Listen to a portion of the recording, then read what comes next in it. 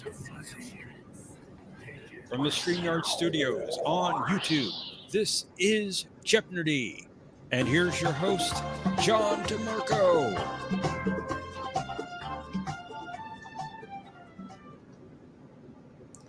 Greetings, everyone, and welcome back to this week's edition of Jeopardy! I'm your host, John, as you just heard, and joining me is my co-host, Professor Brainy Specs. Welcome, everyone. It's good to have everyone here, John. It's good to have you here. Thank you. We're going to have some fun. I hope so. Let's say a quick hello to everyone in the chat, and then we'll bring up our first three contestants. Looks like Brad Wolf was first. Greetings. Hello also to OmnicastNet, who was our returning champion. Hello to Gap After Dark, Kapla, Bread of Prey 5. Glad you're here. Howdy to Jay Aldridge. I think we'll be hearing from him soon as well. And that catches us up so far, I believe. And greetings also to anyone who is joining us at any point after this in the stream. We have our contestants for round one, but there's still spots available in the later rounds. If you would like to play, you can go ahead and click on that link that's pinned to the top of the chat. Now, with that out of the way, we'll bring up our three contestants for round one.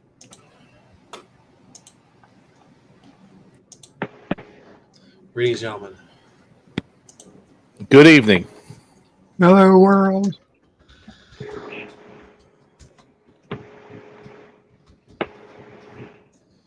Hello, everyone. Who's number 3?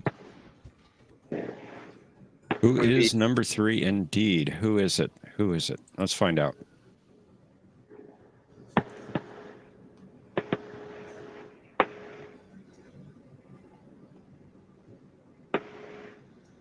Are you there, Jay? Yes. Excellent. Excellent. I cannot believe I made it on the first game.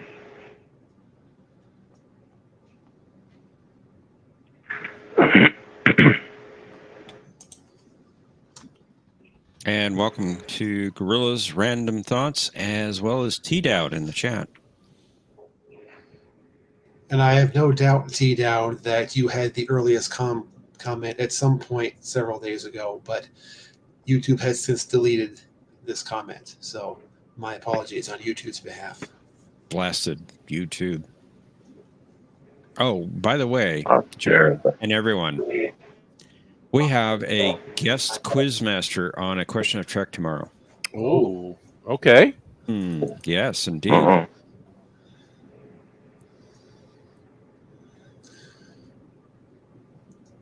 T-Dowd? I wonder if he's going to say anything. He is our quizmaster for tomorrow. Oh, wow. Okay. Then I know Wow. it's going to be interesting. Yes, it's going to be interesting. Uh-oh. That'll be tough. However, Conti is going to be a player. Oh, Okay. my Lord. Mix it up a little bit. Yeah. It's on Nemesis, right? I caught up. I watched it last night. So Yes. Well, Yes. you see, Conti couldn't come up with enough questions. So he wanted to go on to the first JJ film. And we told him, no! I mean, So I'll we watch should. it tonight if I have to. So is it just Nemesis for tomorrow? Yes, Is that it what will Okay. be Nemesis. Yes. All right. I'm ready. And T-Dow's calling you an apologist, John. Well, that's been known to happen from time to time. But, gentlemen, are you ready for round one? Yeah. Ready? Well, if you are all ready, gentlemen, and we are playing with turns, correct? Yes. All right. Let's play Jeopnerdy.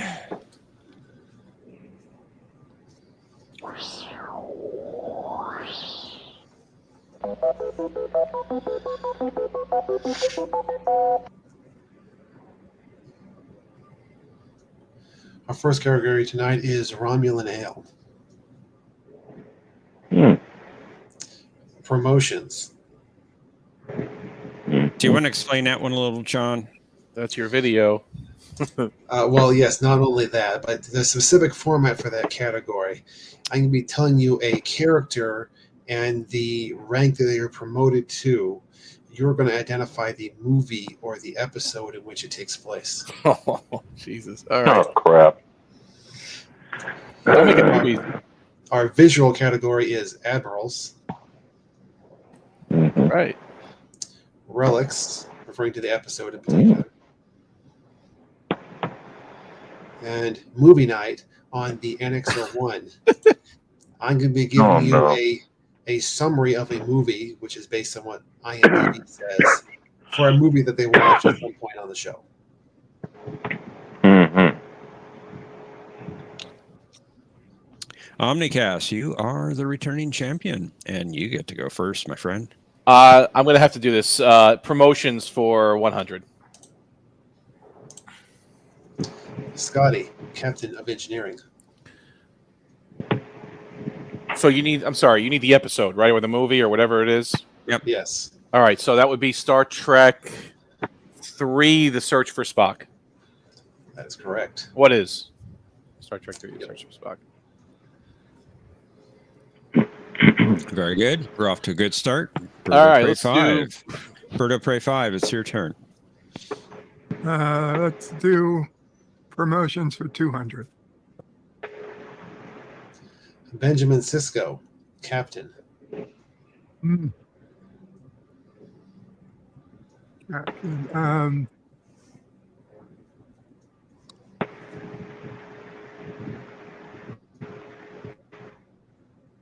What is Defiant?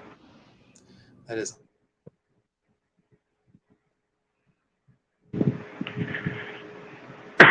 John, are you there? John? I think he meant to say that was 100% correct. It is not correct. Jay? Yes. Jay? Pass? Yes. Omnicast. No. Oh, it's Mego? I don't know. Did you have Pat. Omnicast? I'll give you some extra time. sorry, I had a connection issue for a moment. Yeah, no, it's okay. I remember. Oh, jeez, with the Changeling and the Defiant and Odo. Need an answer Yeah. What is or a pass? pass? I don't know. It was the actor's name. All right, Jay. It is your turn to pick. Promotions for 3. Deanna Troy, Commander.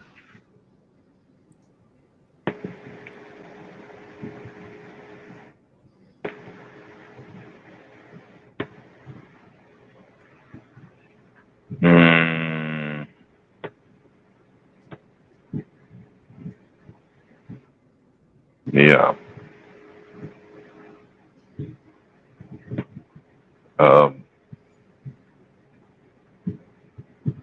Yeah. Omnicast. I only know this because of your video, John. All right, because I forgot, but then you kind of reminded me. What is Thine Own Self? That's it. Where Data loses his memory. Yep. Well done. Thank you. And it is your turn, Omnicast. Let's finish it up for promotions. 400. Esri Dax, Lieutenant JG. Ooh. Oh. He was deciding. It's the second or third episode of the seventh season. Pass. Bird of Prey 5. Hmm.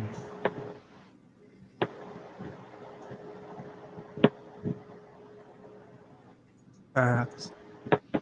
Jay. What is After Image? That is correct. Yeah, that's it. The 3rd episode. Nicely done. Bird, it is your turn. Well, let's finish promotions. Tuvok, Lieutenant Commander.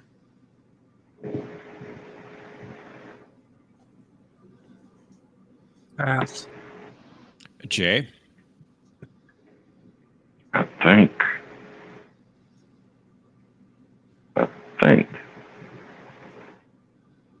it was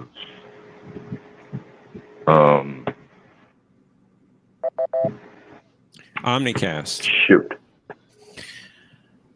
With the hologram.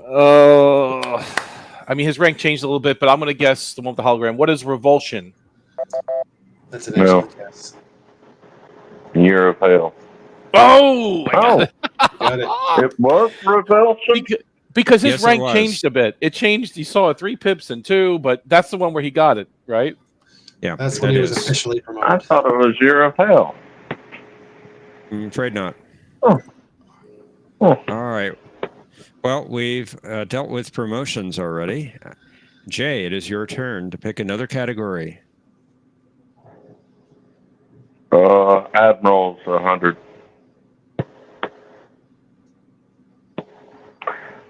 No, I'm supposed to say who it is, not the episode. Yes. Yes, who it is. Admiral Alina Nechev. Ooh, That's right. nice. First name at all. Some called her Nekayev. Never heard that before. Yeah. All right. Omnicast, you have the lead and control. Yeah, that looks fun. Admiral's 200.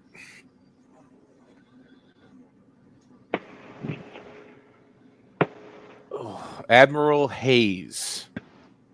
Who is Admiral Hayes? That's correct. Nicely done. Yeah. Bit of a windbag. Indeed. And Bird, your turn. You Romulan ale for 100. Supposedly, he only used Romulan ale for medicinal purposes. Who is Dr. McCoy? That's right. Who is Bones? And you're back to 0, Bird. Very good. Jay, it's your turn. 300 for Admirals.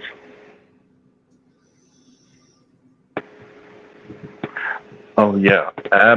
Who is Admiral Brand? You got it. Wow. Very good. I didn't know that. Yeah, I was surprised. Omnicast. Let's keep going. Admiral's 400. Oh, no. I know the episode. His first name is Charlie. Charlie.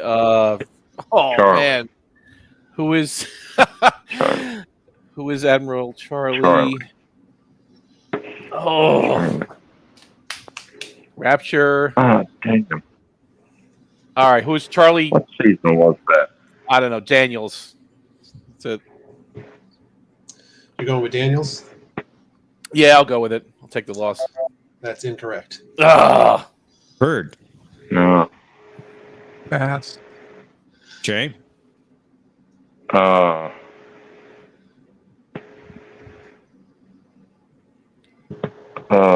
I don't know it. Pass. What was his name? Charlie Watley.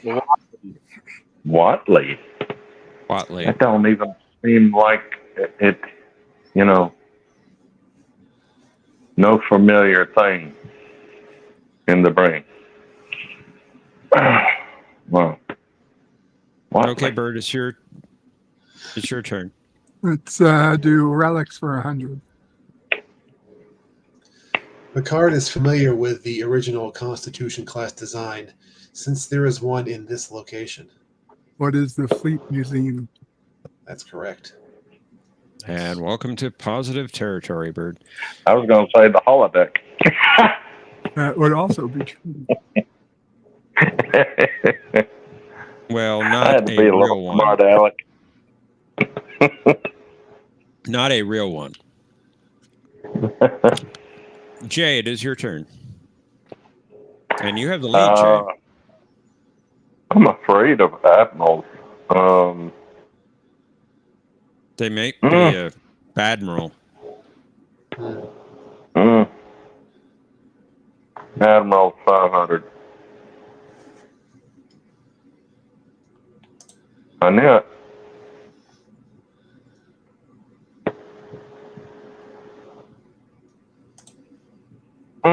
Pass. Omnicast. Oh, is it amok time? The only admiral in Star Trek TOS, I think. I'm going to say, who is Admiral Comac? You would be correct to say that. Oh, yeah. Oh, Damn. Very nice. I know the Jay, episode. I knew it. That's what it was. Jay, if And we when could I have a say li- damn, I'm not cussing. I No, can't no. believe that you actually got that. But Jay? I knew the episode. That's why. Oh, hold on, Jay. Jay, if we could have a little less talking from you while other people are trying to answer, please. Maybe interrupting their train of thought. I didn't say anything, did I? You have been while other people have had their turn to answer. Oh, well, I apologize. It's okay. Yeah, Jay, that's why I'm doing so poorly. Yeah, sure. Bert. Omnicast. Omnicast, you took the lead back, and it is Yeah. your turn. I like relics. Let's do that for 400, please. Thank you, Lord. Hey, got the daily double. You have a 300-point lead over Jay for first place. And how much would you like to bet of your 1,500? Yeah, I think 300 is good. 300. All right, for 300.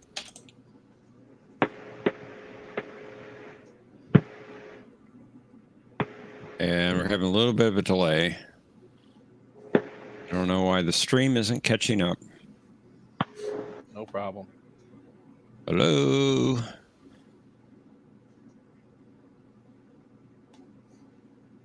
My screen advanced. I don't know why the other one isn't. That's weird. Yeah. Hello.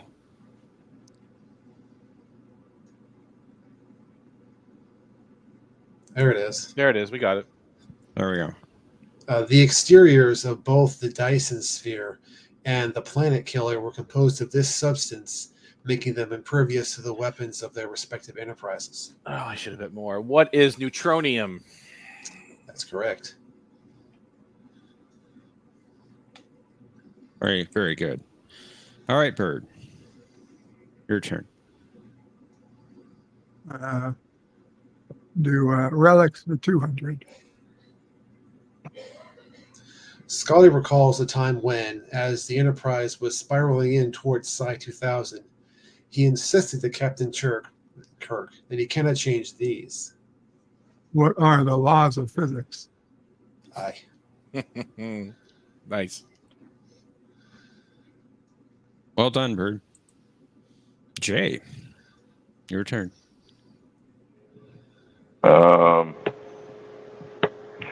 Ramen on nail for 200. She suggested that Romulan ale would make a diplomatic function go more smoothly. This is Lieutenant. Oh God, I just had a brain fart.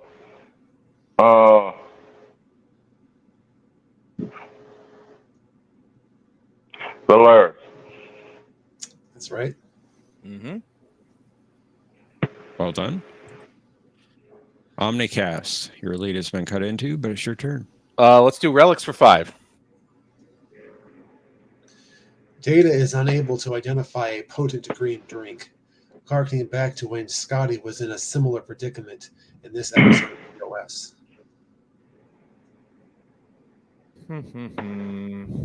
It is green. I don't know what episode. I remember the line. Boy, he was drinking it with Lincoln. Pass. Bird of Prey 5. Pass. Jay. What is by any other name? That's right. Yep, that's it. Well done, Jay. Bird, it's your turn. Bird?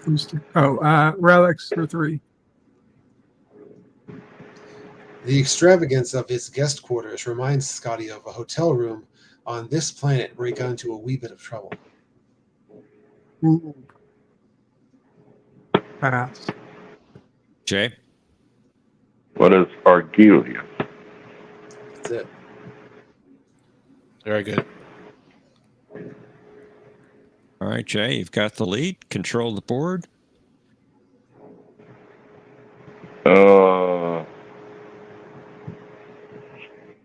300 for Romulan Ale. Struggling with his first glass of Romulan ale, he figured that he was one of the few officers who hadn't tried it while it was still illegal. You're looking for the person. Yes. So it's Admiral Ross. Correct. And welcome, Thomas Potts. Omnicast, it is your turn, sir. Romulan Ale 5. After spending 8 years in a labor camp for hijacking a shipment of Romulan ale, he returned to DS9 to get revenge on Quark for selling him out.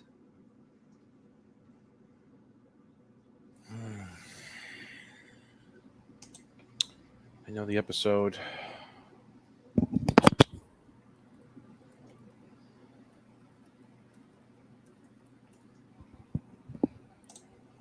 Pass. Birdo Prey 5. Pass. Jay? I, on the other hand, know what the episode is like, but I forget the episode name, and I don't know the name of the person, so pass. That was Phallic Cop. Yeah, it's early first season. Yeah. Bird, your turn. To Romulan Ale. He wondered if the Enterprise replicators could produce a Romulan ale, but Data informed him that they would need the beverage's molecular structure.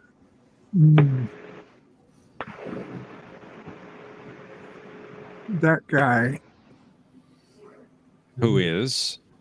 who is the defector? Is that your answer? The defecting Romulan? A little bit more specific than that. No. Okay, we'll pass you. Jay? You want his real name? Yes. So it's Admiral Aladar Sherrock. That is correct. Now for the category everyone's been avoiding. Yes. And honestly, I didn't think it was that bad, but Jay, it is your turn. 200. 1973. When a teenage girl is possessed by a mysterious entity, her mother seeks the help of 2 priests to save her daughter.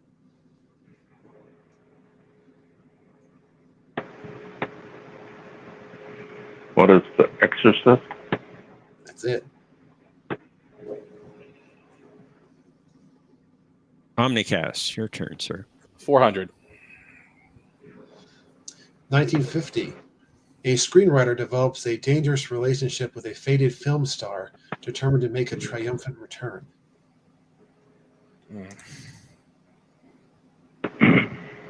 Pass. Birdo Prey 5. Pass. Jay?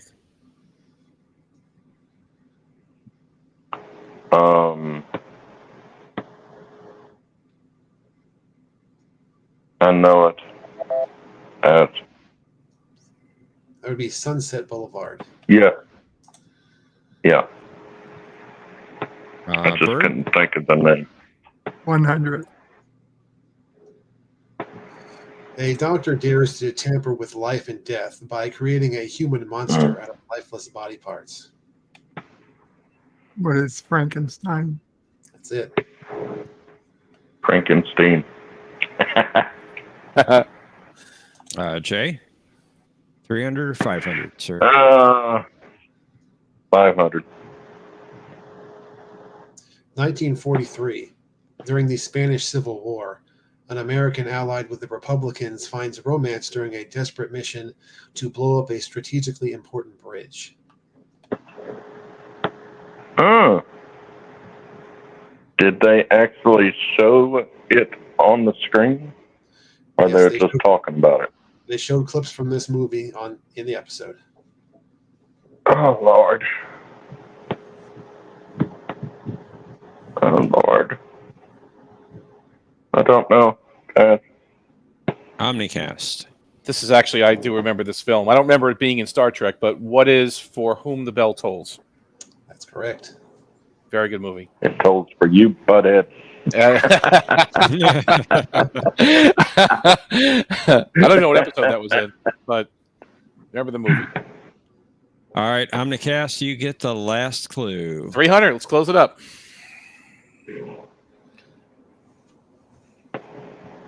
1951.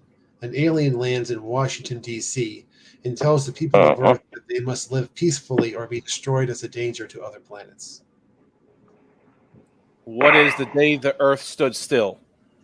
That's right. Yeah, Then one of my I favorites. forgot. I was forgetting the name.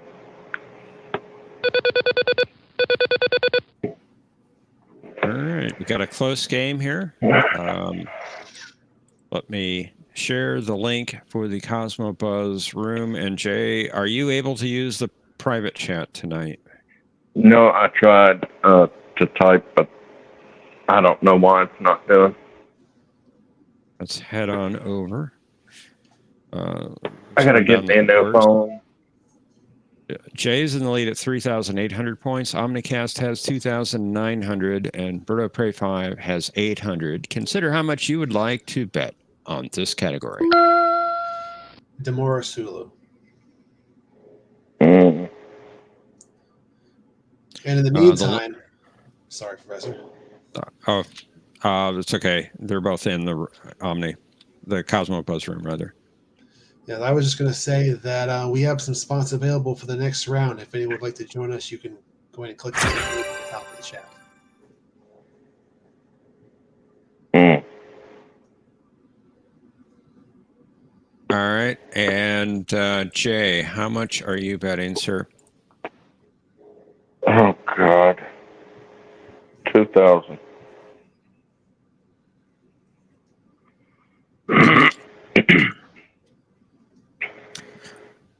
Let's reveal our clue.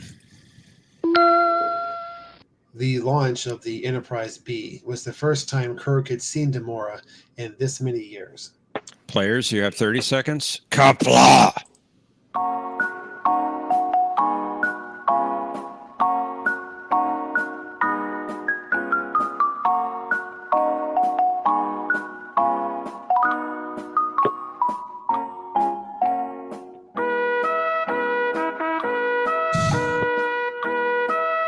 Oh God. In here, Chekhov saying it.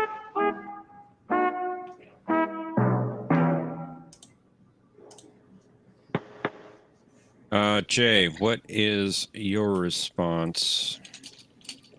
What is 12 years? Okay, let's see how we did. Birdo Prey 5, you had 800 points. Your response? It was 12. Nicely done. Very, very good. How much did you bet, Oh. Bird? 0. That keeps you at 800 points. Omnicast, you had 2,900 points. And your response? 12 years. Excellent. And you bet 2,900, doubling your score to 5,800. Let's see if that is enough, sir.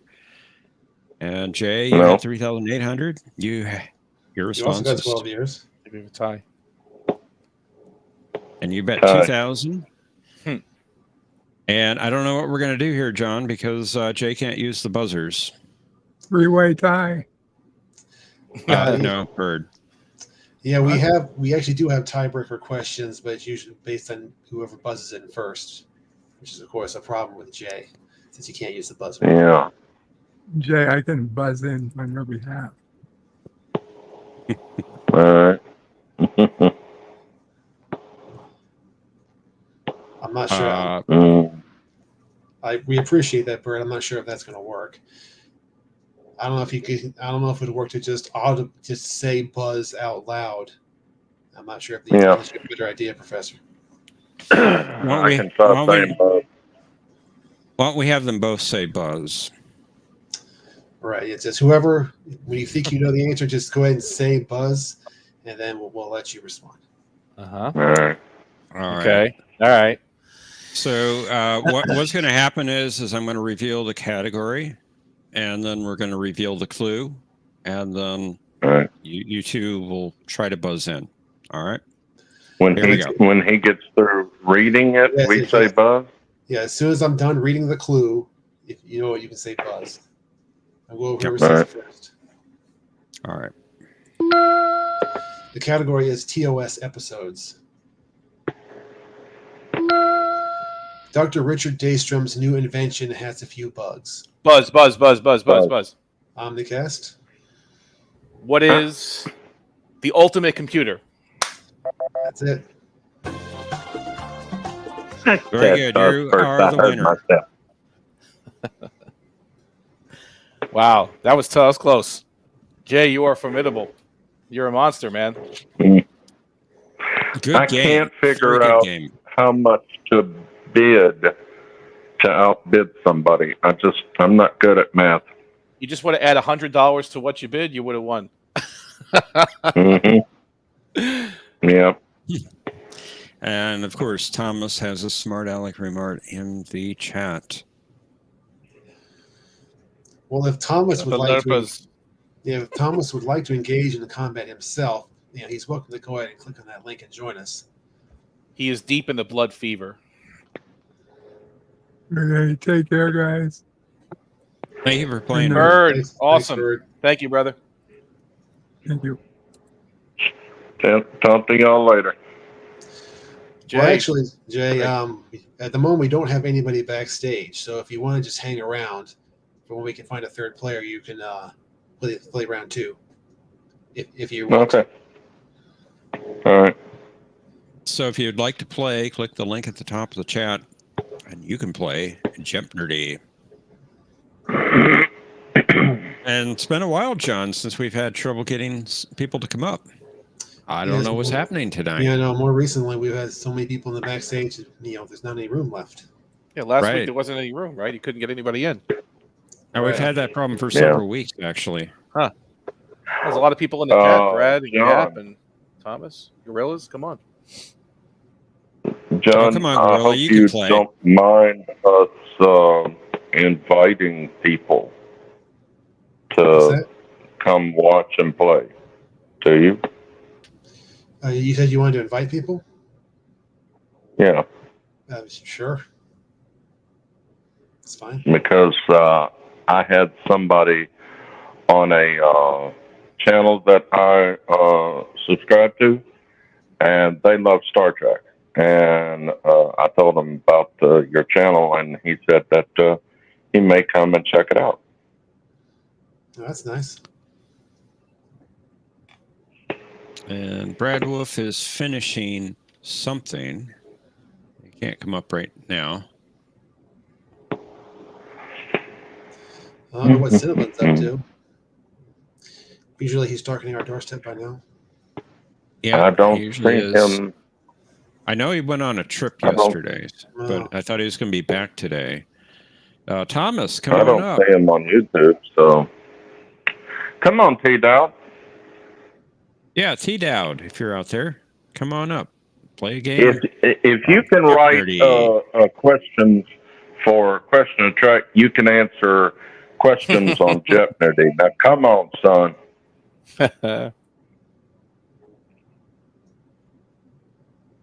It doesn't hurt to lose. Come on. I think Thomas is afraid. And I think, John and Jeff, when y'all replay this afterwards, you're going to hear that I buzzed first. You may not have heard it, but I did buzz first because I heard myself buzz just a fraction from when Yeah, but Omni remember, buzz. remember though that you're going to hear yourself before you hear anybody on the stream. Mm. I mean, I was trying to Well, listen as just carefully check as it I out could. anyway.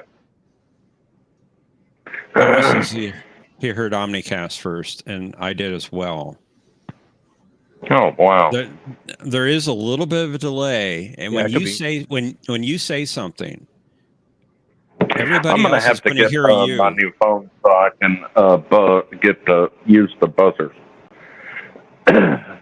But when you say something, we're hearing you with a slight delay, and you're hearing everybody else on a slight delay. So when you say it, Omnicast has already said it. It's just I you hear haven't heard it. say it. You just haven't heard it yet because there is a little bit of a delay. I don't have any delay right now. When you're moving your lips, I can hear what you're saying. That's not what I'm saying. You're seeing my lips and hearing my voice a little bit of a delay. It's all synced, but I'm saying it before you hear me saying it. My lips are moving before you see my lips moving. It looks like we've got a third contestant backstage, but I'm not sure how this is going to go. Okay. Let's bring him up and see what happens. No! Hey, What? I can't see. it's Ozzy O'Prey. Oh no! We are definitely in trouble, John. I tend to agree.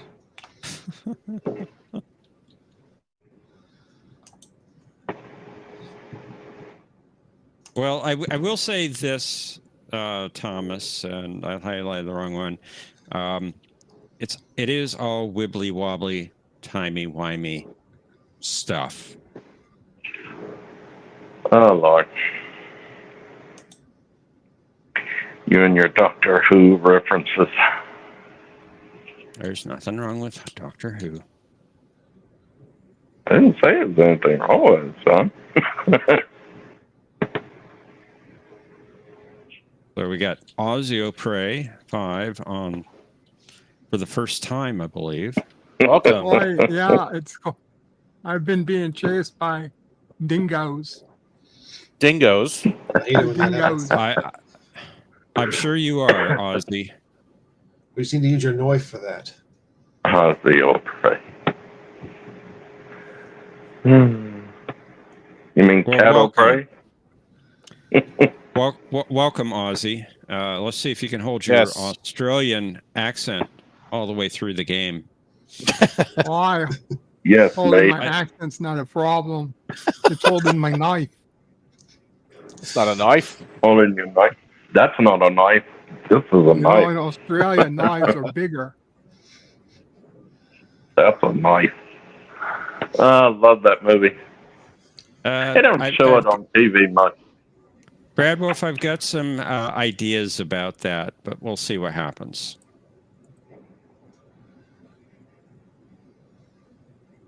Some Boy, the emus. emus. Are they? I They're put the emus to sleep with the Australian death grip. Yes. No, they killed kangaroos, didn't they? The capital of Crocodile Australia Dundee, he is used Ayers Rock. kangaroos to hide himself. Greetings, Aravic. Welcome. Hello. Hello. And we may need a player later, Aravic. So if you want to play later, come on up. But gentlemen, are you ready to play the second round? Let's go. Do it. Let's play Jeopnerdy. Australian style. Indeed.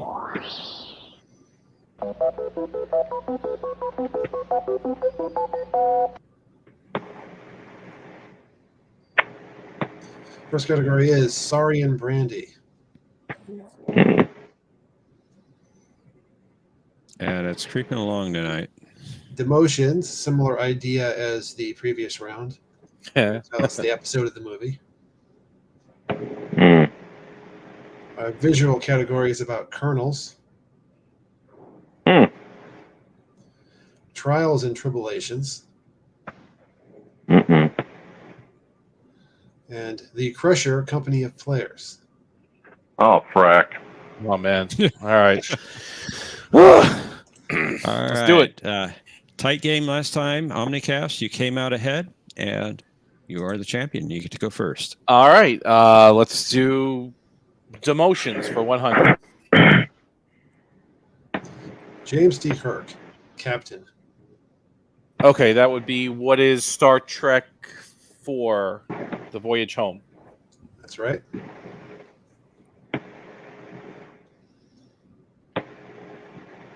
All right, Jay, it's your turn. Saurian Brandy for 200. Even in the middle of a war, he was able to get his hands on Saurian Brandy at Starbase 375. Who is Nog? That's right. Very Nice. good. Yeah. Ozzy O'Prey, welcome to the game. It's your turn. Boy, trials and tribulations for 100. Oh my God! Oh, my head's going to hurt after this game. I need some Saurian Brandy. With 17 separate temporal violations, he has the biggest file on record. Who is Captain Kirk? That is true. The man was a menace. Mhm.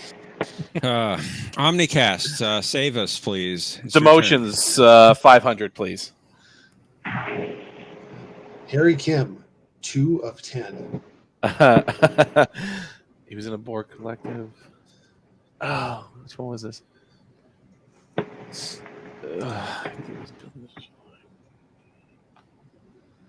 Pass. Jay. What is the Omega Directive? That's correct. Yep.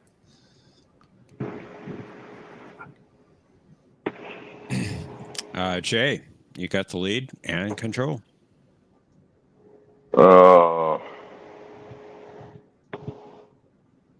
Saurian Brandy for 300.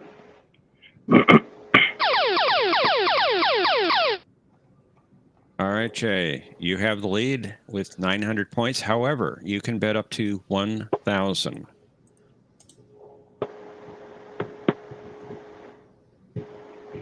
Mm. You have a 700-point 500. lead over both of your contestants, fellow contestants. 500.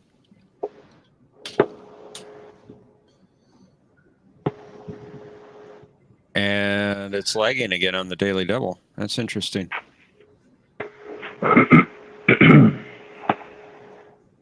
I don't know why it's doing that.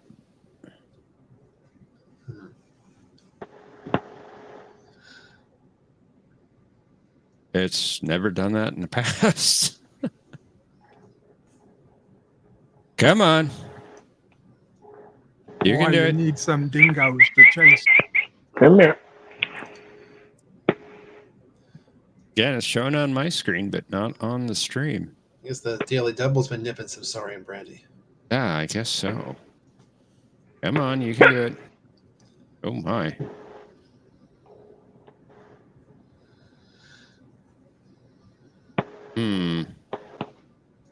Come on. Maybe the dingo ate your Yeah. board. Is trying to appear.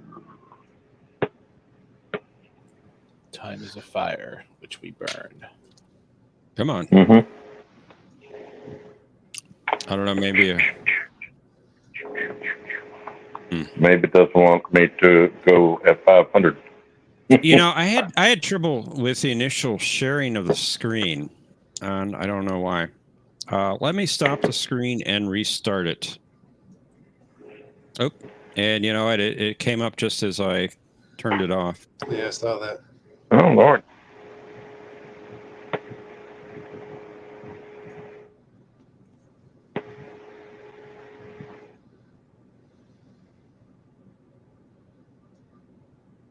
There we go. There's Yeoman Rand asked the salt vampire in the form of this crewman if it had been nipping some saurian brandy.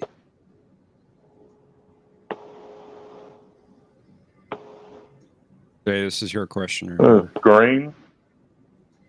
That is correct. Very good. Wow. All right, Ozzy, it's your turn.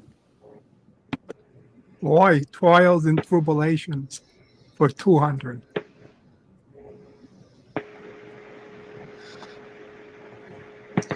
Bashir has to be educated about proper division colors for the time period, since he's a doctor, not this. What is a historian? You got it. You don't sound Australian. You sound like you're from New York. Boy, I've never been so insulted in my life. Oh, this is gonna be a long game. Omnicast, it's your turn. Yeah, let's do trial and tribulations for 300. Boy, son of a bitch. Cisco admits that he would like to shake Captain Kirk's hand and ask him about his experience on this planet. What is Cestus 3? That's the one. I'm glad you knew it. I'm sure you Jay? did. No, Jay, it's your turn. I would have said the Gorn planet. 500 for that category. Trials and tribulations for 5. Yeah. Spock and Dax both calculate that there would be 1,771,561 triples after 3 days, assuming an average litter of this size.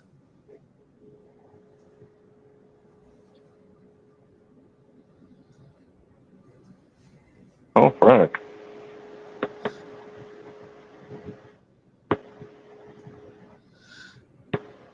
I forgot.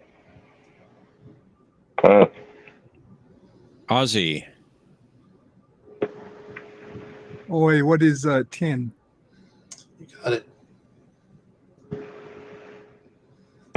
Nice. nicely done. Good. Nicely done, Ozzy. And it is your turn.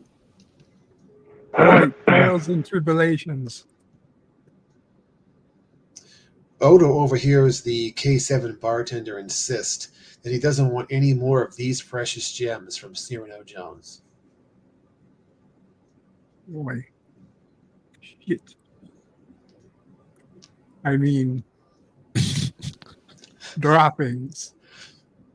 Pass. Omnicast. Those would be the old spike and flame gems, if I'm not mistaken. You would be correct. What is that? What is spike and flame gems? Got it. Yep. What are spike and flame gems? Very, very well done. Or And stick and Omnicast. span. We've got a tight game, but it's your turn. You can take the lead. Let's see here. Let's do demotions for 400. Matthew Ryan, able crewman. Oh no. Right.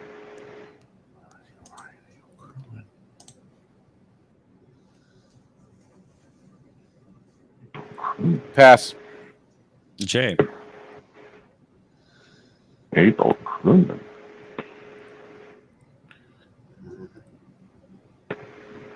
Pass. Ozzy. Pass. Too bad Mr. President isn't here. This is from his favorite show. From the episode Fortune. Enterprise. That's the Oh. reason why. I was thinking he was a crew member on the Equinox or something when they got demoted. That's what I was thinking, but no. All right, Jay, your turn. Sorry and brandy for 400. Picard traded a very old bottle of Saurian brandy for a Gorlin prayer stick, which he later gave to this person as a present.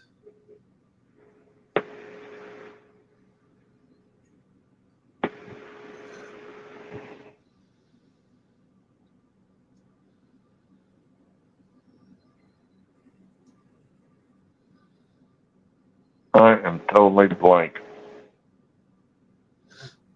Pass. Ozzy, Pass. Omnicast. It's his son, but it's not his son. Bloodlines. Who is Jason? Jason Vigo. You got it. Oh yeah. Well done. Ozzy, it's your turn. Boy, I. Do a demotions for 200. Now you're sounding Russian again. Yeah. Decius, reduced 2 steps in rank. What is the Star Trek II, The Wrath of Khan? That is incorrect. What? Oi! Omnicast. What is Balance of Terror? That's correct. That's the one. All right. Omnicast, you got the lead back. It's your turn. Boy, oh boy, oh boy. Let's see here. Let's finish out the motions for 300. Tom Paris, ensign. The water planet.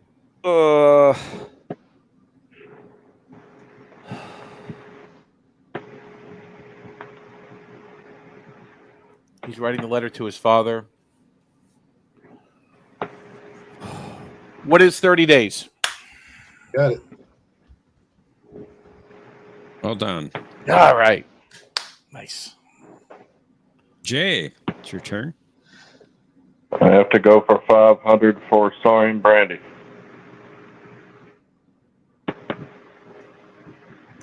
In the Lorelei signal, McCoy considered this to be as potent as Saurian brandy.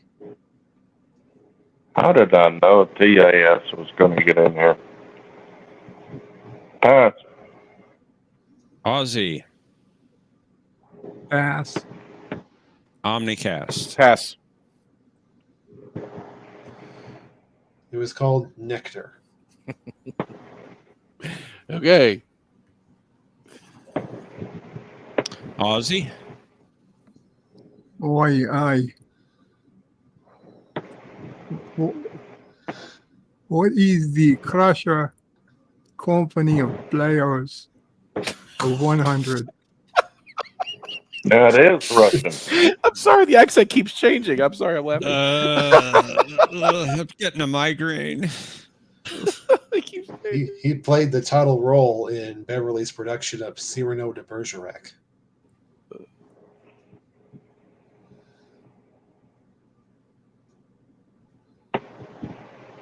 Now you know this. Who is William Riker? That is incorrect. Uh-oh. Omnicast. Who is Lieutenant Reginald Barkley? That's right. It would have been the second guess. Sure. All right, Omnicast, you're building a lead, and you got control of the board. Let's do Saurian Brandy for 100. Close it out.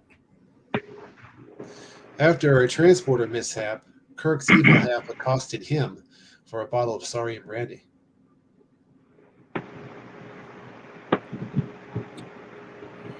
Kirk's... Oh.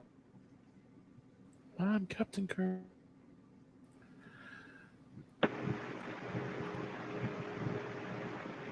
The enemy within. What is the enemy within? Final answer. I'm just asking for who did he go to get the bottle of brandy from? Oh, I'm sorry. Costed him. Oh, costed him for bottle. Pass. Jay, Those bones. That's right. We'll take that. Yes, if you're looking for a drink on the Enterprise, that's who you go to. And Jay, you got the control of the board. Colonels 100.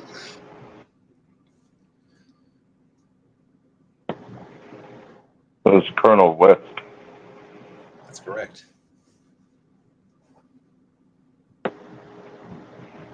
Aussie. Boy, Colonels for 200.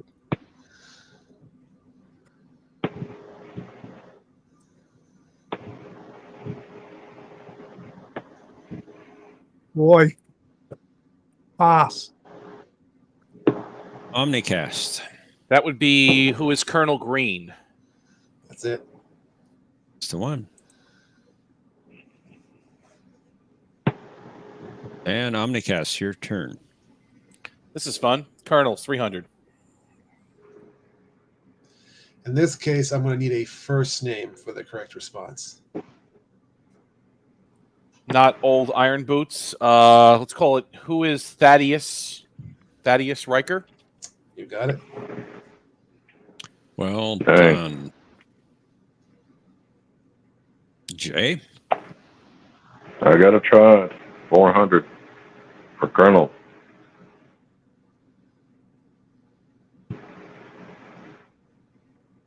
Oh, you're being tricky. You're being tricky. Be careful with this one.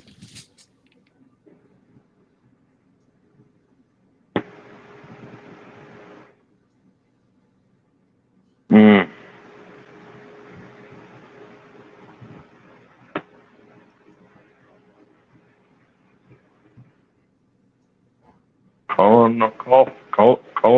No, pass. Aussie. Just wait for this in an Australian accent. Boy, I'm going to pass. Omni. She had such a thick accent. I'm trying to remember Mm. what it was. I pass. Kolonakov? Come on. Kamananov. Come on. Mononov. I knew it was Russian. Aussie should have got it. Speaking of Aussie, it's his turn. Boy,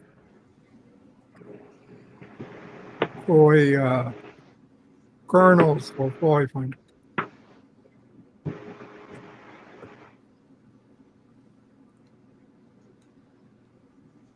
Pass. Omnicast.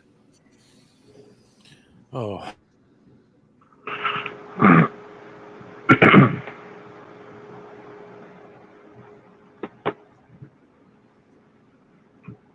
I want to say. What is Colonel? Who is Colonel Day? Unfortunately, I think the time had already expired. Oh, Jay? It is Colonel Day. It is Colonel Day. That is correct. Don't worry, I knew it. I did. Omnicast? Crim, but that was the general. 200. Crusher. One of the unintended consequences of interfacing data with the main computer was that the text of one of Beverly's plays was replaced by this poem. What was Ode to Spot? That's correct.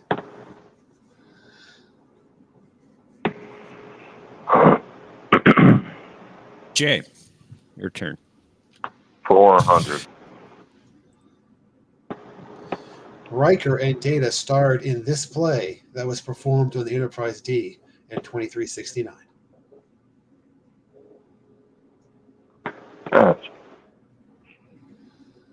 Aussie. Pass. Omnicast. What is Frame of Mind? That's it. Shit. And Aussie, your turn. Boy, 300. Crusher recruited a reluctant LaForge to perform this song in an upcoming production. Boy, what is the Australian national anthem? Or pass? We'll take that as a pass. Omnicast. Yeah, What is the modern Major General song? that's correct. That's it. And Omnicast, you get the last clue. 500. Let's close it out. It was no problem that Picard was not much of an actor, since he would only have 2 lines in this role in Something for Breakfast. What is the butler? That's it. Holy frack!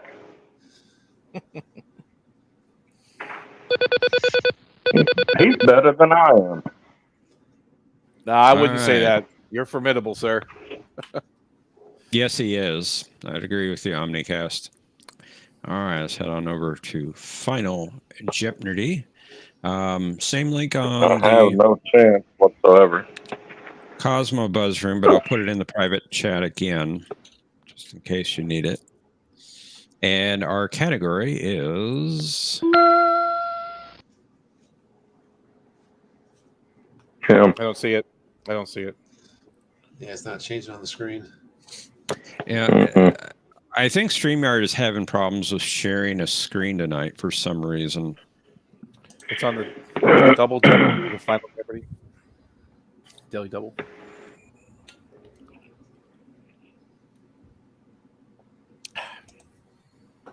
So I've had all kinds of problems with it. Okay. Oh, jeez. Yeah, Keiko O'Brien. Oh, man.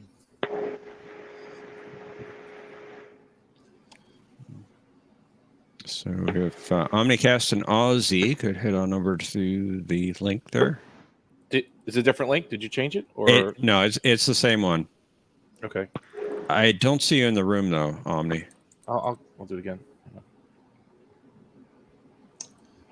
And I'll just mention again that if you'd like to join us in round 3, you can go ahead and click on that link that's pinned at the top of the chat.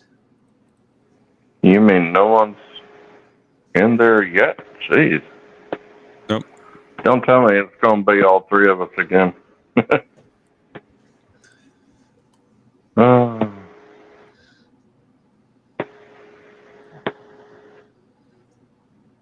Jay, how Boy, much it's are not you? going to be. Professor, did you get it? Yes, I did. Okay. Jay, I have no choice. 2,200. Aussies.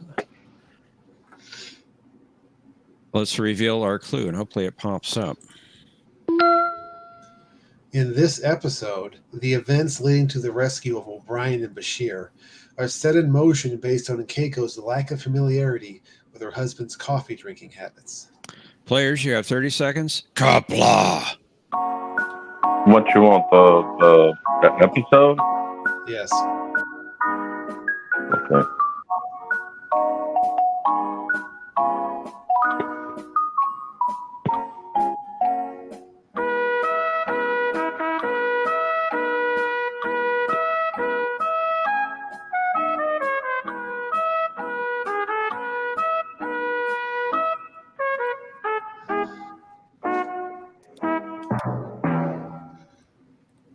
And Omnicast, I didn't get any answer from you. It's typed in. Do you want me to hang on a second? How do you want me to do this? You want me to join it again? Hang on. I'll join it again. Hang on. You got my wager though, right? Yes, I did. I don't know why I didn't get your text though. This is already in use. Hang on a second. Let me try it again. Okay, I see you in now. All right. I'll just type it in. I'll kick the other one. Thank you. Did you get Okay. that? Okay, I good. did. Thank I you. did. Okay. Jay, what is your response? What is Armageddon game? Okay.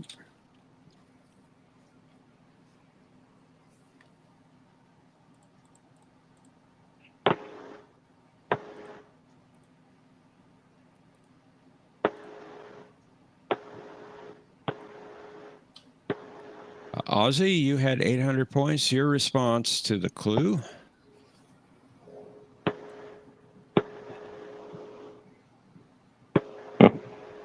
Come on. It's up there. It's just not updating. I don't know why. It shows the answer. Oh, there it is. Is Oi. Ozzy Opry passes. Afraid that probably isn't Oi. right, is it, John? I'm afraid not. All right. How much did you bet, Aussie? Although it sounds like a fun episode. 750, taking you down to 50 points.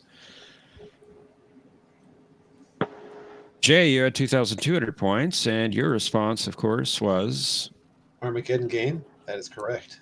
And how much did you wager? 2,200, all of it, taking you to 4,400. Not enough. And Omnicast, you had the lead at 5,400. Your response. You got Armageddon game as well. Mhm. And how much did you wager? 900, giving you 6,300. And once again, you are the champion. Thank you. Nice. Wow. He's gonna win all night. That was fun. Dang, Boy, good night, guys. you're good. Now it's really sleepy. You're too good. Jay, you Really are late. good. Thank you. I've been waiting all week for this. You kidding me? You are too good. I'm looking forward to this. Well, thanks for playing Ozzy Opry. Glad you could join us. Appreciate it, Ozzy. You sleep well, my friend. The next one's gonna be Russian Prey 05. I'm going to leave the studio and come back in and see if that makes any difference. Okay. I'll be right back. You got it. Meanwhile, if there's anyone else out there who'd like to take the plunge and join us up on the panel, just go ahead and click on that link that's pinned at the top of the chat. Yeah, Brad Wolf, Aravac, Gap, Mikey Sue's 4, Gorilla's Random Thoughts. Come on in. Mikey, come up here. Colonel Schmuckhead, that's good. I like that. Some good answers in the chat. I don't try to look at it when I'm answering, but it's funny if you look afterwards. Yeah. Oh, it's great. How many have you got backstage, John? There's nobody else backstage at the moment. What Oh, about my fish? You didn't make your fish yet, Gorillas? Come on. It's not cooked already? Should have made that. by nobody now. wants to go up against him? Jeez, Wow. they're scared of you, man. Man. They're scared of you. I please don't be. They're shaking in their lederhosen. They're shaking in their gravity boots. Mm-hmm.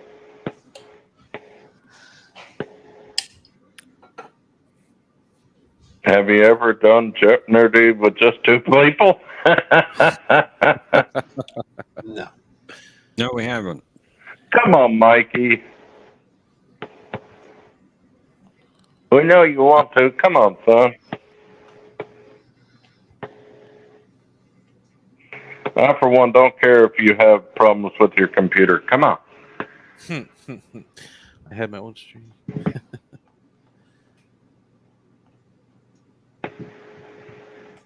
How about Yeah, Brad Wolf? Get yourself up here. Yeah, we got 10 people. in the Yeah, chat. come on, Brad. Yeah, We need at least one. just click the link. Gorilla says he could join us in a couple of minutes. Looks like. All right. Anybody? Who did that? I can't remember who did that. Anybody? Riker. Riker. Yeah. Riker. Yeah, yeah. on the And cliff. Day the Lord. Yeah. Yeah. The last album. Have y'all seen last outpost. Star Trek Resurgence or whatever it's called? It's the game.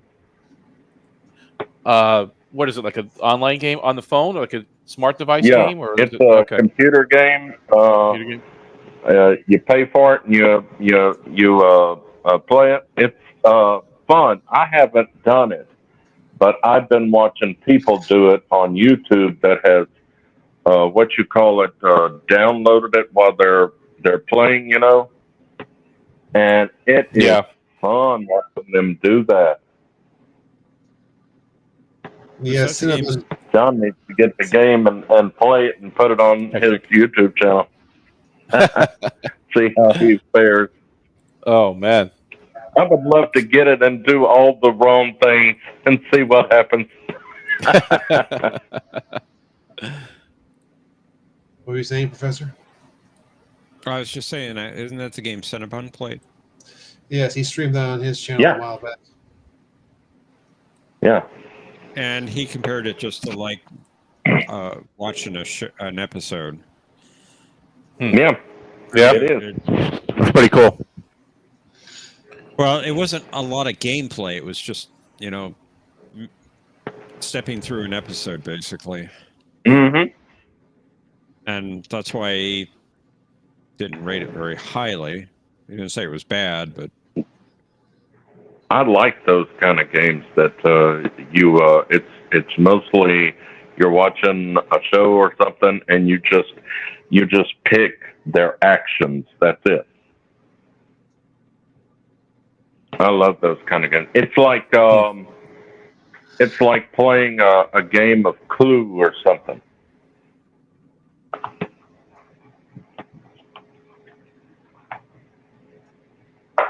I like Clue. They have that on the phone too, or on the smart Hey, devices. Darren. You can play that online. we have one more round. they We're do? waiting for somebody to come up. If Come you'd like there. to join the game, just click the link, Darren. Darren can whoop your butt. Let's go. sure can. Darren's Bring very it on. knowledgeable. Bring it on. I sure can't whoop this dude. No. You're good, man. Don't.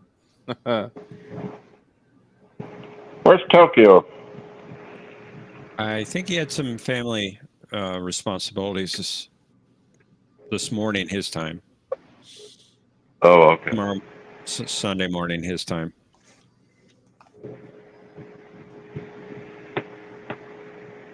Well, I'm praying that I can go to church tomorrow because we're finally getting back to what do you call it? Post pandemic thing. We're going to have our first singing tomorrow night. I can't wait. Oh, that's nice. Cool. We got a group coming from Arkansas.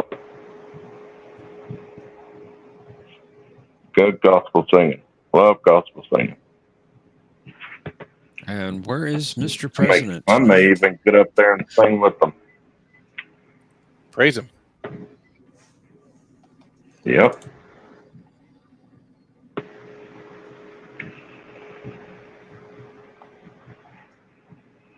See Mr. President online. I do a either. song. I do a song called "Sail Away Home." Oh, I love that song. That's gonna be at my funeral. That is. I've already told the church, you're gonna sing it at my funeral. By request. Yeah.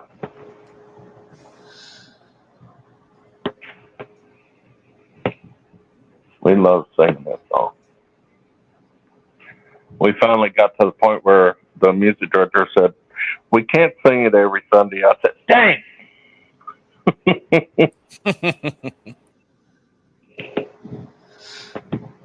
As we wait for a third person, we'll make everyone larger.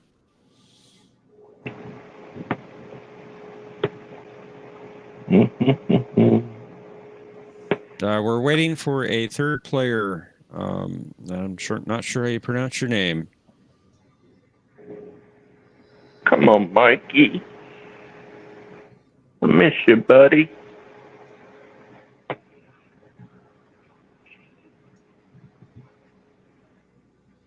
And it's just a bad night. I guess a lot of people are out and about.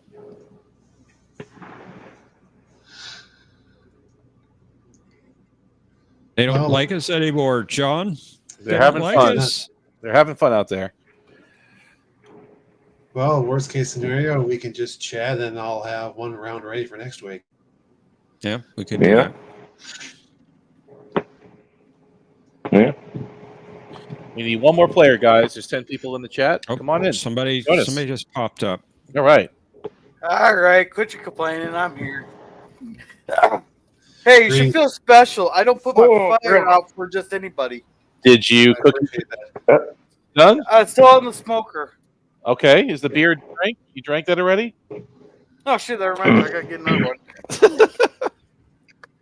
That should help. Very good.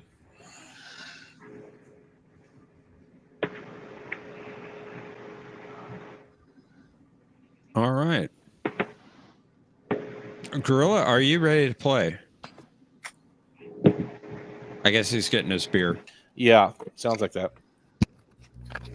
All right, I'm back. I got my blueberry beer. Nice. Blueberry Lord. beer. Okay. Where'd you get that from? Maine? They Okay. have that up there. Yeah. No, it's produced by Shell. There. Oh wait, grabbed the wrong one. I got a Shift Hamptons. Yeah. Mm. Sorry to hear that, Darren. I'm having some problems with the StreamYard tonight. Doesn't want to share the screen quite correctly. Oh, I didn't have any problem with StreamYards. Oh, the rest of your project goes well, though. Indeed. Indeed. Well, are we ready to play, gentlemen? Yes. All right, let's play Jeopnerdy.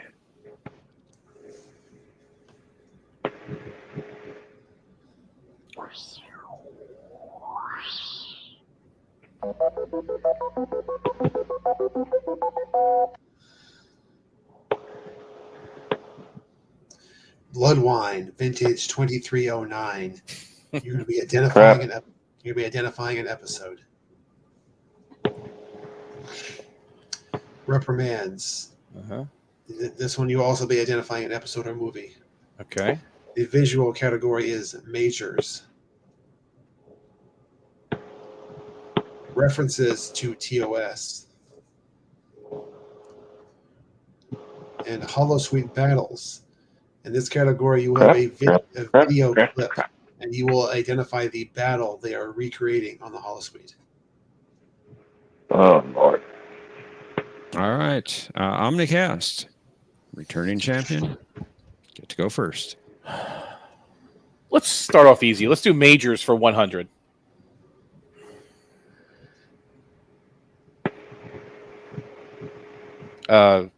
What? Huh? What? I'm sorry, I don't get it. Majors. Well, that is who is Malcolm Reed, but I don't know if that's what you're looking for. That is what I'm looking for. Okay. Because that is The mirror version of him. Major Reed. It was a major, right? Thank you. Mm. Okay. Mayor. Okay. All right, Jay, your turn. Okay, I'm ready to get my butt whooped. Majors 200.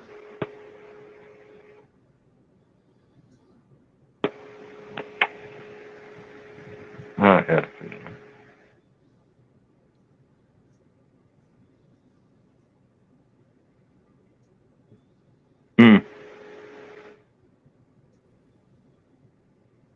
It's not coming to me. Pass. Gorilla. Who is Major Hayes? Yeah. Yeah. He's Very good. one. I loved him and Jack. All right, Gorilla. You got control.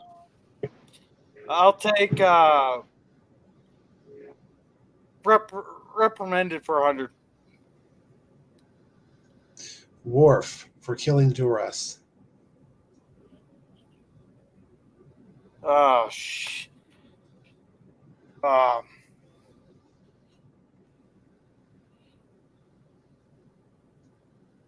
what is reunion?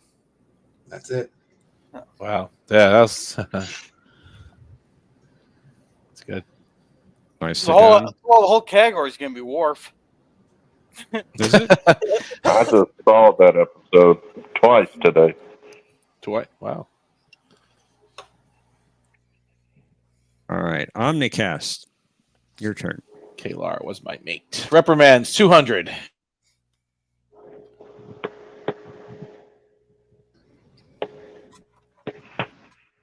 John.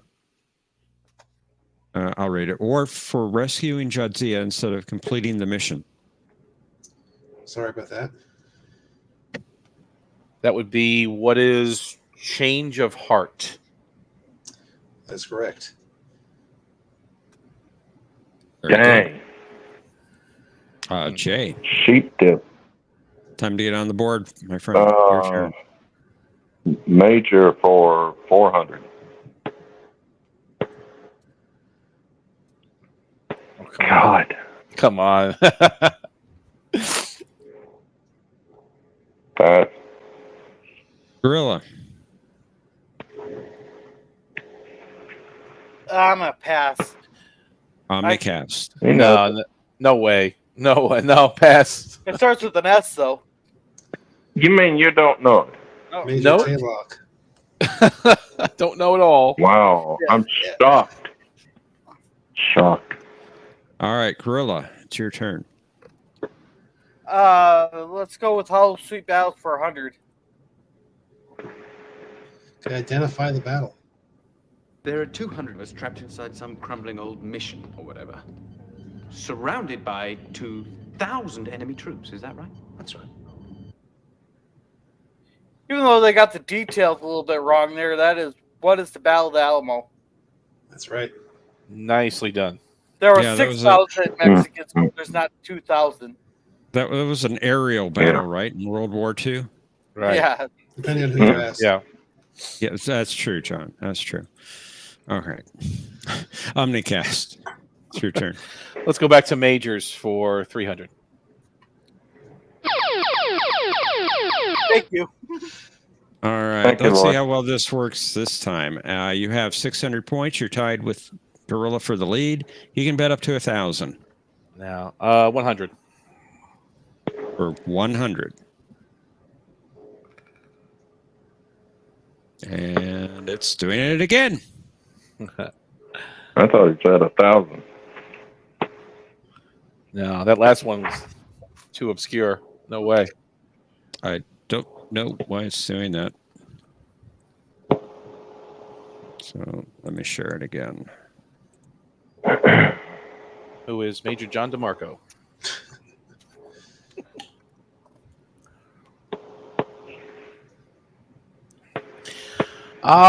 Yes. Who is Major Rakal of the Tal Shiar? You got it. Yep.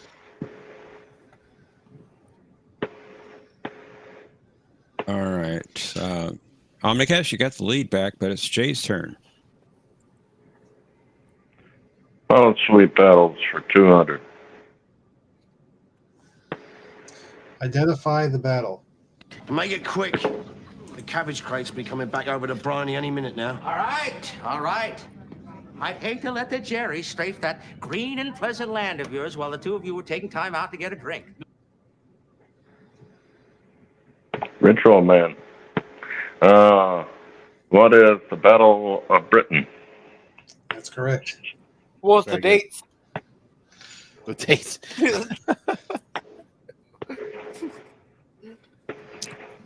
Gorilla, it's your turn. We got a tight game. I'll take War for 300. Reprimands. Harry Kim for unauthorized intimate relationship with an alien species. That was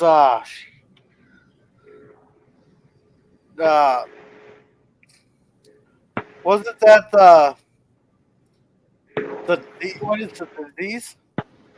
That's correct. Yep. That's it. Nicely done. Nicely done, sir. Omnicast, Love that episode. your turn. Let's do Blood Wine for 100, please. Ensign Nog returned from his trip with 16 cases of 2309. A very good year. And you want the episode, right? Yes.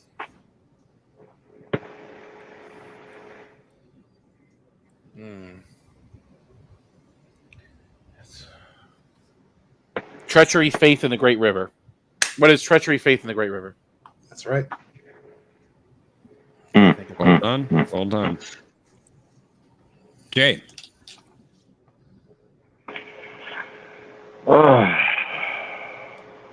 Hollow Sweet, 300.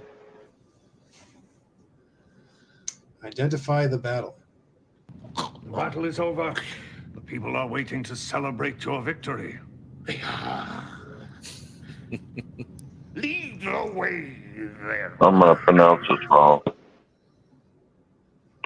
What is Takel Brock? You got it. Got it. Yeah. Very well done. Good job, Jay. Good job. Gorilla. Your turn. Let's do referencing TOS for 100. Now, what are you looking for in this episode before? Well, I'm not looking for anything specific in this category. Each one's going to be a little bit different. So it could be episode people or whatever? Yeah. Okay. You said 200? No, 100. I'm sorry, 100. The Federation has presumably established peaceful relations with this species by the 24th century, since there was once again a colony on Cestus 3. What is the Gorn? That's right. Mm-hmm.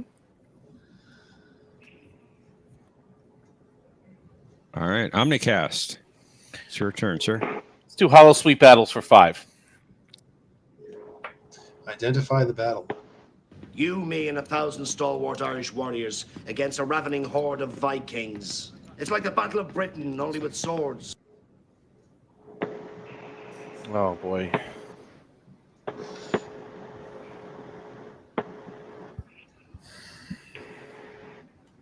Pass. Jay. Uh, Gorilla.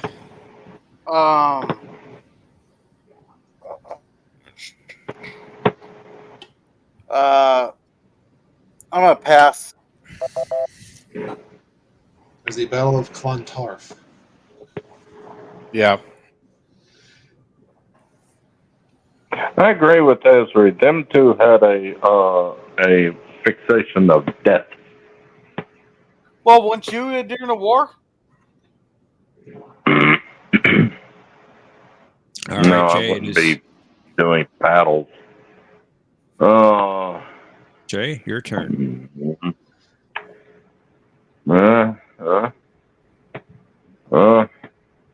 Reprimand's 400. Reed and Hayes for getting into a brawl.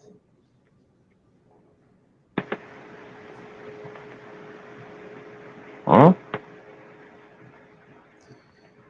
Reed and Hayes. Yep. For getting into a brawl. Yep.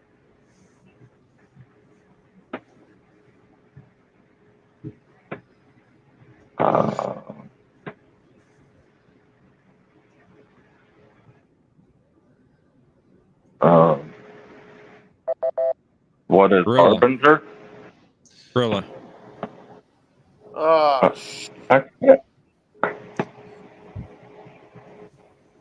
remember this.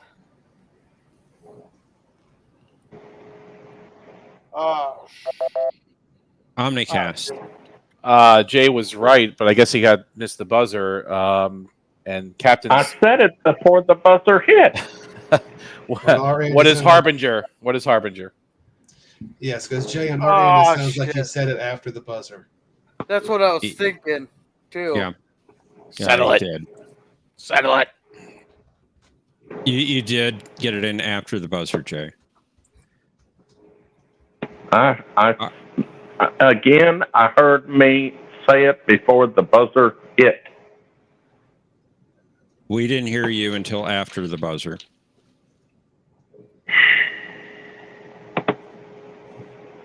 Gorilla. It's your turn. References to TOS for 200. Worf had heard stories about him since he was a child, including the confrontation with Kirk on Organia.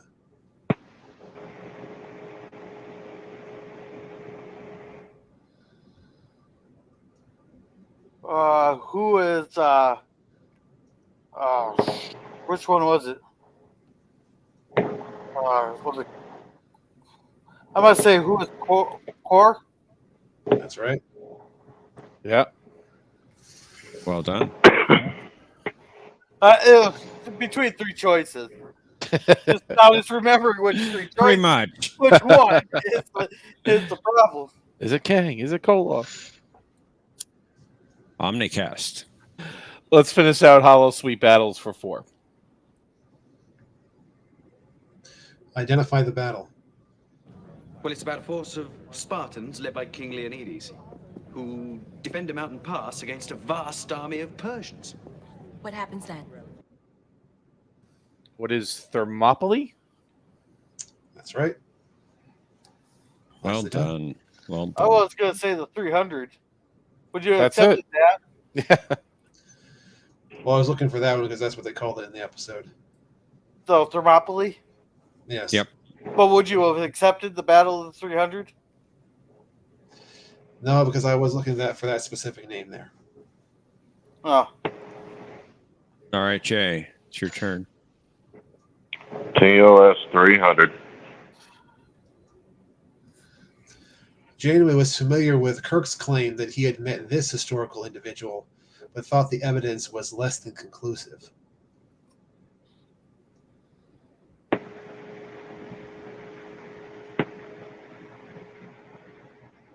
Mm-hmm.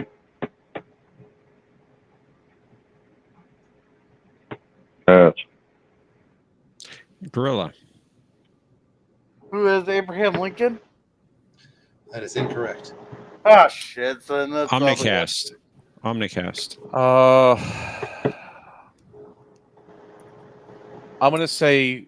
Nah, pass. I'm not going to guess. Pass. Leonardo da Vinci. Ah, shit. I didn't want to... Yeah, no. That was close enough. I was only off by, 200, 300 years? Something like that.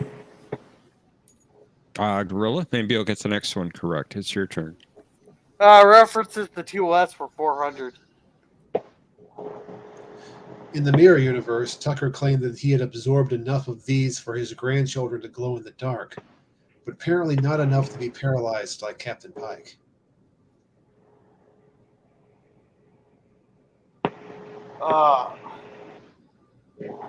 That was, well, it's radiation. What is delta radiation? That'll work. Delta rays. Omnicast. Let's do majors for 5.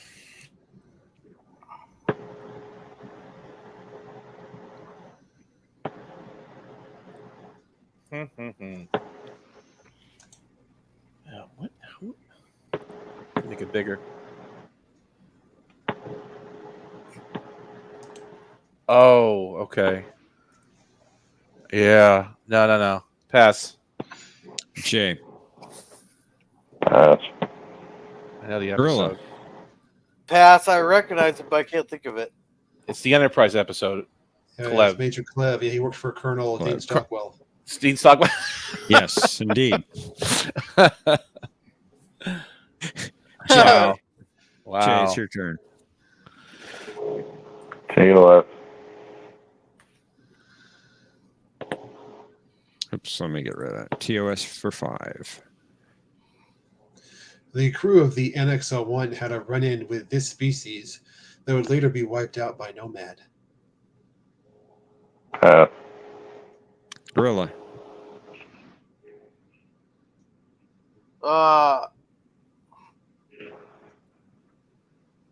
That was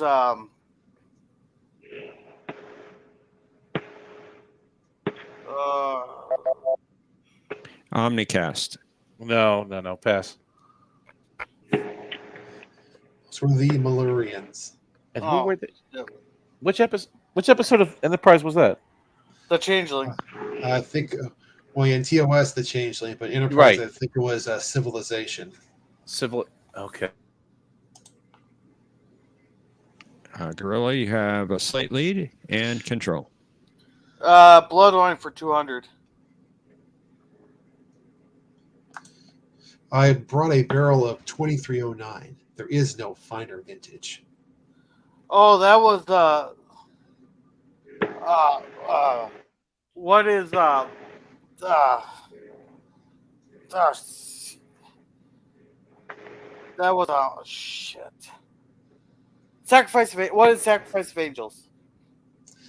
I'm afraid that is incorrect. No, then it's the other one stuff. Omnicast. Can I answer it after for no points? After we're ready, yes. I know it's I don't want to pass. Jay.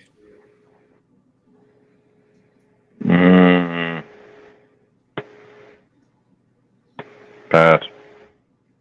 All right, Gorilla. What do you think it was? What is What We Left Behind? Yeah. Yep. Yep. I was thinking when they returned to DS9, but nope. Right. But at the end of the war. Because those last few episodes all run into each other. You know, they're all. Well, the one was season 5, one was season 7. Yeah. Omnicast. You're now tied for the lead, and you have control. Blood wine for 300. An even better vintage than the one my wife sent me. Okay. I thought is it the same episode I said before? What is Faith, Treachery, and the Great River? That'll work. Okay. Good river. Jay. Reprimand. Jean Hajar for filing an inaccurate flight plan, among other things.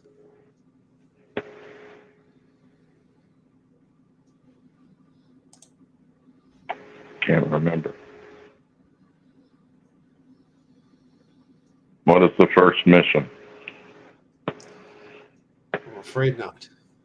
Gorilla.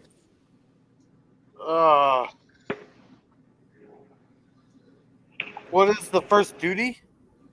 That's Nice. Nice. That's it. Jay, you were so close. Gorilla, it's your turn. Blood wine. For 400.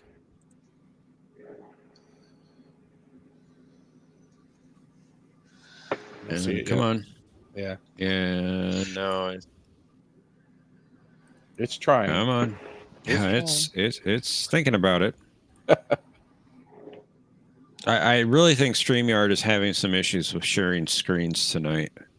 So I've never had this much problems with it. I didn't have any problems tonight. Of course, I didn't share anything tonight. For that blasted copyright rule. Come on. Now it's not coming up at all.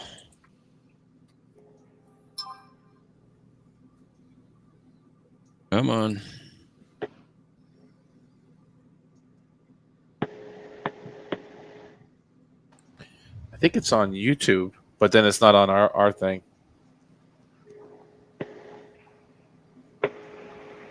There we go. Okay. I brought a barrel of the finest blood wine, and it must be drunk tonight.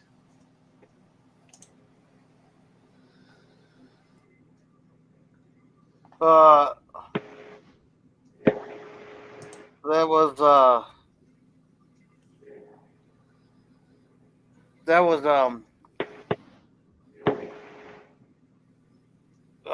shoot.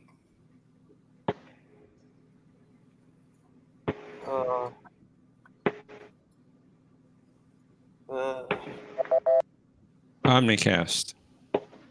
I'm gonna be mad if I think it was Core who said it, and I believe it was Blaze of Glory. What is Blaze of Glory?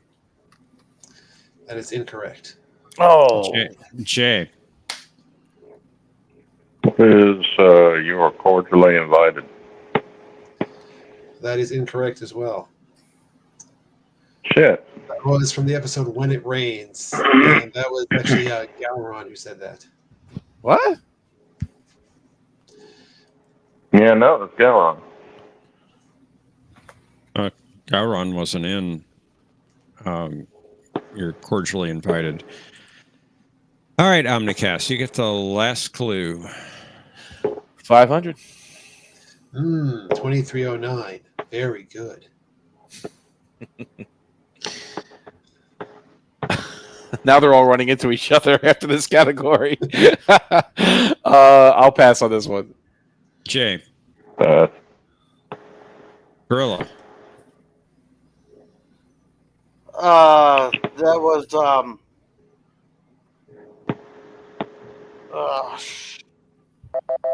once That was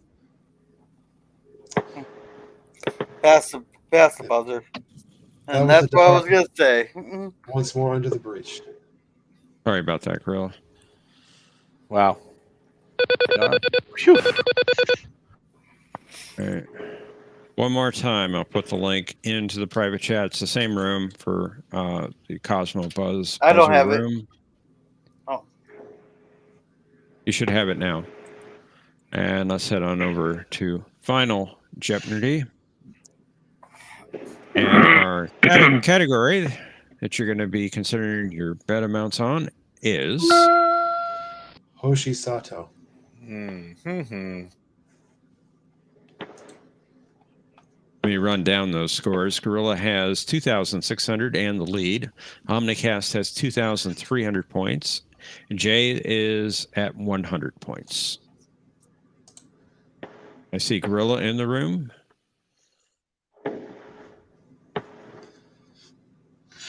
Waiting on Omnicast.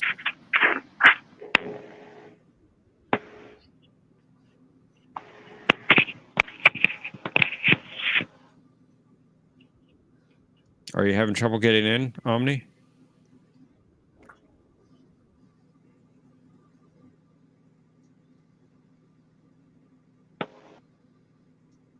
There he is.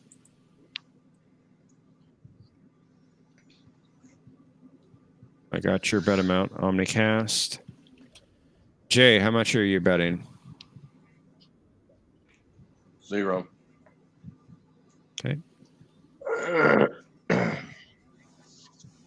Let's reveal our clue.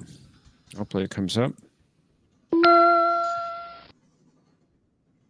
In 2154, Sato died from a silicon-based virus, but was revived by members of this species. Players, you have 30 seconds. Kapla!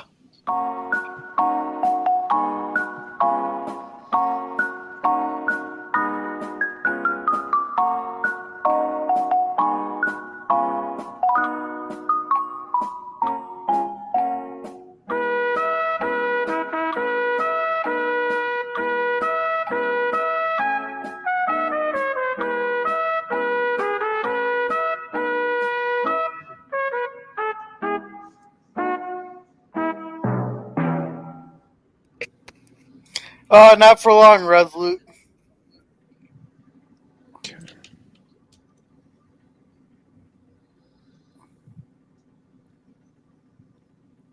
Jay, what is your response? What is Organians?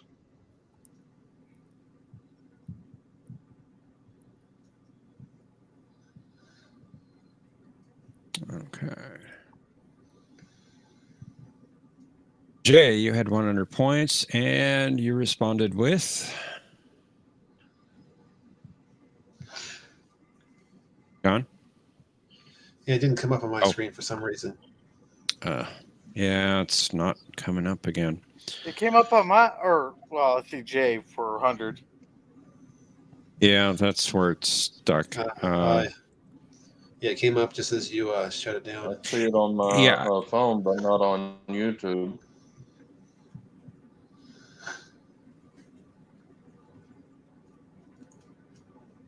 There we go.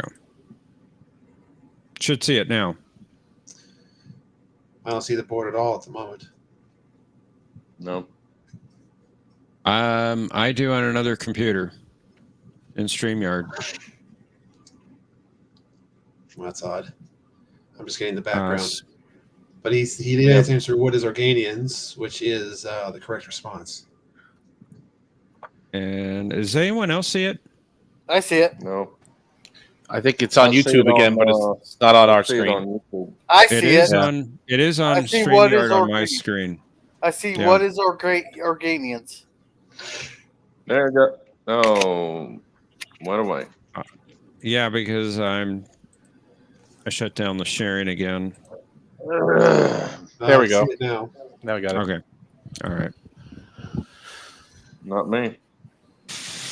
And of course, you bet 0, leaving you at 100 points. Still not coming up. Yeah, you might have to file a complaint with the FCA. FCA, okay. Yeah, dude. Omnicast, you had 2,300 points. Your response was Organians. Observer Oh my God, you did not get it? Nope, I did not get it. Oh my God. how much did you bet? Remember the episode? 2,100. Oh my Lord. Taking you down to 200 points. Good game, Mommy I'm Cass. having a heart attack. You too, And Gorilla. Gorilla's random thoughts. You had 2,600 Oh, points. you Your didn't put response. Oh, you didn't put my name in? I put it there? And yeah, it's really dragging tonight for some reason. You said the Armenians, so you got it. Yeah, I put There in you go. some dumb gorilla for my name though. How much did you bet, Gorilla? 2,000. I know that. I'm bringing it up on the screen. Oh. 2,000. Give you 4,600 points, and Gorilla, you are the champion. Nice, Gorilla. Congratulations. Good job. Nicely done. You got to come back and defend your title next well, week. I'm a cast. The only reason I knew that is because I'm always complaining that the Organians stepped in, or they had the Silicon virus thing. Then they stopped the Klingon war, but where were they during the Dominion war? Yeah. That's interesting. Yeah. I guess they kind of went back into their realm, right? They went back into their world. Yeah, they wanted to stop a war between the Klingons and the Federation. Yeah. But one of the most devastating wars the galaxy's ever seen. And not the Borg. And but they mention the Organian ambassador from time to time. You hear them drop Organian references on DS9, etc. So you hear it, but yeah, who knows what happened to them? Well, they could have stopped the war at any time. I mean, they did it in TOS. I guess so. Yeah, it's true. They didn't want to mess with the wormhole aliens, the prophets. Let's welcome Tokyo up to the panel. Good to see you. Tokyo. Hey, Tokyo. Hey, Tokyo.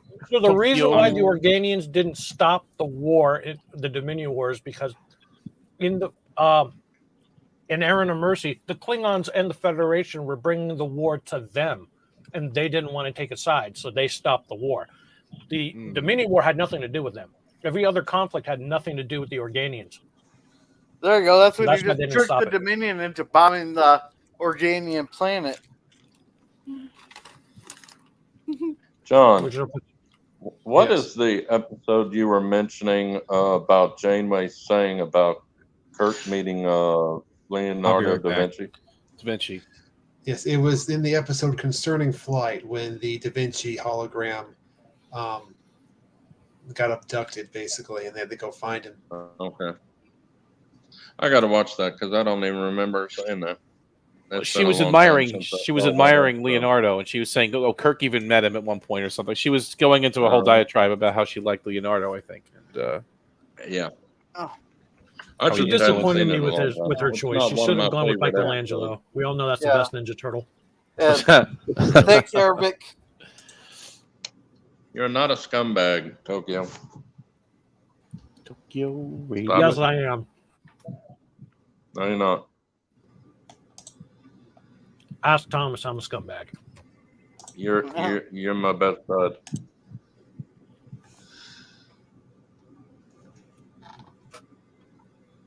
Like Mikey is my best bud. John used to be my best bud, but he can't hear me answer questions.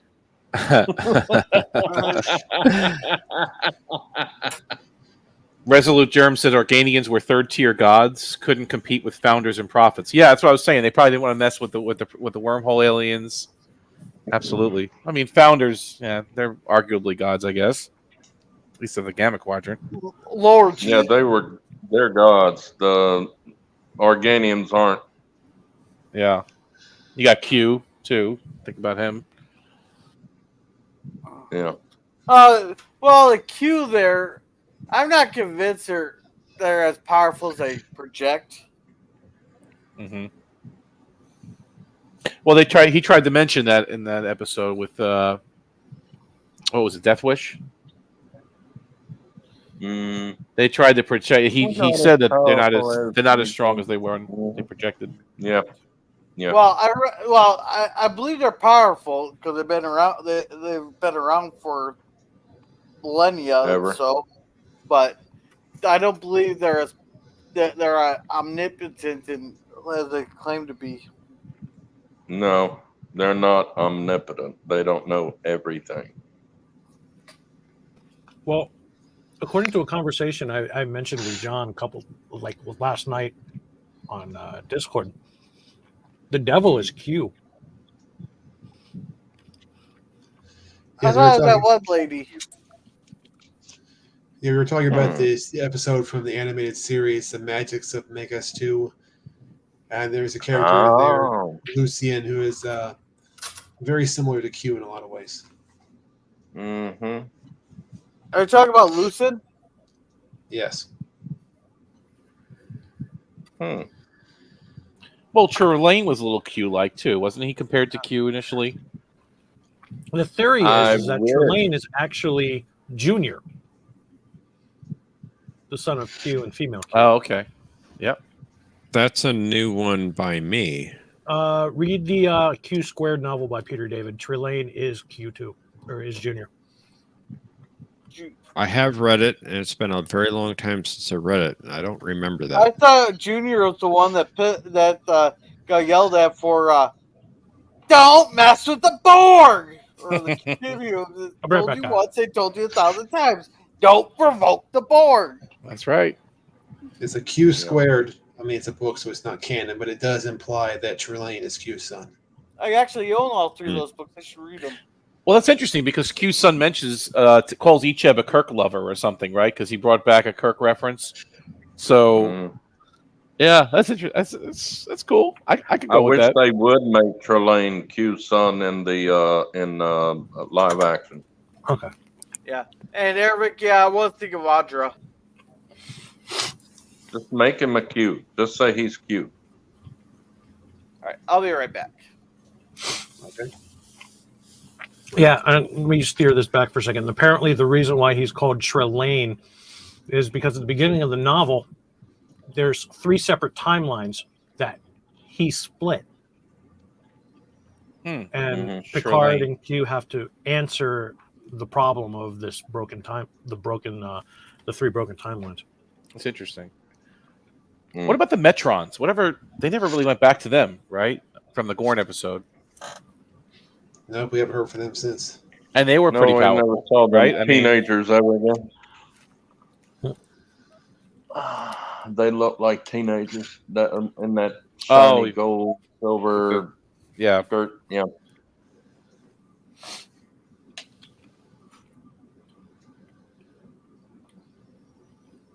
Well, this is about Ardra. I missed something here. Eric said is Gorilla talking about Ardra. well, she was. I mean, she was a con artist, right? She didn't really have much power. She had a ship and some technology back in her stuff. But you mean the She mythical had no power? Yeah. There's all a bunch of holograms being beamed down.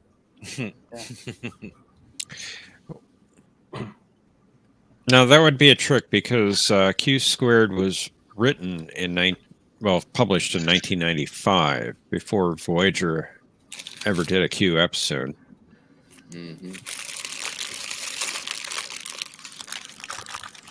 That is interesting. I wonder if they got the Indeed thought interesting. of having a Q son from that book.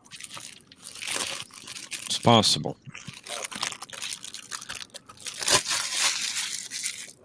Someone's eating some eating gach. what? Yeah, sorry about that. Just enjoying the last bits of sauce in this so-called buffalo chicken sandwich from KFC. It's not really buffalo chicken. It's spicy ketchup. Yeah, I'm still waiting on my supper there. Apparently, I put it on too low. Get those 11 herbs and spices, baby. But it's gonna be really good. I'm getting a good smoke on it, so. Nice. It's delicious.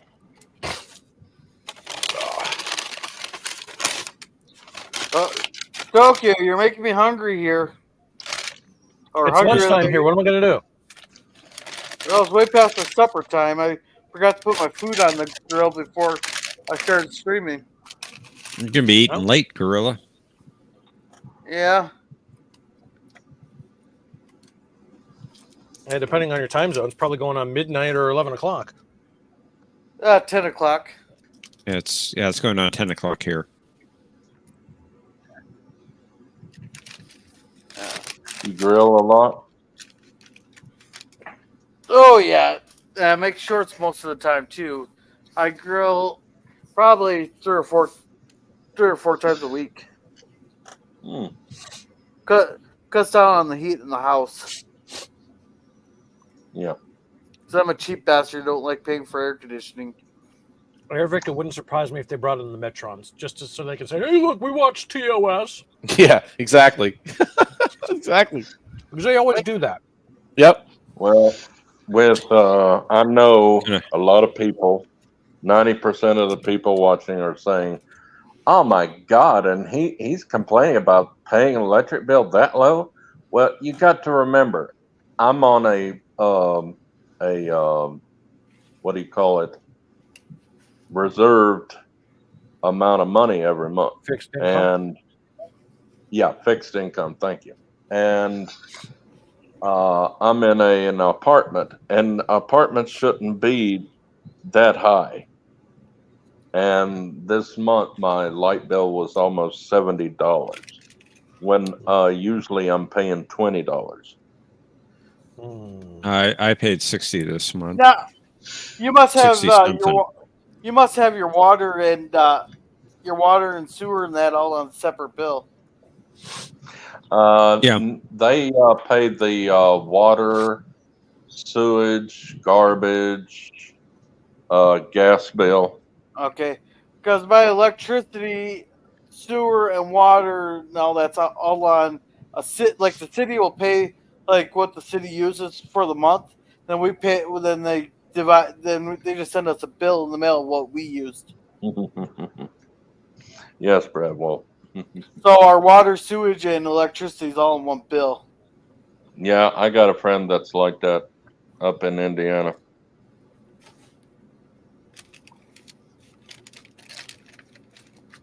Was his name Janeway? No. Hey, you pronounced it wrong. It's insane way. Insane way. Hashtag Janeway did nothing. Nope. She did. No, she didn't. No. But she did. No, she didn't. Yes, she did. No, she didn't. Yes, she did. Hush. No. She murdered him. Lord. No. What was that, Jay? I can't hear you, Jay. I know that they. What? What? I know they had to do that for episode, but it's still murder. What, Tuvix again? Yes. Tuvix. So Han shot first and Janeway murdered Tuvix, right? That's just the. I love Tuvix more than I did Tuvok and Neelix. You know that? It's he was a better character. It was a mixed character all in one. Like Rolo's. We have now a third saying that we can add to that. Han What? shot first. Right. Janeway killed Han Tuvix. only fired. So that's right. Janeway killed Tuvix. He says, "I don't care." And Mbanga did nothing wrong. And Mbanga did nothing God. wrong. That is yet to be God. determined. No. I don't know about that. I don't know about that. No, he did. Oh, Well, he if did. you want a real question there, a group of stormtroopers and a group of red shirts get into a firefight. Do the stormtroopers actually hit something, or do the red shirts actually survive an away mission? Well, the answer is the stormtroopers don't hit anything, but the red shirts all die anyway. Exactly. They died by Transporter psychosis. Something like that. What about the episode of Robot Chicken where one of the stormtroopers actually hit something, and they all three of the stormtroopers are going, stop shooting, and go, oh my God, That wasn't me. That wasn't me. No, that was him. Wait, have you seen the cartoon on YouTube there? Which is nerdier, Star Trek or Star Wars? Oh man, that's why you gotta look it up. And also, how Star Trek should have ended. That was hilarious too. Yeah. Hey there, Mr. President. Or are you just ordinary citizen tonight? No, I'm your president, faithfully serving. Now, I'm quite busy today, and I was just listening in the background, and I wasn't gonna come on because I have got quite a bit of work to do. But I heard Janeway and Tuvix, and I couldn't resist. Janeway, now, this is not said in my capacity as president, right? Because presidents are supposed to be separate from the judiciary. But speaking as a temporary civilian before I assume the role of president, actually, John, I appoint you my vice president right now, and I now give you, I now invoke the I don't know what amendment will be, but I now appoint you acting president for the next 10 minutes so that I can Prison for 10 minutes. Oh, God. So that I can speak as a civilian on the Tuvix case.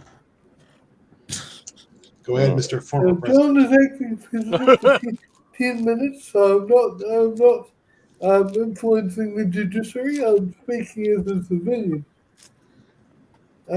So, in my opinion, Janeway the death penalty should be reinstated, and Janeway should die by firing squad for murdering Tuvix. And Mr. President needs to go. I'm sorry.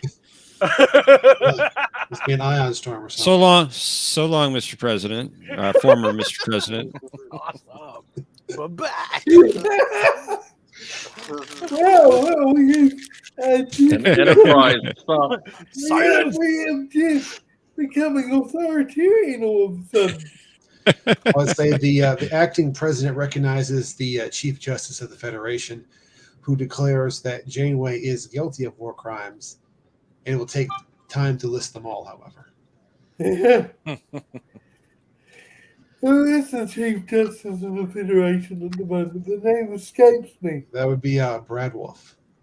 Oh, I see. I missed that, Brad Wolf. Sorry, I missed that. Sorry. She probably didn't even put a log, deleted her log entry on Tuvix, so she didn't get. She didn't get. I can't explain why I've suddenly forgotten my Chief Justice, but however. Oh boy, you're forgetting things. things. As a historical preservationist, unfortunately for those of us, including myself, who thought that Janeway should be put behind bars for the death of Tuvix, there is precedence for what she's done. I know. Jonathan Archer in 2153 created a being for the sole purpose of harvesting his organs, and then murdered him to save time. But he was going to die anyway, though, right? I mean, that's a little different. Tuvix could have lived indefinitely, theoretically. Who is this? Who is this Archer? Who's in there? Must be in a different timeline. Hang on. I got to address something here. Deej, you're casting something on to me that you are guilty of yourself, sir. You're the one that loves Jodie's doctor, and do not try, sir, to deny that, because we all know it's true. That really is an insult, loving Jodie's doctor. Oh my goodness. What's he saying? And there's Brad Wolf's point right there. Yeah, he got reprimanded for having sex with an alien. And she gets okay for killing a person. Yeah. Meanwhile, Janeway moved in with an alien when she was mind wiped, but she's still moved in with an alien and didn't suffer any consequences for it. Yeah. Hashtag Janeway did now, nothing don't wrong. get me wrong. I like Janeway. Janeway is one of my favorite captains. But that episode, I say that she deleted every log entry of every person on that ship for that episode. That mission. Could so she wouldn't get in trouble with Starfleet. Deej, I was just making a wow comment because you were picking on Katie. That is one of her favorite doctors. Don't cast this on me. Cass. I'm a bit lost. Who's Katie? Leave the meteorologist girl alone. She did nothing wrong.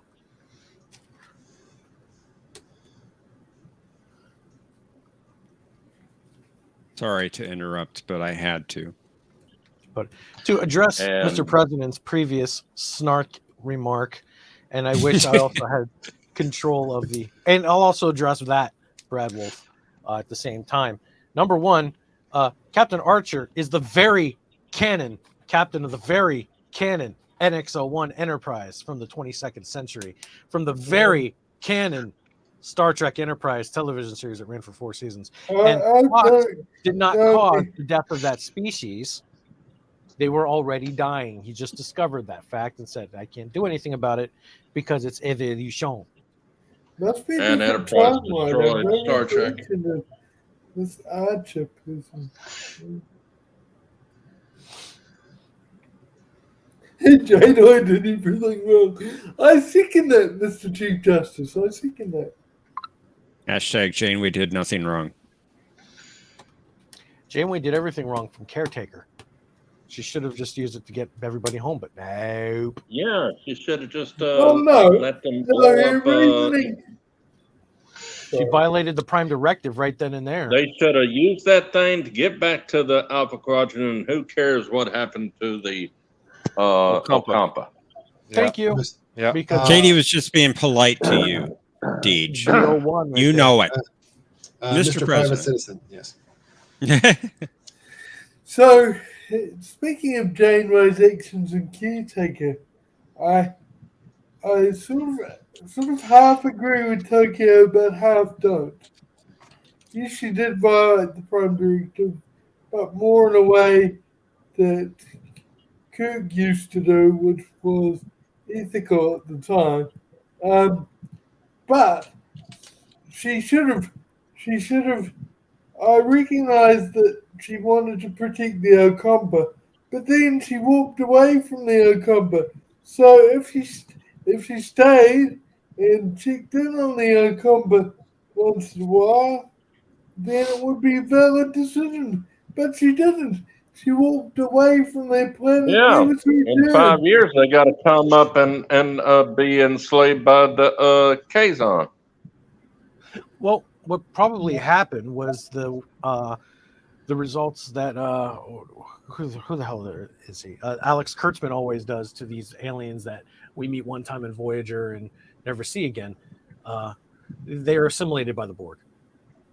Yep. The Ocampa were assimilated by the Borg, and the Kazon just died because they couldn't be assimilated by the Borg. I see. Unless Tess stopped the Borg. It's future like the party goes, Sicarians. Well, my opinion is that if Janeway was that worried about the Ocampa, she should have just set some kind of bomb on the array that have it explode after they sent them back to the Alpha. Right. Mm-hmm. Yes. Time active. The Kazon couldn't figure it out tech anyway. She could have left the two. What are those things that Tuvok launched? Tricobalt devices. Tricobalt. He could have left the two tricobalt devices on the array and just had them auto detonated after they left. Yes, correct. Well, I believe it was canon. It is canon that tricobalt devices mess with subspace, so that probably wasn't an option with the subspace displacement wave that they needed to get back to Federation space. So it wouldn't have been practical. But hang on, What did they use to destroy their raid? They used Tri-cobalt tricobalt devices. device anyway, didn't they? Yeah, ripped fabric in space, and someone towed something. It was something That's a with theory. 7 and 9. That's Game Yeah, theory. that theory. Seven. Yeah. Runaway imagination. Mm-hmm. All because of fleas.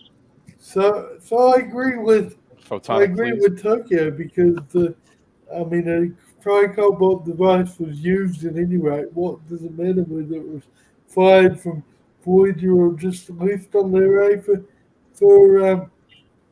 detonation? Take note It of was. this. Tokyo and I really are. It's rare that we 100% agree on an issue, but in this case, we're in 100% agreement. Mr. Private Citizen, I like that. However, I do believe that 10 minutes is probably out by now. Mr. Acting President, if you would be so kind as to return the command of the Federation back to me, please. Don't do it, John. Don't do it. Well, then, for declaring yourselves president, Isn't it Isn't it weird that Starfleet would I relieve you, sir. try cobalt devices on a starship? Well, they had 2 of them for They that never specific did mission. that before Yeah, I know. or after. Right. It's like they knew they were going to be pulled Blow in something or up. something. Yeah. Mhm. That's true. Because on the Maquis mission, what were they really going to blow up like that, right? They were just trying to find Chakotay in the Badlands. They didn't need those kind of high explosives. But again, Voyager was a new ship, it had some extra stuff. It's just weird. Some new stuff. It's Yeah. one of those conspiracy theory thinking things, Well, It's weird. I have a question for this group. I mean, and I think they addressed this on a YouTube video that's been out there, but why didn't Janeway set a course for the wormhole in the Gamma Quadrant? Yes. She knew it was there. And I mean, the Dominion War was kind of heating up, but they didn't know too much at that point, right? So there was a whole video on this on YouTube. Why it was impractical? Because actually, the distance between Ocampa space and the wormhole is actually the same as it is between Ocampa space and DS9. So there wouldn't have been any point. I think that was the number one argument. It would have taken was the same amount of roughly time. the same. Roughly, okay. Because that could have been an However- interesting show to tie it all together, right? They could have kind of crossed into Dominion space, maybe got some intel, maybe related back to Starfleet before the war happened. They're on their way back, something to make tied in with DS9 a little bit. Well, Well, remember they Voyager- were thinking 70 years, a 70-year journey. Mm. They had no idea if the wormhole would still be there in 70 years. That's a good point. It was stable, but how stable was it really? That's actually a good point. Yeah. And Voyager already was launched, or Voyager's mission to the Badlands occurred like when Cisco was getting the Defiant ready. So they already knew the Dominion was there. So And they were not good. Yeah. They wouldn't have. But they knew the Borg were in the Delta Quadrant. So, okay, we can go through Borg space or maybe just go through Dominion space. Like, take your pick. Pick your poison. But I don't think she was expecting. They already that, had like, the go Defiant through when Borg space. Voyager was launched. What was that? I'm sorry. Defiant was he already got the Defiant when before Voyager was launched because they got the Defiant in the third season 3, wasn't it? Yep, first episode. Yeah, that was Voyager Search. season 1, dude.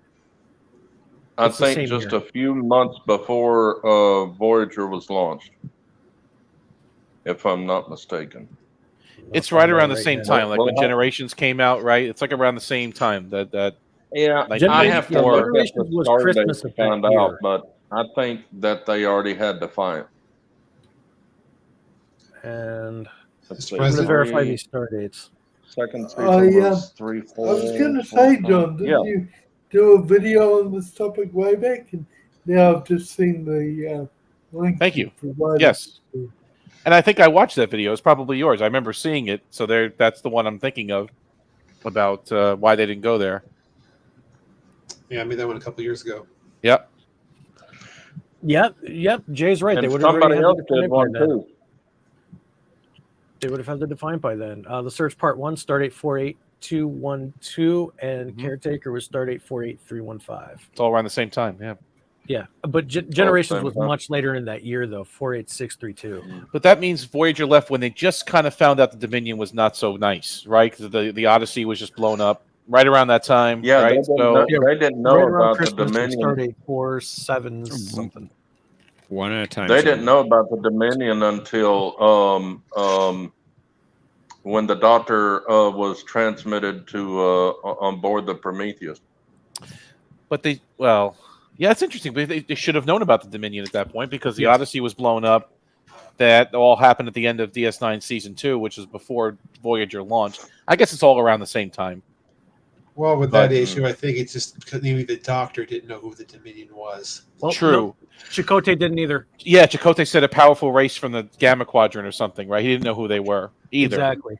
But he was out of And the why loop, though. He didn't was out of Starfleet. He was in. Maybe he didn't have that intel. He was in the Maquis at that point.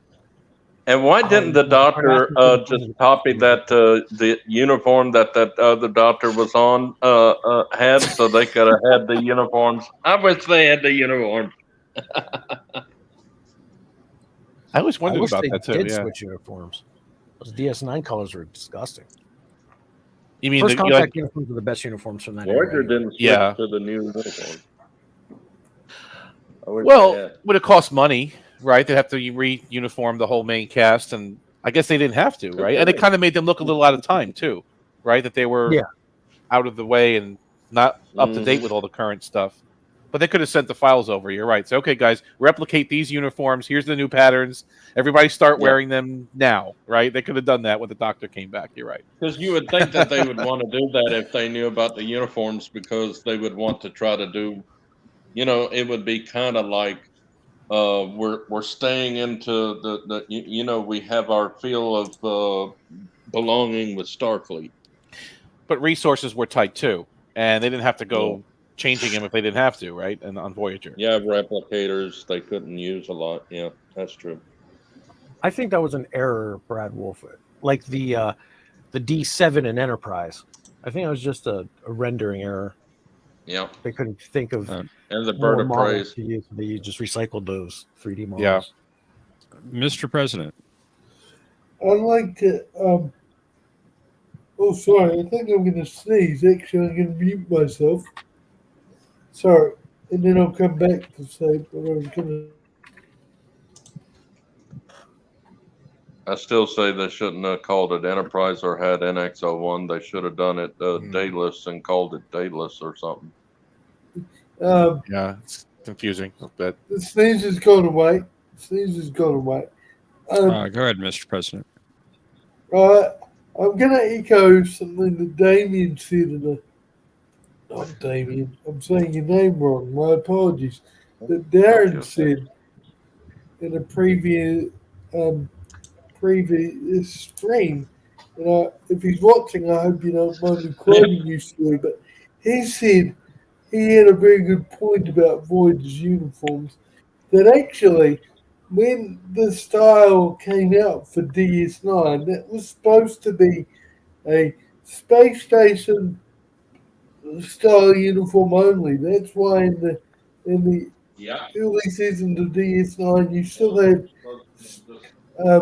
officers on starships that were visiting wearing a TNG uniform, and then Voyager just got lazy, copied the DS9 uniform, which was meant to be a station uniform only, and wrecked the whole concept of different uniforms for stations and ships. So actually, for my mind, Voyager should have had a TNG uniform to start off with, because they were on. Well, their dress uniforms, that is good. Their dress uniforms were TNG style, right? I mean, that on Voyager. And those DS9 uniforms did evolve a bit. If you watch the first 2 seasons of DS9, they were kind of baggier. They had some pleats. They were a little bit different material. When the movie came out Generations, right around that time where they switched comm badges, the uniforms got a different material, a different look to them, and they tightened up a bit. And that's what they carried into Voyager. That second iteration of that DS9 style uniform with the black bottom and the colored top. It Okay, looked I better than didn't- first season. I of didn't DS9 notice too. that minor iteration, but you could still have had that change in iteration and keep that as the version 2 of the Starbase uniform rather than, because I like the baggy style of. I like the idea of having a different uniform on Starbases because theoretically it's a rougher environment, so you need something a bit more durable, especially on a Cardassian station. It's not neat and clean like a starship. Resolute, I have to disagree. It would be actually wise for Starfleet to say nothing about the Dominion War to Voyager, because it would demoralize them when they're already in a bad situation in the first place. They already knew. Well, wait, they didn't know about the Dominion War, but they knew about keeping mask. Right. Because we know that this would have been true because look at how B'Elanna and Chakotay reacted to the fact that their compatriots in the Maquis were wiped out by the Jem'Hadar. Yeah. Starfleet did a good thing by not informing Janeway. Janeway might have gotten the files on the war up to date in the Starfleet transmissions, maybe, possibly.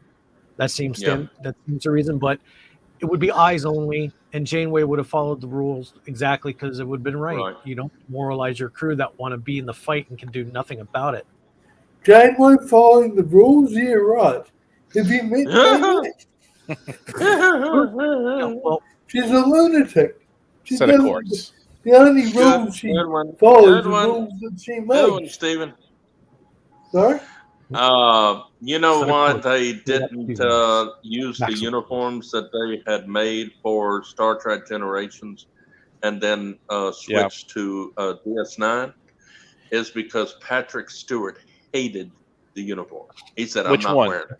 The DS9 uniform or the one they rejected for Generations? The ones they The redesign reject specifically was rejected. made. No, the ones they specifically made and they put on, what do you call it? Action figures? Yes. For the movie. It had like a line going down the front, like an opening in the front, right? They were kind of trying to make it look like Star Trek II: The Wrath of Khan uniform. Right. Well, Monster he Maroons. hated them. He hated it. Well, they went to DS9 uniforms. For Right, some and of them. Jonathan Frakes was wearing Avery Brooks's uniform. That's why it was so baggy on him, right? And then LeVar Burton was wearing Colin Meaney's uniform, right? That's why that was baggy on him too in the movie. They didn't have time to make him. But there's a version of that uniform you're talking about on Generations. Tuvok was wearing it in the mirror universe in that episode of DS9 where they get Cisco back. And you can see it. He's wearing it because he's in that cave and he does a cameo on DS9. That's the uniform, basically. Different material, but it's What the same episode? thing. It's the one where they went back to the mirror universe and they're trying to rescue Tuvok in the cave in DS9. Yeah, that's mirror episode. That's the uniform, kind of like what they were going to use. Yeah, Right, different material. And there was an admiral when Janeway was having that telepathic alien try to steal her soul. Yeah, who played her father, right? It was he kinda was like wearing. Yeah. Yeah, was that the? Oh, well, okay, Through Looking Glass was the DS9 episode. It was kind of like that. Yeah. And then Janeway's father had that red admiral's uniform, which we'd never seen before. That was also the Generations uniform they never used, and it looked odd. You're right. You could tell the shoulders looked different. It had that stripe down the front. Yeah, opening, I should say. Yep. He did, I found an image. Mr. President. I'm not wearing it. For any, Mr. President. I'm going to do a countdown before I go on my rant. So, any Patrick dear. Stewart, Patrick Stewart fans out there that don't want to hear criticism of Patrick Stewart, I'm going to give you a 5-second countdown from 5 to 0. I'm not sure if it's going to be 5 seconds exactly, but turn off the stream now if you don't want to hear it. Okay, 5, 4, 3, And Mr. President, no. 2, 1. And have a nice one. Bye-bye. I almost did it. Go ahead, Dang Mr. it. President.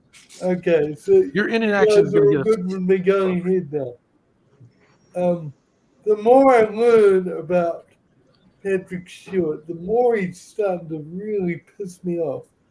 I'm not sure if that language is okay here. Strong words from Mr. President. Sorry. Because I know that in season, the reason the first season uniforms were changed is because he complained about the uniforms there. He may have had a point there because they were very tight in season 1 and season 2. But they changed to the other style because he complained about the uniform. But for him to complain about the uniform they were going to do in the movie and muck up the whole production of the movie so that people had to borrow DS9 uniforms that didn't fit them, and with revelations about our conversations and recent conversations that he might not have enjoyed playing Captain Picard as much as I thought. It just really irks me. Right, you may be the lead, but you're only one person on the show.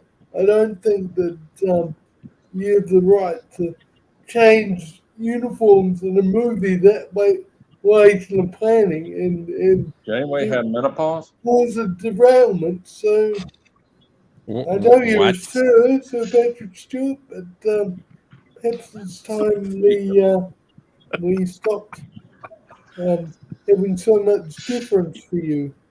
And that's hard for me to say because Picard was my favorite character, and being from a country that is, the British monarchy is our head of state too. I usually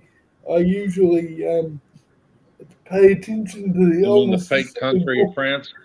And no. Okay, don't get me started on the French, okay? Because he's a fake Frenchman. Anyway, so we usually I said Tokyo. I meant not Tokyo. I mean, what's your name? I've got a blanket. Jay. Sorry, Jay. So don't you forget your best bud? Dang.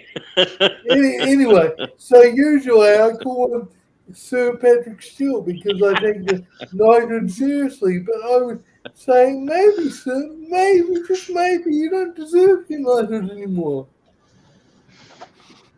I don't deserve All right, guys, what?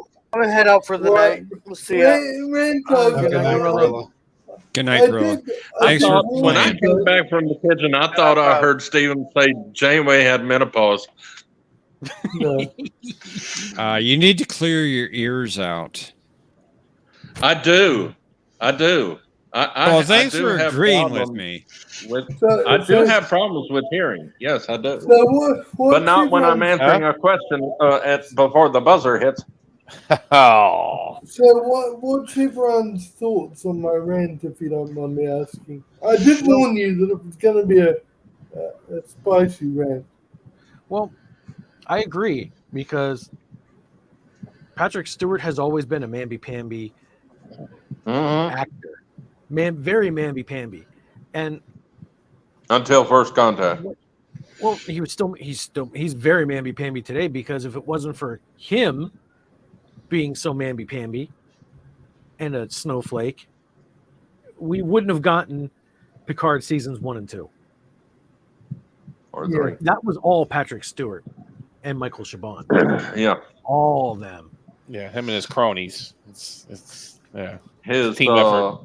That was the Picard. Now I say that he was what's it called, channeling William Shatner in those 2 seasons. He was hamming it up. Well, Really? You thought he was hamming it up? I didn't think you could Well, compare William Shatner's all. Look at Star Trek V. It's all about him. Not hardly anything about the rest of the crew. Now, don't get me wrong. I like Star Trek V. Don't get me wrong, but you can. I know tell you like he's Star hamming Trek V. because look at the scene where the Admiral says, "Captain, I need Jim Kirk. Oh, please. He's all hammy about that. Okay. Same way with Picard. Same way with seasons 1 and 2 of Picard. It was all I about, didn't get that impression. oh, I don't care about TNG. It's all going to be about me. I don't care about the TNG cast. And then when they said, well, either you do it or we're canceling season 3. Oh, yeah, I love TNG. Yeah, because he bit That's the hand exactly that what happened in that pretty boardroom. hard. We're going to cancel season 3 unless we do the TNG reunion. Oh, that's fine. That's fine. Yeah, because he really bit the hand that fed him very hard when he gave us the Picard that he all quote unquote directly always wanted to play. Like, come on, dude. We fed you. Literally, we were the ones that fed him. Like, we respected the character that they made for you to play. Thank goodness you didn't really have a big say back in the 90s because the show would have been canceled. Amen. I didn't get the impression that Patrick Stewart hammed it up like William Shatner did. I didn't get that impression. No, he was too busy being second fiddle on his own show. If I may, Mr. President. No, I'm kidding. Jay is saying what I agree with everything Jay says, but instead of using the word hamming up, what he's talking about is not hamming as in bad acting. He's talking about the way William Shatner doing his own thing. No, that William Shatner had a big ego and wanted it to be all about him. So he's saying that in Picard season 1 and 2, Patrick Stewart wanted the series to all be about him. So everything Jay said, I agree with. You just used the wrong terminology. It wasn't about the hamming. I have trouble explaining myself. Always have been. That's all right. I'm just interpreting. I hope you don't mind. And I'm glad that you readjusted my saying. It's a good skill for a president to have. Yes. Sorry. And Jay certainly needs to be readjusted. Sorry, I'd like to readjust something on you, buddy. I was saying, Mr. President, that being able to interpret. What was that, Jay? Where'd you go? Where'd you go, Jay? Jay, come back. Jay. You get to be really dictators tonight. That's twice. That is twice Jeff pulled a Joe Biden on somebody. Oh, we're allowed to mention the B word on this channel. May the bird of paradise fly up your nose. Are we allowed to mention the real POTUS's first name on this channel? I thought we weren't allowed to. Where did that come from? Okay. All right. Since we are, I avoided it before, but when I didn't realize, because I missed the message about from Brad Wolf saying he was the Chief Justice, and then like in universe it was like I suddenly forgot who my Chief Justice was. It's like yeah, I'm having a Biden moment. I'm really wanting to say that, but then I thought real politics weren't allowed on this channel, so therefore I didn't mention it. Yes, he's got it hard for me, Brad. I'm sorry, John, what was that? Well, I tend to avoid big political discussions. I'm not going to stop you if you mention his name every once in a while. All righty. I'm glad I haven't crossed any line, John. Who are y'all talking about? I'm messed up. His name. No argument for me, Jay. No argument for me. Where that came from? I would say something, but you'd get canceled. John would be canceled. We don't want to cancel John. John, I'm not. He's my best bud. TAS question. Oh, I see how it Not is, really Jay. Question, but observation. Yeah, you sure do. What's that, Tokyo? Observation and question, actually. How many times did does the production use the same bird? Quite a few. Which one are you It's the referring same to? bird with the same caw. Uh-huh. The one from the the giant Which- Spock episode. Are you talking about the bird tonight? He does it twice, I think. The Does he do an Aussie accent, or at least try? Oh God! If that's an Aussie accent, I'll eat your hat. I did say at least try. Yeah, those birds that were in like the giant Spock episode, and then there was just one I was just watching now. Oh, the same God. bird came back. Yes, they do reuse like a lot of creatures, a lot of sound effects. Yeah. They just get recycled over and over again. There's a In the scene. TAS, they use the filmation scream of a dinosaur or something in several of their cartoons. There was a The scene same where one. there's a scene where Lucian is on the Enterprise and the turbo lift doors are off center. Mm-hmm. So half the turbo lift is open and the other half of the doors is blocking the engineering console. Right. Yeah, and I think they mimic that in that Voyager animated episode. I think they did too. That, in the TAS style. Mr. President, I think you wanted to say something. I was going to ask what's what. Sorry, I just saw it. Eric's mission to distract me quite a bit. I was going to ask what production are we talking about with the bird, but then I suddenly realized you're talking about TAS. Indeed. And one more. Koloff appeared on the bridge of the Enterprise. In more trouble. Yeah, no, it's the same. They're talking to him on the view screen, but all of a sudden he's on the bridge, but then he goes back to being on the view screen. Yeah. They screwed up their layers of the cells. Oh dear. They had the hollow communicator. Yeah, he was. There you go. Camera front, top layer. He should have been below the one layer of the bridge. I think Zoe did that in one of our animations too. I wonder if we're going to get a holographic doctor in Discovery. Mr. President? How can that sort of mess up get past post-production? These episodes that were actually aired, or are we talking about deleted scenes mess ups? Well, no, they were aired. They were aired. Just like there was a scene in Bound where the Orion slave girls were on the was it Bound? I forgot. I think it was Bound. The Orion slave girls were on the bridge, and the camera cut and panned a little bit too far where the view screen was supposed to be, and you saw the entire back lot. Oh wow!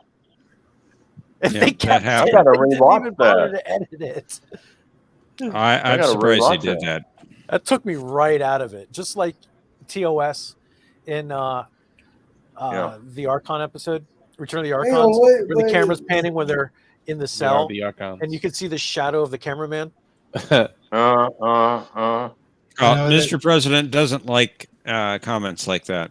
He doesn't want to be pulled out of the story. But the general idea is for a lot of these shows, I'm not trying to excuse the mistakes that they made, but they are cranking out so many episodes so fast that accidents like these happen. They don't always catch them in time. Yeah. It takes me out of it too, so I can understand the frustration. It's all right if you talk about the animated series, because I don't. Sorry, John, if this offends you, but I don't really care about the animated series that much. I am quite offended now. But anything with Can't hear you, Mr. President. Can't hear you. anything with the live action shows like TOS that I really enjoy, any live action shows that predate Enterprise that I really enjoy. I don't want to hear it because I don't want to spoil. That episode that you were talking about, was that an Enterprise episode? Because I thought you were talking about.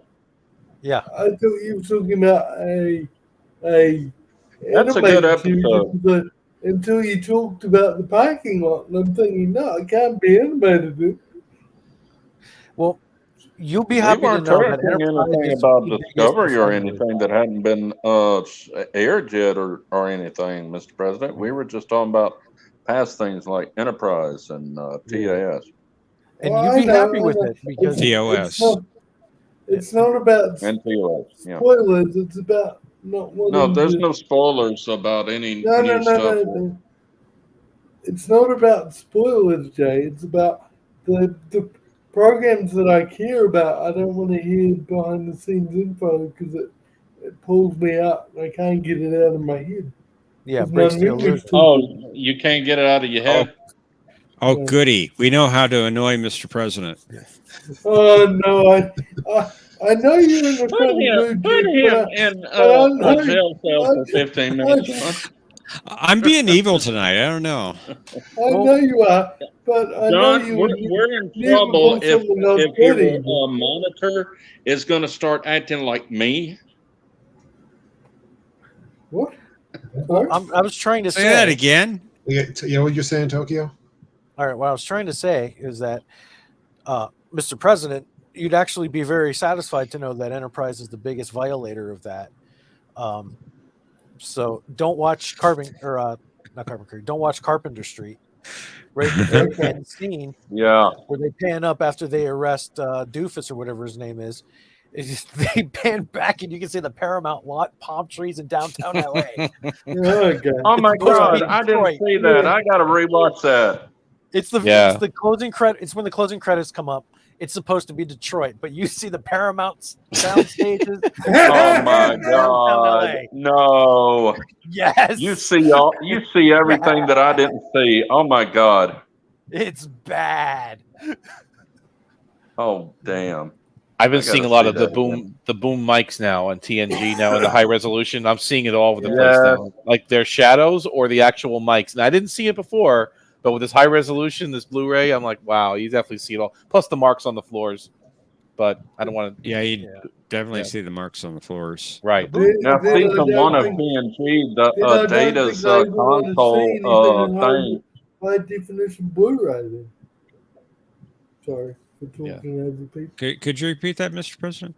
Then, thanks to the warning, I won't even want to see any of the older shows in high resolution Blu-ray. It would just freak it. If that bothers you, seeing those kind of production things, you're right. You can't miss it on the high res TNG. You see a lot. I think Jay was talking about the console behind the bridge there, right? Is that what you were saying, Jay? Yeah, Data's console. You can see the little what is it called? The little wedge thing to make it go up a little bit to make it level. That was in TNG. Yeah. Oh, would you stop it, Mr. President? I think we've triggered Mr. President. Oh my God! You can That's see why it I on limited my TNG. Mr. President. Lord, just go back to TNG season 1. You'll see it. He doesn't want to see it. Well, we could talk about Strange New Worlds. We know he hasn't seen that. Could you What is pause it? for a second I don't to just get let it. me close the I never- stream if you want to talk behind the scenes stuff? You don't want to be told about real stuff in Star Trek, huh? I think you're safe now, Mr. President. You done? Yeah, we can move on from that. Okay, I was waiting for a thumbs up, but I never got one. How about those Mets? I mean, how about Strange New World? What did you guys think about that episode? Okay. Thanks, Jeff. Thanks, John. If you want to talk about behind the scenes, by all means, I don't want to recap for you, but just give me a chance to close StreamYards and I'll go back to what I was doing. And you guys can geek out. I don't want to recap for the rest of you. Thanks to Tokyo, I've got to go back to Enterprise and see those Watch things. Carpenter Street all over Enterprise. again. Don't worry, Mr. President. Okay, it's Enterprise. Okay, it's He's talking about Wait a minute. Enterprise. Wait a minute. Mr. President loves Enterprise. No, he doesn't. Makes them want to throw up. Yes, he does. I might. The Enterprise ship, Nobody loves Enterprise. the refit. Shut your mouth. Enterprise ship I love, yes, I not love the Enterprise. series. I'll give you this. It's way better than Discovery, but Discovery sets the bar so low that it's not much of a compliment. Wow. No, don't watch it, Brad. Don't watch it, Brad. I don't know, Brad. I'm liking it. I enjoyed last week's episode, and the crossover was weird, Brad. but come on, Brad, give it a Now shot. that one I liked. That one I liked. That episode I liked. But this last one, which one? The crossover one with the animation, the lower deck one. Yeah, I like the lower deck. Having an aneurysm. But We better not stop this. talking Oh my god. and their yeah. uniforms is like the Generations You uniform, right? love lower decks, I thought. No, I do not. I love You don't Prodigy. like- Oh, Prodigy, you okay, poor yeah. baby. Lower Decks What are you gonna do is now? mostly Boimler. crap. Now, Yeah. see, I'm the other way around. I hate Prodigy, but I love lower decks. What's wrong with you, man? Yeah. Well, not just doing it just to screw with you. Mr. President. I actually liked the first season of Lower Decks. It was interesting as a fresh idea, but I agree with Jeff now. They went a little bit too over the top, especially when the two captains were arguing over who gets this rock or something. And they That just artifact or whatever it was. made this so-called joke go on and on and on for way too Time long. machine thing, yeah. And it was, yeah.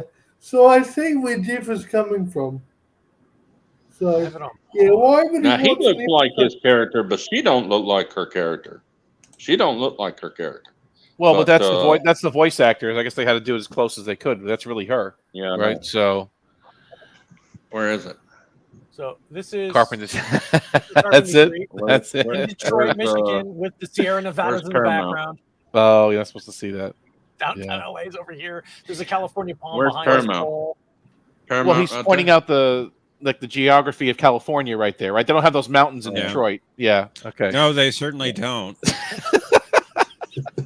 See, I've been to Detroit. Yeah, but Wait a minute. it's not known for its This is mountains. supposed to be in Detroit. Detroit? That's supposed to be Yeah, Detroit. Carpenter Detroit. Street. Yeah. Yeah, Carpenter I Street, did- the episode. Yeah. Oh, I thought it was in Los Angeles. Well, Oh my So did goodness. everybody else. All this time, I thought it was in People Los say Angeles. I don't pay attention.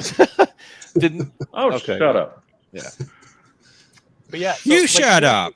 Here's the Detroit. I didn't stat. know that it was in Detroit. All this time, I thought it was Los SoCal. Angeles. All right, Detroit John. ends here. What was the burger spot they went to? SoCal. Trivia question. Where was it? What was it called? Come on, I John. You got to know Clown this. City. I have no idea. Oh man, What is I it? don't know either. I don't remember either. I thought you'd know. Clown The burger something. place. The burger place they went. And Yeah, to they had eat. a clown. Oh, good question. It was You want to save that for a Circus trivia World or question? something? Okay. Well, we're gonna know Maybe. now. Yeah.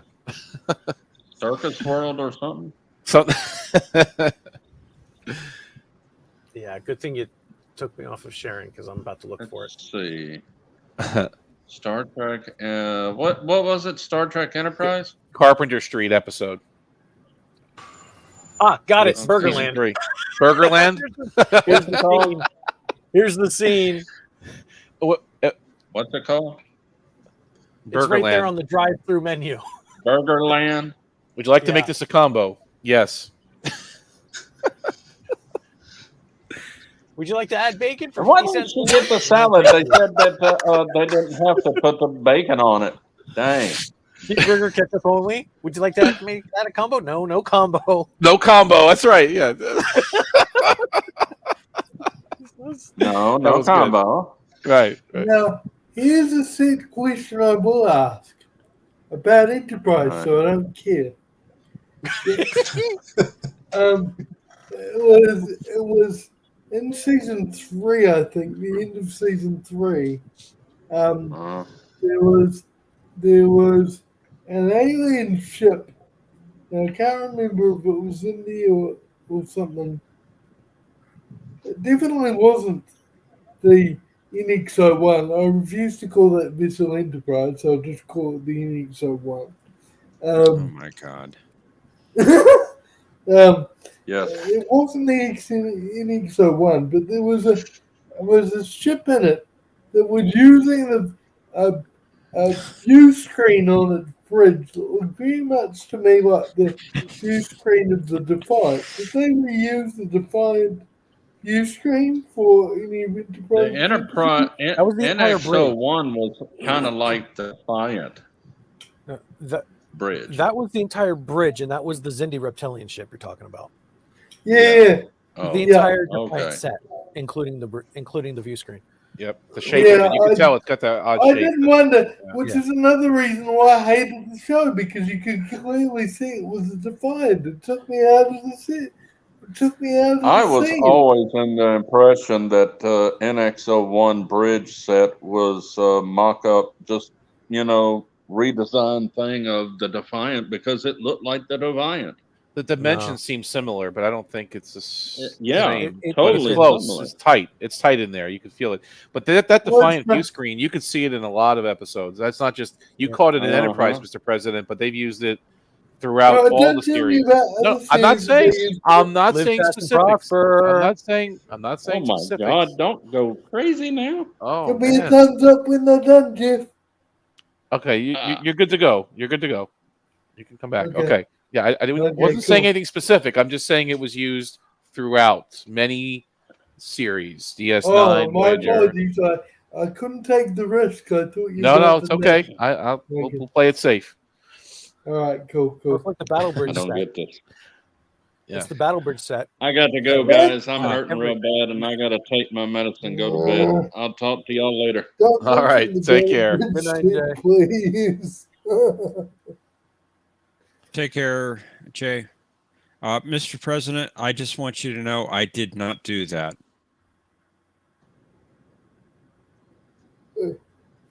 Thank you. Now, all right. I just want you to know I did not do that, Mr. President. Did not do what? The full greatest fan of it. No, I'm not. I did not do that. Oh, John must have. You guys are the only one with admin privileges on this show. John, I'm just saying I did not do that. That's all I'm saying. Maybe you did it subconsciously, Mr. President. Well, I didn't do it. No. Mr. Vice President, why would you do this to me? All right, I'll forgive you. But Well, like I was saying, I did like last night's episode of Strange New Worlds. I mean, last Thursday's episode. I thought it was good with Mbenga, and Chapel. I thought it was interesting. I don't know. Is that the crossover episode? Or No, there was one after that. There was a with a Klingon, and they were reliving some of the memories they had in a battle on a moon. I thought it was good. I thought it was interesting. I didn't. I couldn't find much wrong with it, except probably the ending was a little bit extreme, and Pike's kind of calmness throughout that. Yeah, he killed the Klingon ambassador. Yeah, it ain't no thing. Yeah, there'll be a tribunal, but don't worry, you'll be all right. I think that was a little bit weak, but otherwise, I kind of enjoyed it. And Benga should have been relieved of duty. Well, he's getting a demotion pretty soon when a guy named Mr. McCoy comes out. Dr. McCoy comes on board. No. So don't forget, there's a doctor in between. What Boyce? But that was Boyce. before. No, but that was before. No, Piper. Oh, Piper. Dr. Piper. Dr. Piper. That was on where No Man Has Gone Before. Yeah. Gotcha. Okay. And I think we're going to have words with this one because. Yeah, go ahead. I'm curious. The episode, on a technical standpoint, was absolutely deplorable.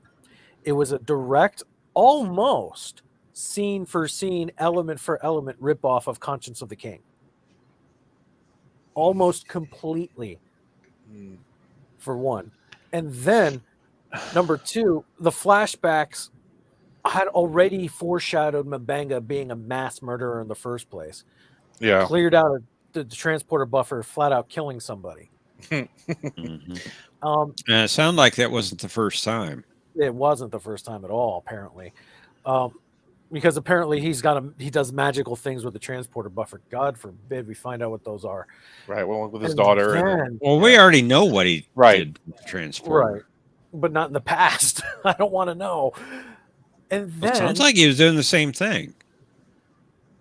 almost. I'm not sure. I don't want to know because I don't care anymore. It's not the same Mabanga that we saw on TOS. This guy Definitely is a not. complete psychopath.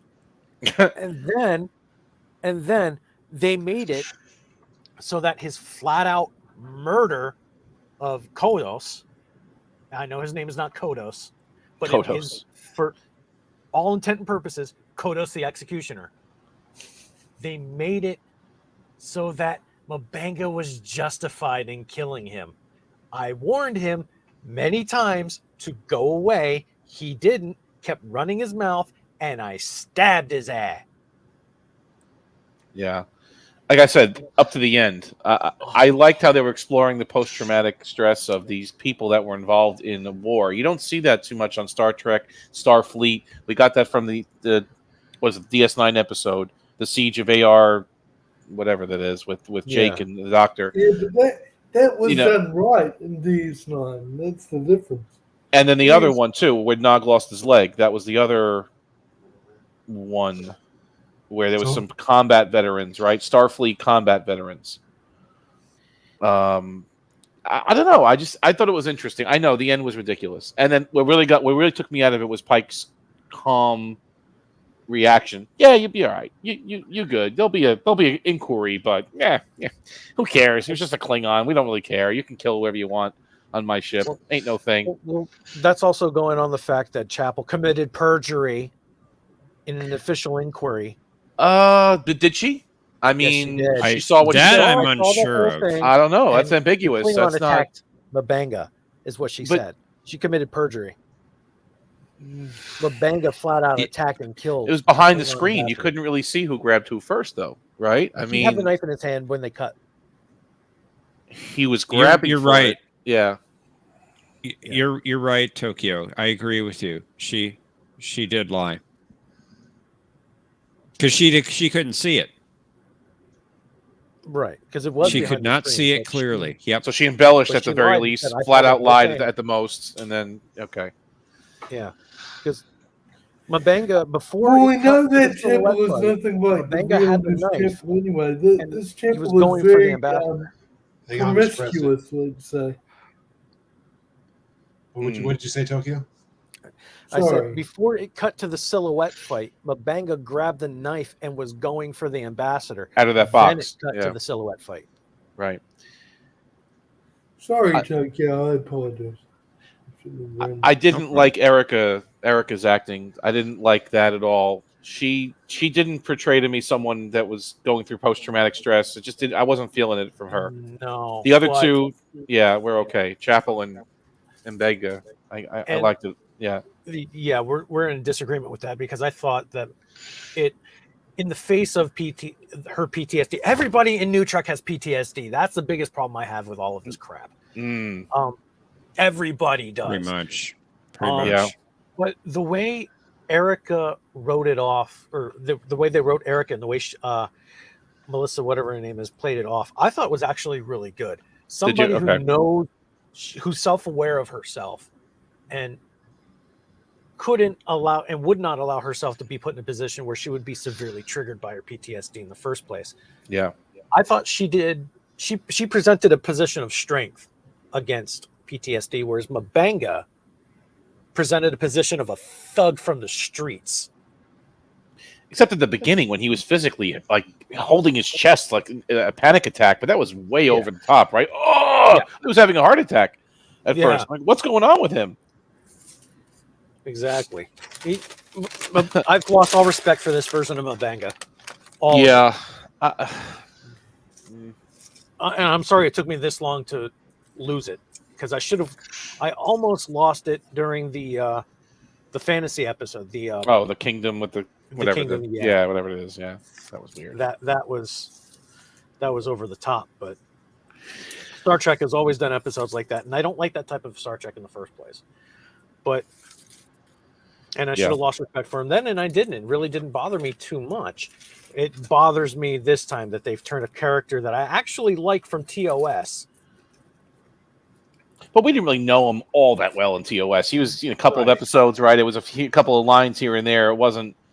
I mean, it's like Dr. Solar in TNG. We didn't really know her that well. We saw her once or twice, but wasn't much going on there. And the original actor was a friend of Gene Roddenberry, so he pulled in a favor because he was on he starred in The Lieutenant with Nichelle Nichols. Oh, the show that Roddenberry. Yeah. So he was there as M'Benga, but and I like that portrayal. I mean, we didn't know much about him, and I really didn't care. It's not like I went out of my way to read fanfic or write fanfic about him. But this version of M'Benga is an abomination to everything that Star Trek is at this point. So Aravic's writing some comments as we're talking here. Aravic says, so he stays on the Enterprise. Yeah, and M'Benga was in a couple of episodes of TOS, at least 2, right? That I know of. 2. Yeah. Season 2. Greer Ortegas is my favorite character after Spock. Yeah, I don't know. I don't mind her. I don't like her. What happened last week with her? It just seemed like she wasn't acting at all that well. But although Tokyo disagrees, and that's okay. That's what makes us. That's what makes us great, right?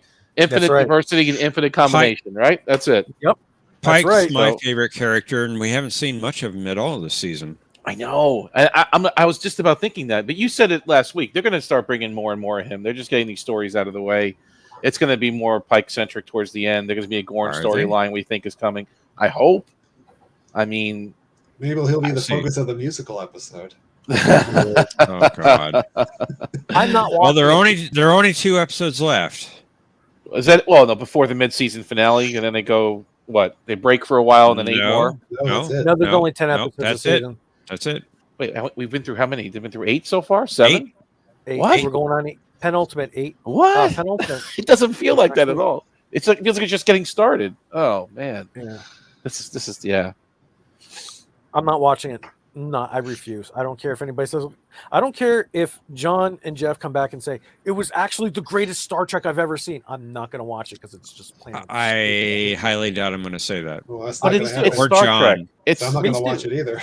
But it's Star Trek. I mean, it's whether we hate it, love it, it's at least it's there. It's still going. It's still breathing, if you want to call it that. I mean, the animated stuff I'm not watching too much. It's only there in the same way that Discovery's there, which is absolutely pure.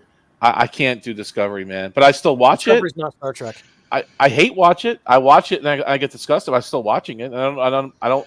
This show I'm actually looking forward to watching. For some reason, Strange New Worlds is working for me. Discovery, I would fall asleep. I couldn't get through episodes with that. It would just lose my interest, and I couldn't remain focused on it.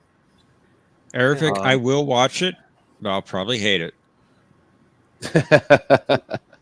See, almost all of New Trek I've liked at first viewing, and then I would go back and watch it and realize that it's just crap. Except for Discovery, where the entire 4th season of Discovery was the first time that I stepped back for the first time after watching each episode. I'm just like, I don't want to watch any more of this crap. It's terrible. It's so bad on every level.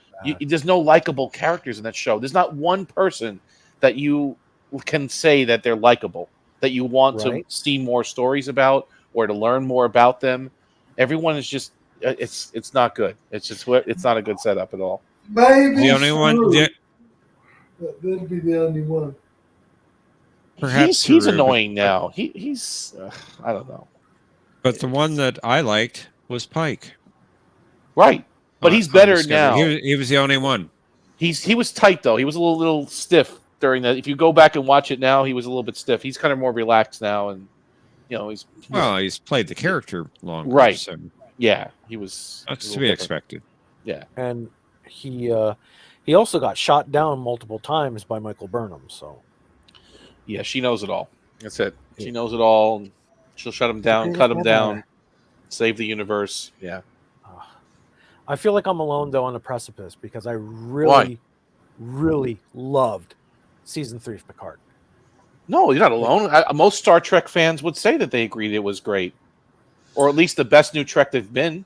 Recently, you're not alone in that. Everybody's been like, you're wrong. No. You're wrong. You suck. It sucks. No. Terry Metalis doesn't know Trek. He doesn't know No. that changelings can survive in space and this and that. I'm just like, no. Well, that's a one small error from one obscure episode of DS9, if you want to call it that. But no, Metalis he has Star Trek love in his heart. Well, it's the one with Odo finds his friend, the other changeling flying through space. I mean, all right, it's an episode. It happened. Metalis must have missed it, but he cares about Star Trek. Ervik, I'm not a big fan of Una. What I would say she's not likable. I'm sorry, John. Go ahead. That's fine. I'm just saying this. If I disagree with you on something, that doesn't mean I think you're wrong. I think it means we have a different opinion. Now, I know not everybody acts that way, but that's just how I look at it. Right, and absolutely. And even the thing about the changelings, I've always said it in every single argument. Well, you don't know because these are different changelings. They're locked in human form. Of course, they're going to rely on oxygen to breathe. Well, not her though. She was kind of a regular, original Gamma Quadrant changeling, wasn't she? She wasn't. No, she was tortured. She was one of the tortured. She was tortured, but she wasn't. Yeah. All right. I see. Yeah. The tortured. They were modified. They were modified. Were all modified after being boiled alive and things like that. Yeah. So. And the blood, right? They had blood going through them or something, right? There was. Yeah. Okay, that's no true. DNA, but they had blood. Yeah. And so they did rely on oxygen to breathe, so they couldn't breathe in. She froze up as she went into space there. Yeah, it was so cool visual. I liked it. It was cool to watch. Yeah. I mean, I enjoyed it for what it was, gratuitous, whatever you want to call it. I liked it. It was good. I would have liked it a lot less if there was the aliens from Conspiracy, like everybody else was like hoping for. Yeah, because we don't want the Borg. I really didn't want the Borg. But they put it to bed. That was too much. I think they put it to bed forever. I don't think we're going to see the Borg anymore in Star Trek. I think this season 3 Picard put it to bed. But what about Agnes's Borg faction? Didn't happen? They undid all that? Her friendly Borg people? Well, the friendly Borg, we'll never see them again. And this original faction of the Borg, we've learned that Janeway actually killed them all in Endgame. She did a number on them, man. Yeah, she messed them up good. Yep. Yeah, and they were all, this queen was cut off. So yeah, this is the last of it. We're done with the Borg, which makes sense to me because it was the biggest baddie in TNG, and they had to put it to bed. Ervik, I thought Una number one was an intriguing character in the cage. They could have developed that character. So I don't know if I liked her or not. I didn't see there wasn't enough of her in TOS to say if I liked her or not. She didn't even have a name in that episode, right? True. Just number one. Number one. I wonder if the number one that we're getting now, this one, I'm having a hard time accepting her, even though I kind of like the character. Mm-hmm. I'm wondering, though, if this is the iteration of number one that we were always supposed to get. Because those notes from the treatment of the original iteration of Star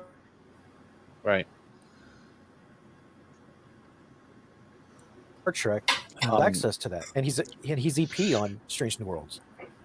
You mean Rod? You broke up for a second, but you meant Rod? Is that who you're talking about? Yeah, Rod. He's got access to his father's he does. Work, including the original treatment of Star Trek when the Enterprise was Yorktown. Wow. Yeah, going way back. Yeah. So, I mean, they call her a computer, right? They made references in the cage that she's a computer. She's very emotionless. She's very intelligent. I mean, the aliens, the Telosians, even basically taunted her about that or described her that way. Mm-hmm. And maybe they're trying to stay close to that. She's not bothering me for some reason. I don't know. I mean, I don't know. It's not bugging me. It's not bugging me enough to say anything right now about her. Right. It's not that bad. I'm enjoying what I'm seeing, but I'm like, all right, where's it going to fall off the rails again? Ervik, before Mr. President goes, I'll just say that it's not the same character. Mr. President. I'm sorry. I was a little bit harsh on Strange New Worlds before. I'm sorry, Omnicast. it is better than Discovery, but I really don't like the version of Kirk, and that's what killed it for me. That's what made me stop. And even when I was watching season one, I had to treat it like it was a complete reboot in a different timeline, because otherwise, why would Spock forget that he used to sit next to a relative of Khan, for instance, and the Gorn are totally different, and so many things like that. You shouldn't even know the Gorn. Yeah, Exactly. that's an issue, right? But I challenge you to watch. Kirk appears 2 more times in this current season, and it again, it's getting a little bit better from where I'm standing. But Professor, you said you don't like Una. You said it's not the same character. What does that mean exactly? You're saying it's a different person, or I don't think it's the same character that they developed for the Cage. Okay. I didn't mind Una, but I wasn't really comparing it to the Cage, because the Cage is only one production, so that's the only time I've ever seen it, except from snippets of the Cage from Menagerie, of course. What about it? What about who didn't you like, Jeff? I'm not criticizing your opinion. I'm just curious. Well, I'm talking about Strange New Worlds, Una. Yeah. What is it about Strange New Worlds, Una, that you didn't like? Or it's not the same. For one thing, I don't think they ever intended her to be an alien. Yeah, they developed the character originally. Yeah, that was a strange diversion. I guess they're trying to just flesh her out, give her some more depth than just a woman that's a little bit serious about her career. John, don't they refer to her as a human in the Cage? I don't know. I'd have to go back and check that specifically. But yeah, there was definitely no talk about her being an alien. I know that. Well, you could say they didn't know at that time, but what race is she again? The Elysian or something? What do they call it? Illyrian. Illyrian. But are Illyrians which just appeared human? in Enterprise actually? Oh, they did. Yep. Which one was that? I don't remember that one. That was the episode where Archer has to steal the warp coil from Not Damar. But they had different look to them. They had some face stuff, right? They had some foreheads on those guys, right? Yep. Okay. But maybe Illyrians are humans. They're just modified and kind of created their own race. Maybe. Right? A group of genetically modified. It's possible. I want to share something with you guys. Yeah. Sharing it now. It's from Memory Alpha. We're going to put some issues to bed right now. Let's do that. This is from Memory Alpha, based on the original documents for the treatment of Star Trek. Hey, Mr. April. Captain Robert M. April, 34 years old, skipper of the SS Yorktown. They changed him over to Captain Pike and became the Enterprise. He evolved into Captain Pike. Number 1, the mysterious executive officer who was described as a slim, dark Nile of the Valley way and of a certain age. She's expressionless, highly intelligent, and always cool under pressure. And when Captain April left the ship, she would serve as acting commander. The role was written by Roddenberry for his mistress at the time. Hey now. And she appeared in the pilot. Erica Ortegas was evolved from Jose Ortegas, South American navigator. Tall, handsome, about 25 years old, and maturing, famous for his Latin temperament, which Erica doesn't have. She has trouble with the navigation equipment, which Erica doesn't have, and believes that life itself is a conspiracy to make his life difficult. And he was changed to Jose Tyler, and Ortegas was given to Erica, who, Philip Boyce is supposed to be the doctor, and not Mbanga. Yep, right. And then we have Spock, who was actually a Martian and half Satan. Okay. Or actually had the appearance of Satan. And Yeoman Colt, who became Yeoman Rand in what we know as TOS. But there you have it, folks. Well, number 1 was not developed completely by Roddenberry before the pilot began filming. But she's supposed to be Vulcan in almost every detail, except the ears.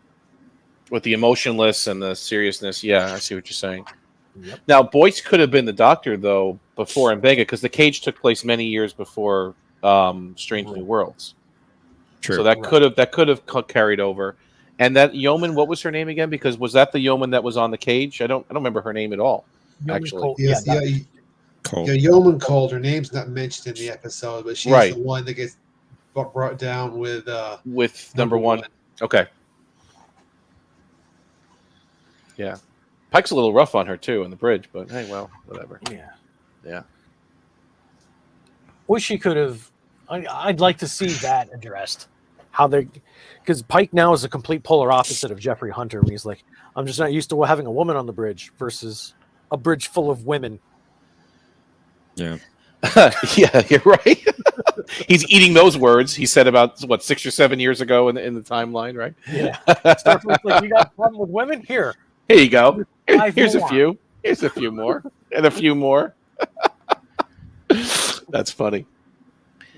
Stick that in your pipe and smoke it, Captain Pike. Nice place you got here, Mr. Pike. Right. He's Uh, gonna be a slave trader.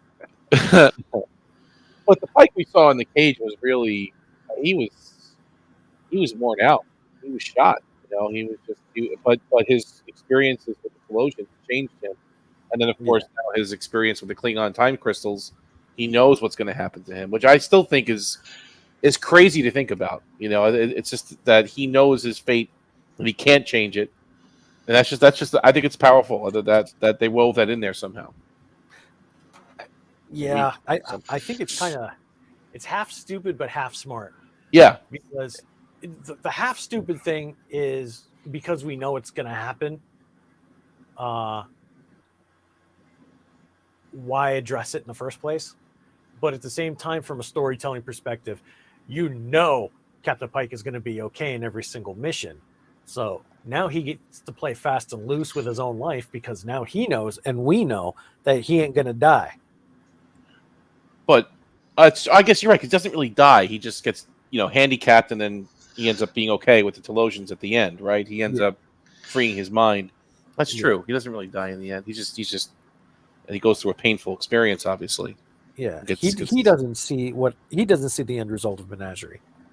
Oh, that's true. He hasn't seen that far ahead. He sees his what do you call accident on the ship, right? He sees the radiation. Yeah. The wheelchair. He believes his life ends there. Yeah. That's true. That's Doesn't true. realize Spock comes back for him. That's true. Menagerie was a good episode. I like it.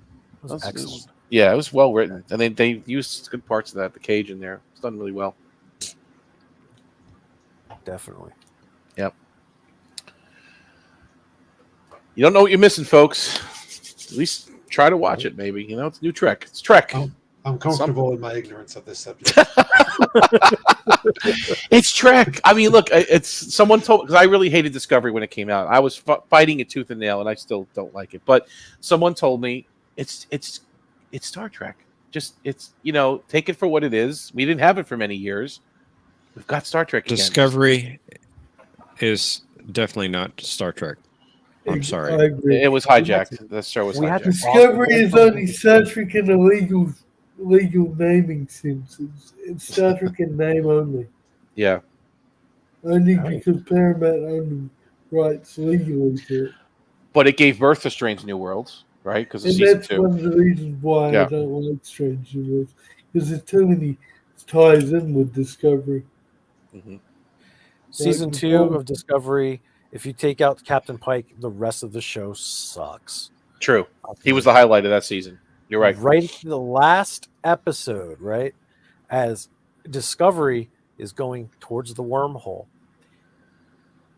Space Nazi or Space Hitler kills Leland and destroys Control so that Control could never evolve, eliminating the need for Discovery to go into the future in the first place. They go anyway. I think they wrote themselves into a box. They had to get out of that. They were getting so much backlash from the fans, if you want to call them, fans, that they kept running up against continuity problems. They said, you know what, let's just go ahead in the future and just leave all this behind, so we have some fresh, worlds to work within. I think that's the reason why they did it. Honestly, I think they were tired of hearing it. They said, you know what, let's just figure when they did it. What's that? They gave us the finger when they did it because They've been giving us the finger since the show started. Right? They've yeah. been 100. That's both true. fingers. But they said, all right, we don't want to hear it anymore. Like, all right, just be quiet. Future just adds lube. That's all it does. Going to the future adds lube to already dry fingers that we've been getting the whole time. Yeah, that show has been hijacked. It could have been so much better. I really wish we knew what the original premise was. And well, you said it was an anthology. We talked about this last week, but I mean, the story of what, where it could have really gone. It could have been so much better. I would have loved to see Nick Myers' original vision for Nick Myers and Brian Fuller. Fuller, exactly. And to have seen that vision, but we didn't get that because they were both fired from the show. Yep. And what did we get for season 3? Oh, we're in the future now. The concept of the burn was terrible. Actually very interesting, and everything added up. I hated it. Hear me out. All right. No, go ahead. Yeah. Everything added up to Michael Burnham causing the burn. How she's going into the future, and then that whole temporal interaction did something on a subspace level, and all the dilithium that was in the galaxy or something, traditional warp drive was out of the question because of what she did. So then she actually has to take responsibility for that and try and fix it. Just like she had to take responsibility for there being no oxygen in space and having to try and fix that. Instead, so that was actually be intriguing and fit her character. Instead, what did we get? He cried. Billions died. Yeah, that was rough. That was a rough one. Oh gosh. I mean, just imagine that. One person had some kind of mental anguish and he extinguished all of the dilithium in the universe. I mean, that's as bad as Threshold was on Voyager, if you want to take it that far. I mean, it's terrible. It's worse. It's worse. It just makes no sense. Threshold any day of the week. Yeah, so would I. Including the lizard babies that Paris and Janeway had on the planet. I'll take those. Just watch the Voyager cartoon of that. Yeah. Did you? The TAS Voyager. That was brilliant. Oh, yeah. I watched that before. So, Aravic saying, is so Strange New Worlds of Star Trek? I mean, it says Star Trek Strange New Worlds. That's what it says on the screen. Well, Discovery says Star Trek Discovery. So, How can something come from another thing that isn't? Well, the first 2 seasons of Enterprise doesn't have Star Trek on the name, but That's it's more true. Star Trek than Discovery ever. That is true. It doesn't. That's right. Mr. Absolutely, President. Mr. President. This is gonna shock and please Jeff at the same time. And John, and maybe Tokyo. But I agree that Enterprise is far more Star Trek than I still don't really like Enterprise, but it's far more Star Trek than Discovery. And it's even more Star Trek than Strange New Worlds, to be honest. Well, I guess it's debatable, whatever Star Trek really is. But, Mr. President, what's your issue with Enterprise? Maybe I'm new to this group, and I don't really know the whole... Someone else for me, Wrong button. Someone else. Hey, what's up, man? That's for you, Mr. President. Yes. That's for you. Thank Golf you. clap. Golf clap. Thank you. Or Bajoran clap. The Bajoran clap. That's it. Hand over hand. Very good. Very good. So, can someone else quickly? No offense on me, guys, but I've told the story so many times. Oh, okay. Can someone Forgive my else ignorance, Mr. President. I'm sorry. I was just curious. No, you have every right to be curious, but I'm wondering if Jeff would like to do the honors and give him a very I don't want to. rundown. I don't want to speak for you. John, would you like to? Well, the Cliff Note summary is that he's bothered by a lot of the, issues with continuity with previous shows in Enterprise. Indeed. I think I don't think they went too far. Besides the technology, I don't think they went too far. They watched it. They were careful with it.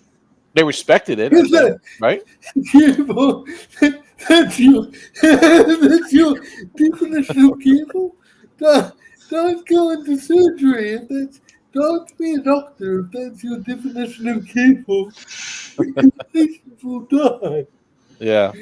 Be careful, They Thomas. weren't careful until Carter came on. Be careful, Thomas. He'll craft the one ring to rule all of fandom on us. Sorry, what did Thomas say? What did Thomas That's say? probably true, Aravic. That's probably true. Gotcha. My mother is a hobbit. She's very short. There you go. There you go. I always ask her how are things happening in the Shire, and she hates that question. At the time, I didn't like Enterprise when it aired. I'll admit that freely. Oh, very, very good, very good. It'll make up for you. I did. Did you? Yeah, it didn't. At the time of my life, it wasn't working for me. But then I got older. I appreciate it now much more. That's you're not liking that, it when it first it slightly makes up for you liking Strange New Worlds, so just a little.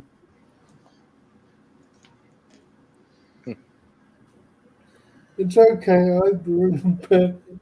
Do you just? My biggest problem with Enterprise, and I'm going to say it's a perfect show. I mean, all Star Trek has flaws. Yeah. My biggest problem was the Romulans. Meaning they didn't go far. Well, they were going to develop them more in season 5, I suppose, right? And beyond. I mean, we started to. Warp drive and cloaking devices. The journey to Babel. Cloaking device. Now, I don't know about warp drive, but definitely the cloaking devices. What about them? I mean, they had them. What are you saying? Well, it's pretty much established in Balance of Terror that this is a new device that they're using. Oh, yeah. That's true. Well, hold on. Let me just thinking about that right now. I'm going to propose this. What if the device that they were testing wasn't the cloaking device, but the super killer plasma bolt? No, because they specifically mentioned the invisibility screen as the new device. They did. Yes, they did. Thomas, hang on. Thomas, Salty's thrown away continuity. He doesn't care about it anymore. Hang on. Thomas, who are you saying sounds like Salty? He's saying I am sounding like Salty. I'm sure that's what he meant. That's another good point too, Thomas. Well, Enterprise no, this was a more advanced cloaking device they were using in season 3 that the tracking sensors couldn't pick up on. Well, that's what was being referred to in the Enterprise incident. And then they developed one that they could even better than that anyway. And they were using Klingon ships, weren't they? Or they used a Klingon design or something, right? In that one. Yeah. Depending on which version you watched, they either all used D7s or there was the one D7 and 2 other birds of prey flanking it. Mm-hmm.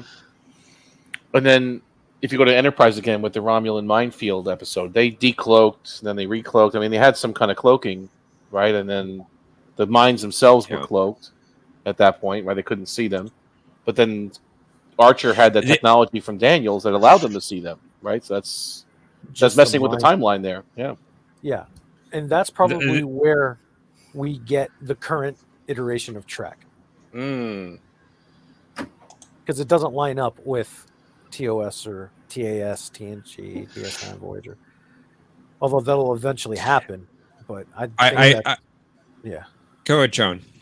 I just want to address Thomas's comment here about the Enterprise incident. What Spock exactly says, and I'm reading this directly from the transcript. The Romulans have developed a cloaking device which renders our tracking sensors useless. Bingo. Because in Balance of Terror, they could track it even if they couldn't see it.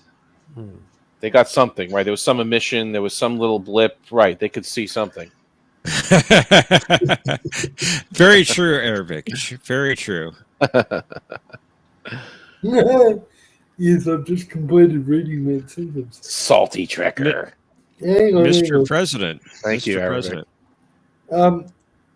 But I think Thomas was actually referring to Tokyo sounding like salty because Tokyo was repeating Salty's timeline theory, different alternate timeline theory. It's been soft confirmed. Sorry? It's been soft confirmed. Yeah, not hard confirmed where the executives come flat out and say it, but they did kind of say it a couple of weeks ago in Strange New Worlds. The temporal Cold War you're talking about, right? The temporal agents and all that. Yes. Yeah. Implied that messed up the timeline pretty much from there on out. But then again, what about the last episode of Enterprise? I mean, that was whatever. No, that's not canon. That's not canon. That one doesn't count. I don't even think it's official canon, to be honest with you. I think that was completely dismissed, and also it was rendered non-canon in Picard season 3. Which one? The final episode of Enterprise? Yeah, These Are the Voyages was rendered. These Are the Voyages. How so? By what? Captain Arthur? The Fleet Museum. The Fleet Museum. They had the refit NX-01. The NX-01 that was mentioned in the These Are the Voyages was not refit, and you can tell on the diagrams. And they were decommissioning it. It was 10 years after that. Yeah, I see what you're saying. Supposedly 10 years. Yeah. 10 years or so after. Okay. Huh. Thank goodness, because Trip didn't die, and nowhere in Pegasus does that episode fit. But the NX refit, that's true. You're right. It doesn't fit in the Pegasus episode at all. But the NX refit was supposed to happen in season 5 or 6 of Enterprise anyway. They were talking about that, right? Right. Yeah. Yeah. Yeah, they were. And it's official canon now, so. Yeah, which is good. I think season 3 of Picard floats on. I'm sorry, Thomas, I'm going to say it. It's going to float in both timelines. Huh. Because we also. Wibbly wobbly, timey-wimey. Because of stuff. the USS New Jersey. New Jersey, yep. And the Romulan supernova. That's JJ right there. That's all JJ verse, right? The whole. Yep. Well, yeah, because Spock came from the prime timeline, and that happened there. So I don't know. Yeah, Yeah. The Jeffries Constitution. Plus, you see the church, or not the church Constitution. That's JJ. The Eve's Constitution in Starfleet Command in Picard season 1. Mm-hmm. The past is the future. The future is the past. Oh, it gives me a headache. A leads to B, leads to C, Migraine. leads to A.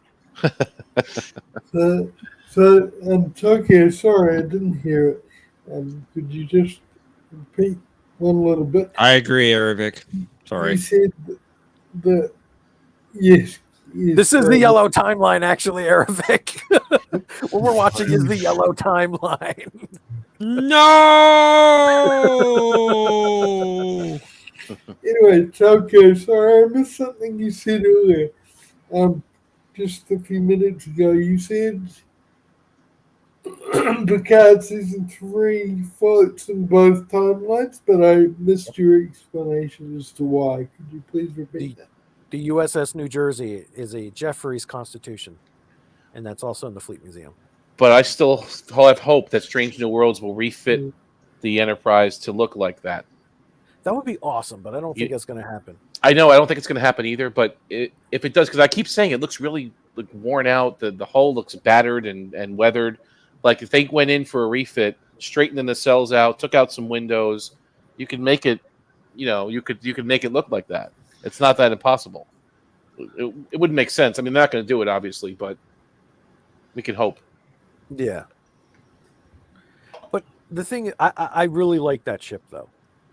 The current one. I like that design a lot. No, because it takes the best from the motion picture model and smashes it with the old Connie. It looks great. I like it too. I'm not disliking it. Where's Cinnabon when you need him? What did Cinnabon? I'm sorry, what was that, Chief? I said, where's Cinnabon when you need him? Yeah. He would say that it has too many windows. Right. Yeah. Oh, So, Kirk's or Pike's quarters being too big. I Yeah, can they're kind of huge. address that now after watching TAS. Kirk's quarters in TAS are enormous. what? Okay. Defib. Yeah, you're right, Thomas. John, any comment on that? Which episode were you referring to with Kirk's quarters? I'm having a hard time remembering right now. It was the one with the shape-shifting alien. He was I forgot the dude's name. He had a fiance on Enterprise that was voiced by Nichelle Nichols, and he was actually like a tentacle monster, and put Kirk down in bed and then zoomed out, and it added like a couple hundred more square feet to his quarters. Yeah, I know what episode you're talking about. I can't believe I forgot. That was a good episode too, and I completely forgot the name of it. Yeah, It's, that was pretty good. That's the Survivor. That's it. I don't remember his quarters specifically, but I'm just taking a look. Yeah. When the Mr. alien, President? yeah, just before I'm he sorry. takes the form of Kirk, you can zoom out and see the size of Kirk's quarters. That could be an animation error, but it's canon now. They're huge. Oh, Go ahead, Mr. President. so I just want to clarify which design of the ship were you saying you like, Tokyo? Were you saying you like the model that they used, well, the design? They don't use models anymore. But were you saying you like the design of the Strange New Worlds Enterprise? Yes, I do. What's wrong with you, man? It's beautiful. What's wrong with you? Has too many windows.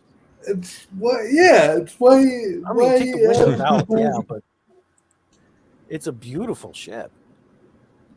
It's I'll not. tell you what a beautiful ship is. The 1701 TMP refit. Nobody A, B, C, D, or E, or F, or G. That is a beautiful ship. I will admit. Everybody loves that one.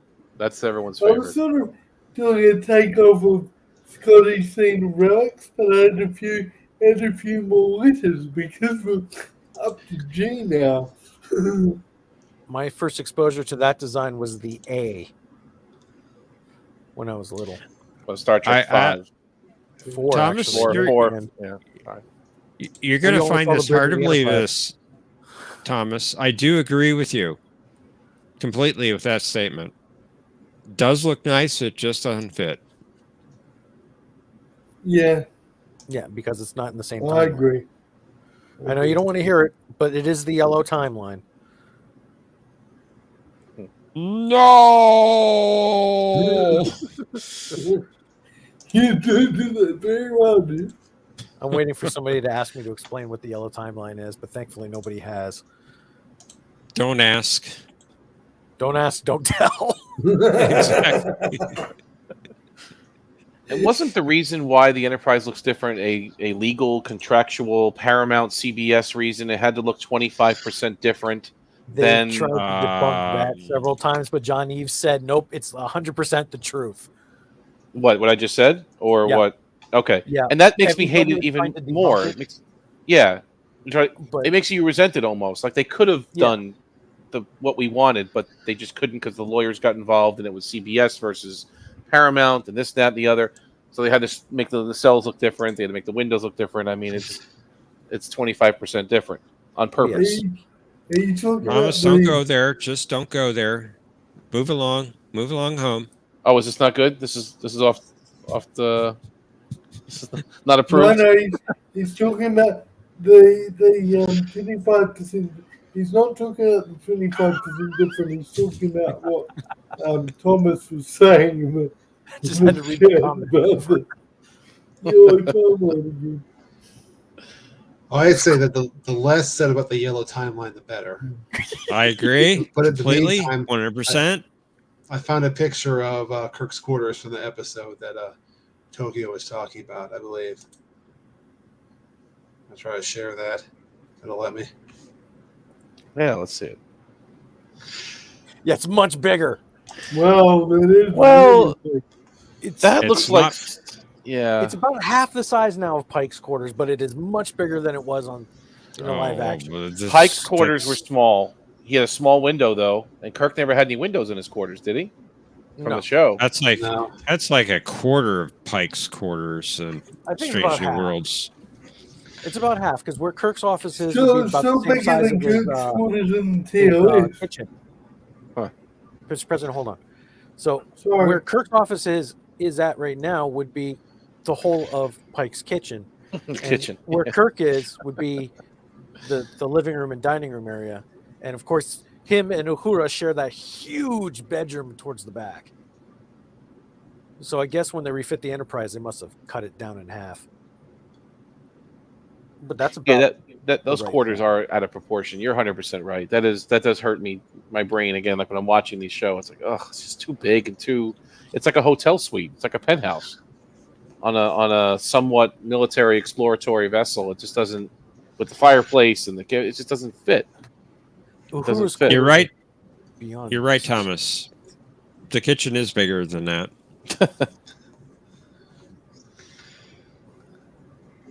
It might spill out a little bit past that partition, but it's about that size.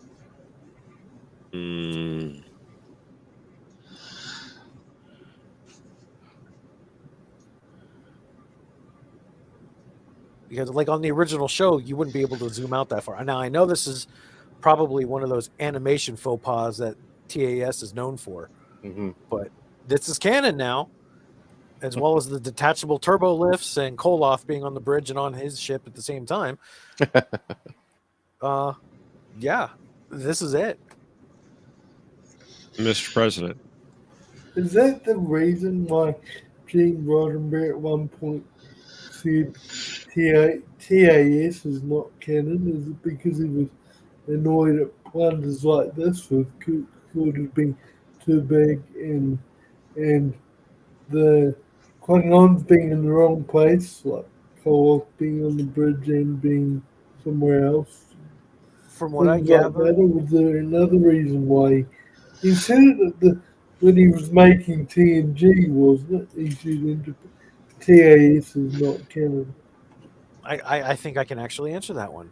Okay. Gene Roddenberry in 1980 said that TAS was canon.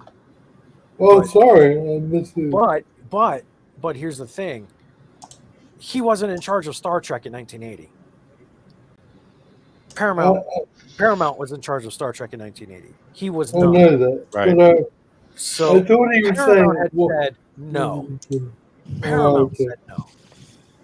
Oh, And I it's see. been no up until now, where the Kurtzman has actually adopted TAS as official canon. Now, before that, we've had elements of TAS as confirmed as canon, right? Like Kirk's middle name and some ships and some events, and whether or not you want to accept Lower Decks as canon or not. Giant Spock from those elements are canon, but now it's officially part of the timeline, which they themselves screwed up because Pike is, or not Pike, Robert April is now transracial, and so is Kyle. Right, we talked about that. Yeah, Kyle changing dramatically. So it's another stupid mistake that that bad Secret Hideout has been guilty of making. I mean, again, it's giving us the finger. They could have just created another admiral, not April. They could have created another transporter chief and made him whatever race they wanted to, but they made it Kyle, and it's not. It doesn't fit. It hurts. If you're a Star Trek fan, it hurts your head. You're watching this and you're just going, "What? Huh?" You just don't. I still think that could be a different Kyle. I suppose. I'm going to give him a little slack on that. Okay. So it's just a coincidence. Another Kyle takes over later as a transporter chief. It's possible. I mean, it's a common enough name, I guess. I'm not saying no. I mean, yeah. And April, you only really saw him on the animated series, right? I know it's just the canon, Yes. but that's the And he only was time you've very ever white. seen him. Well, everybody was kind of pasty on that series, right? Kind of Yeah. pale. But he must have pulled a really good Rachel Dolezal. Mr. President. So there's two problems with the April character. The The wrong continuity, race is not one of them. not just the wrong race, although that's the most glaring one, but also it would mean that poor old Robert April would have been demoted later on in his career because in Commodore. Pike's time Yeah. he was an admiral, in Kirk's time he was a commodore, but which is below an admiral. Unless he was, I've just thought about it, he might have been Rear Admiral lower half, which is equal to Commodore, so maybe I've just solved that wrong. But the transracial thing is a big error. So we know that somehow April got demoted. Somehow Mbenga got demoted. I'm sensing a pattern here. Yeah. But it's Well, we weird know because- Kirk eventually gets demoted.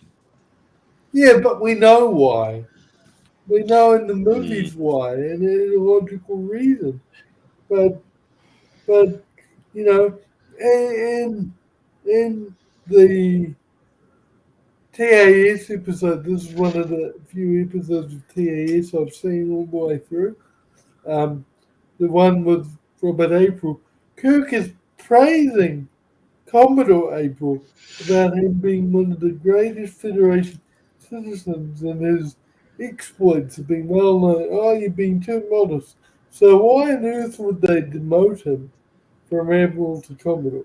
Unless, maybe as I've just thought to myself just now, maybe he was, when they referred to him as Admiral in Stranger Worlds, maybe they were referring to him as his full title of Admiral Lower Half, which is actually equal to Commodore, which I didn't think of until just now, because I'm used to the British system where Commodore is a completely separate rank from Admiral, where it goes from Captain to Commodore, and then Rear Admiral, Vice Admiral, and Full Admiral, and there's no messing around like in the United States. How Darren was saying they keep changing it from Commodore to Rear Admiral Lower Half. So two things with that, Mr. President. Two things. One, I could see where you're coming from, but that would make him a Commodore for 12 years. That's true. We go through all of this 5-year mission, and then all of Kirk's 5-year mission, and then 2 years into the second 5-year mission. So that'd be 12 years running as a Commodore. Also, they could have, or he could have, since he's retired, I believe, in TAS, the rank might be ceremonial, kind of like how Picard kept Admiral after he was retired. Yeah. Or maybe the position and rank where they had most known this individual and they have to interact with Starfleet for some reason. Kind of like Kirk, when he retired and came back to the Enterprise B for that ceremony, he was officially retired, but he kept he was captain when he got decommissioned anyway, but he could have picked any rank. Well, I thought he rejoined. Didn't he rejoin? In the Generations, he was retired. No, because in the house he was going to tell his girlfriend or his fiance that that he was was going back to Starfleet. It was in a different space and time. What? Yeah. That memory was from the Wrath of Khan era. In fact, you can hear Scotty right on the bridge of the Enterprise B. He goes, "Finding retirement a little lonely, are we?" And Kirk goes, "I'm glad you're an engineer." A lousy psychiatrist. Very true. Wait, so you're saying that the scenes in the cabin with Kirk were between the events of what? Star Trek the Motion Picture and Star Trek 2? Well, he said this was 9 years ago, I think, right? Yeah, but I that's believe so. 9 but he was years. but hold on, but he was a captain. He wasn't 2292. he wasn't an admiral. He was still a captain, which means he was already demoted, which means it was after the events of Star Trek 4. And hold on a second. Because I really think it was he after Star What Trek year- 6. Yeah. What year did the Enterprise V scenes take place in? I'm going to solve this right now. Okay, yeah, that's because that would It'd be the 2290s. I just don't know which year. I believe it is right now. 2293. There's So you're 2371 was the talking 24th century minus 78 years is 2293 minus 9 years ago is 2284. which puts it after Star Trek 6. So Antonia was in 2284. No. No. So you were saying Star Trek 6 or the I thought it was Star Trek 6. Ship is decommissioned. He retires as a captain, not an admiral, because he's still a captain, but decides he's bored and wants to go back to Starfleet, and that's where he's serving, and then ends up on the B as just a. But you're right. Scotty just says Sarah finding retirement a bit lonely. You're right. That line doesn't track that. Sorry, President. Kurt resigning from Starfleet and then going back. I don't think that line fit. That might have been a faux pas. No. He said, "I'm going back to Starfleet. I'm telling Antonia I'm going back to Starfleet. Or going back to." Right? He made the breakfast to soften the blow, but yeah, he was a captain. He was about to steal the Enterprise in 2284.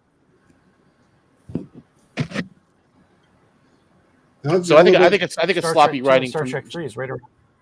I think it's a sloppy writing from the Generations writers. Then I think from because That's all it's not. It's just the time is a little sloppy. Right. I've got a theory. Sure. Go ahead. I think the events of the Enterprise B incident takes place just after Star Trek 6, where they've all retired because they were getting decommissioned at the end of Star Trek 6, and I think the Antonia scene, or when they're talking about Antonia, even though they've messed up on the uniforms, I think the scene there is talking about between Star Trek the original series and Star Trek the motion picture. No. Doesn't work that No. way. He was an admiral. No, he it was doesn't in fit. charge of Starfleet operations. Okay. The Enterprise was being refit for what, 2 years at that point when the motion picture started, from when the Enterprise came home. Motion picture takes 11 place years. in the early 2270s, like 2271 or something. Because between Star Trek's the motion picture and Star Trek 2, there was about 11 years. It was a huge time jump.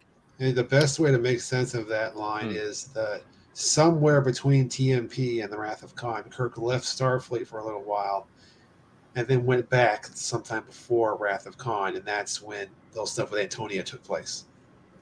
Really, I never thought that. I never thought that was what it was. I always felt it was. That makes sense. Yeah, that does. But his rank is wrong. Then he's a captain, not an admiral. Not necessarily. Well, we can also bring that into the fact that in the motion picture, he took a grade reduction to captain to command the Enterprise. Right. He was already But admiral. that was only a temporary for that mission only, I thought. No. Well, he remained on the ship after the events of the motion picture. John, I'm not doubting you. At least for a while. The timeline. I'm sorry, Omni. No, go ahead. Just throw this in real quick. The timeline that is accepted as alpha canon, which was introduced in beta canon, and I do sound like one of those nerds from The Simpsons. Well, actually, right? That's good. Kirk and Kirk had a third 5-year mission after TMP. Then Enterprise was assigned to Starfleet Academy under Spock. Spock, right? Here's where Kirk could have retired, and then I guess as part of his existential crisis, which obviously was continued in Star Trek II, he rejoins Generations again. Starfleet and accepts an admiralty position as like commandant of Starfleet Academy or something. Because him and Spock they weren't posted together technically. No. Spock had commanded the Enterprise for training missions. Kirk was at Starfleet Academy administering the Kobayashi Maru test. And he was bored. Yeah. I think that's probably right. And I'm not questioning any of that, except why can't it be after Star Trek 6? Because Star Trek 6... Taking the years out of it, because I think that's where the sloppy writing is coming in. I think we're getting too hung up on the dates. If we take the dates out of it for a second, just think of it as a continuum. Star Trek 6 happens, the ship goes home, it's decommissioned, the officers scatter and go different places. Why can't Kirk retire at that point? But then go back. Right. The years, taking the actual technical years off the table, there's Kirk's line that says, this was 9 years ago. Correct. So that's sloppy. It's very sloppy because that automatically, if it stays in there and if that was intended, then that is definitely not between the decommissioning of A and commissioning of B, because that was only about 6 months to a year. Are you sure? Yep. It was that short? Yep. 2291 was the Kinnemer mission. 2292 was the commissioning of the Enterprise B. See, because I thought the Excelsior was so new at that point that class wasn't really being reproduced like that just yet. I thought about 10 years had passed while they start building more Excelsior class ships, and the Enterprise B was a variant of the Excelsior class, right, with a little different shape to it. So that's what. So it was actually 2 years. I'm sorry. It's 2293 was the commissioning of the B. Add 78 to that year, 2371, which is where the 24th century parts of Generations takes place. And Kirk could have been off on the number of years. It could also never have happened. And it was a memory, but yeah. Well, another theory I just thought of is maybe he was stuck in a Captain Bateson time loop the entire time. I just remembered for 9, because he's been in there for 78 years. I mean, even though Guinan said from his point of view, he just got here too. Maybe he was on an infinite loop or something. I don't think time really works the same in the Nexus. Yeah. Yeah. And the movies are all over the place with the times too. So yeah, all right. I really never thought it was between the motion picture and Wrath of Khan. I never thought that. I just didn't think that that's where that movie was going. It's because it's too far away from. Like you're going back 5 movies to a time in between 2 of them. It didn't. I felt it was between 6 and Generations, but. Before we go, I've got something that I worked on with Professor and John, because they checked a lot of my references for me, and this is as close to accurate as you're going to get, with everything being in the same, assuming everything's in the same timeline, which obviously now it's not, and I have to rework it. You're on Matthew's server now, right, Omnicast? Yes, I'm there. Okay. In the Star Trek channel, I'm dropping a link. Yeah, I got it. All right. Check that out. Okay. Me, John, and Jeff worked on that one pretty good. Ultimate Star Trek Timeline guide. They were my references, yeah. Love it. I'm going to check it out right now. Yeah, it goes back from 65 million years ago to, I think I've got a fictitious timeline on here too somewhere. I'm not sure. The Orville? The Orville's on here too? No. No. I was having an existential crisis of my own and wanting to do a, what you call it? A fan film or fan series or whatever, and I wanted to put it in the future. I see. Now, okay. Someone mentioned the Orville. I will say that the Orville is more Star Trek than Enterprise, Discovery, and Strange New Worlds. Well, doesn't have the word Star Trek in front of it, but I know what you're saying. In spirit, yeah, a lot of people have said that. That's Yeah. like And we used to wind Salty up all the time by calling it Star Trek Over. And the poor man, he hated it. Shellyak Wars. This is good. No deep. Nice. And I think, unfortunately, I have to throw in Craptovery, or whatever the heck they want to call it, which is not Star Trek. But I did throw that in there. Disco. Yeah. Bee Gees. Star Trek Bee Gees. Disco. That's an insult to the Bee Gees. I like the Bee Gees. Yeah, they just were good. They were a good group. Yes, they were. Could you Definitely not worthy of... okay, could you put that link in the private chat, please? Of Streamlabs? I prefer kind of not to, but I guess I will. Sorry? Well, it's just us. It's just us here. And along with In the the- 10 people that are still watching. Well, no, they don't see the private chat. The private chat. The in the That's why I see private chat. the StreamYard, Oh, window. Yeah. And also, there's a lot of references with citations. So if you hover over it and look at the comments, Yeah. you'll see the actual citations of where you can find that in canon. I'm gonna bookmark this. This is good. Very nice, Tokyo. Very nice. I got to give a lot of thanks to John and Jeff on this one, because without their input, this would have been a mess. Very nice, John. You did the hard work. Yeah. Yeah, you did the hard work.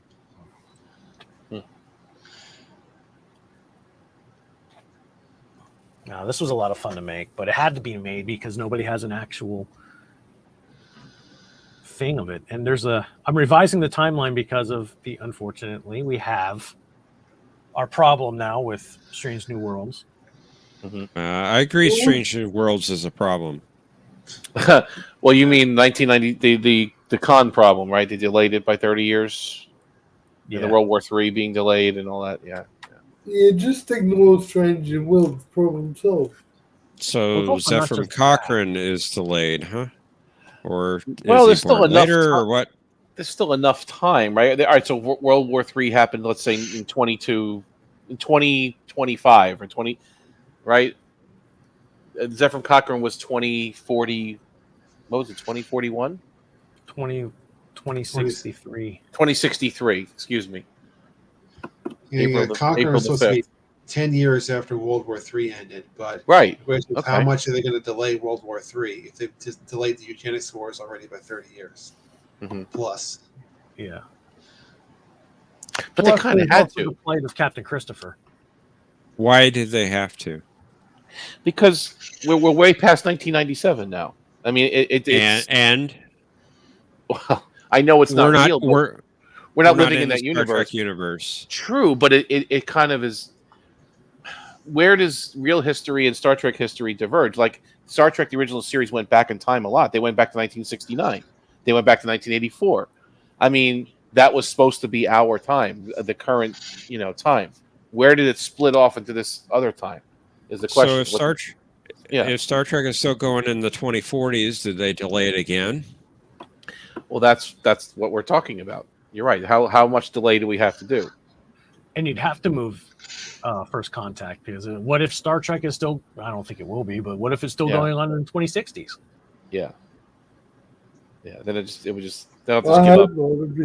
It'd be something so beyond recognition, there'd be no point. The idea that not Alex Kurtzman, because this was Akiva Goldsman, the idea that Goldsman had with we have to keep Star Trek mired in our reality because it is a hopeful future. Number one, you are creating a dystopian hellscape nobody wants to live in.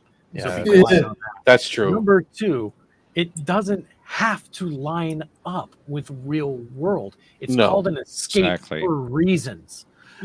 Yeah. I agree. I would say that even in TOS, when they traveled back in time, it didn't necessarily exactly match the real world. Like, for example, in the Gary 7 episode, the U.S. was about to launch special missile defense system in the 60s. Well, that didn't happen in real life. Christopher never went to Saturn. Right. And we never had a Voyager 6. We only got up to Voyager 3. That's true. Well, I That's fair. heard that NASA lost a probe recently in a black hole. So, Feature.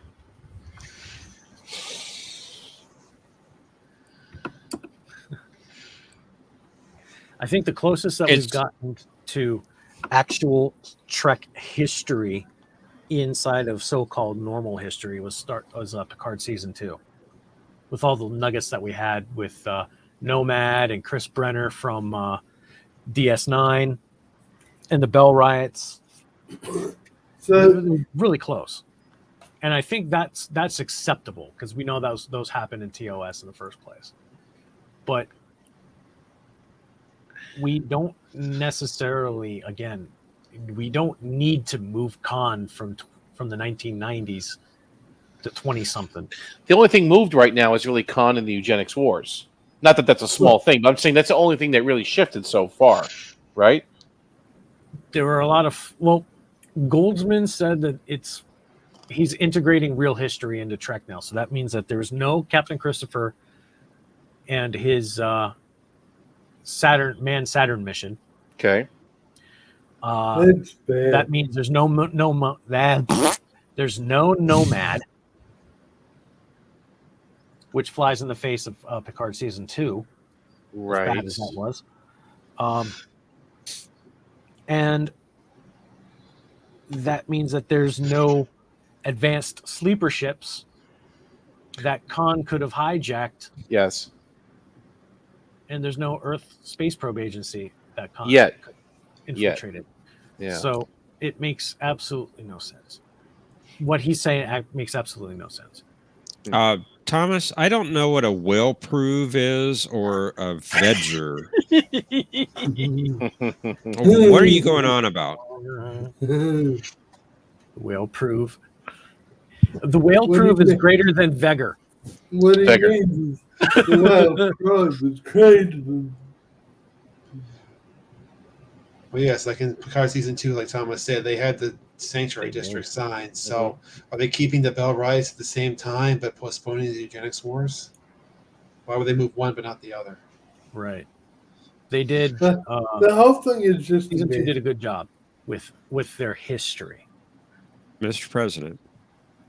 Right. Tokyo, I've just briefly looked at your timeline and downloaded it for looking at it later, so I haven't really had a good look. Does your timeline, does it discount all of New Trek? Like, does it just... Yeah, it's in there. I know it will include Enterprise, because you love Enterprise, but I'm hoping it's a good timeline that ignores New Trek entirely, as in this puke discovery from onwards. It doesn't, because unfortunately, as much as most of us hate it, despise it, don't want anything to do with it, it is Star Trek. So I had to put it in there. Yep. Okay. It's got the name on it and it's canon. As much as we run our mouths and swear up and down that it's definitely not, I had no choice. I have to put it in there. And when it comes down to it, Kurtzman and Goldsman, they're not, they just don't care. They don't care what they're doing. They care a little bit enough to just try to shut us up, but they're not giving it even a fraction of this much thought or energy like we're doing right now. They just don't care. All right, yeah, keep that. Yeah, that sounds good. Sanctuary districts. Yeah, I kind of like that. All right, yeah, they don't care. They're going to write what they want to write because this is their vision of the show right now. They're not paying that much respect. They're trying not to piss off the fans, and I can tell that. They're trying, but they still don't really care 100%.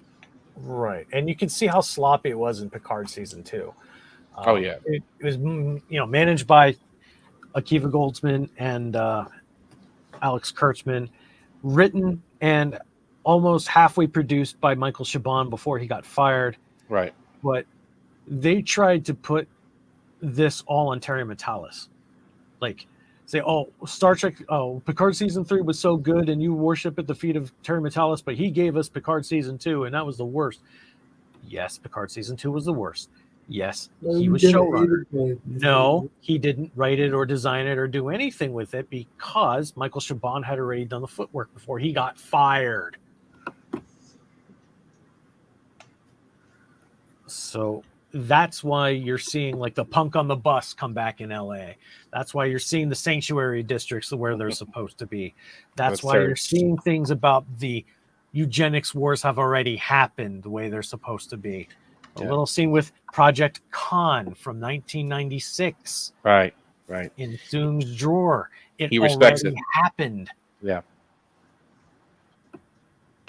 There was writers on the TNG that did the same thing. Like Ronald Moore was a big Ronald D. Moore, right? Yeah, was a big TOS fan, and he'd always throw in little nuggets of TOS, planets or dates or whatever. He always tried to work them in. Where other writers of TNG just made it. They didn't care. They didn't want to go back to that old stuff. They wanted to just write what they wanted to write, but didn't respect the older stuff. Not that they trashed it like now is happening. Right.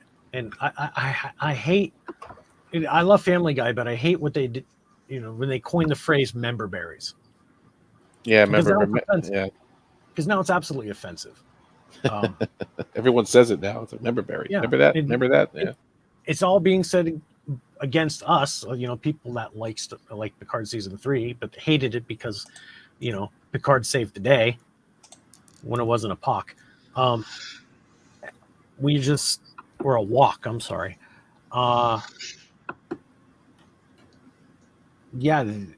What was it going on about? Member berries. Yeah. Back then with the way Ronald D. Moore et al. Handled it, they weren't member berries like thrown in like, hey, remember this. It all worked as part of the story. Very subtle.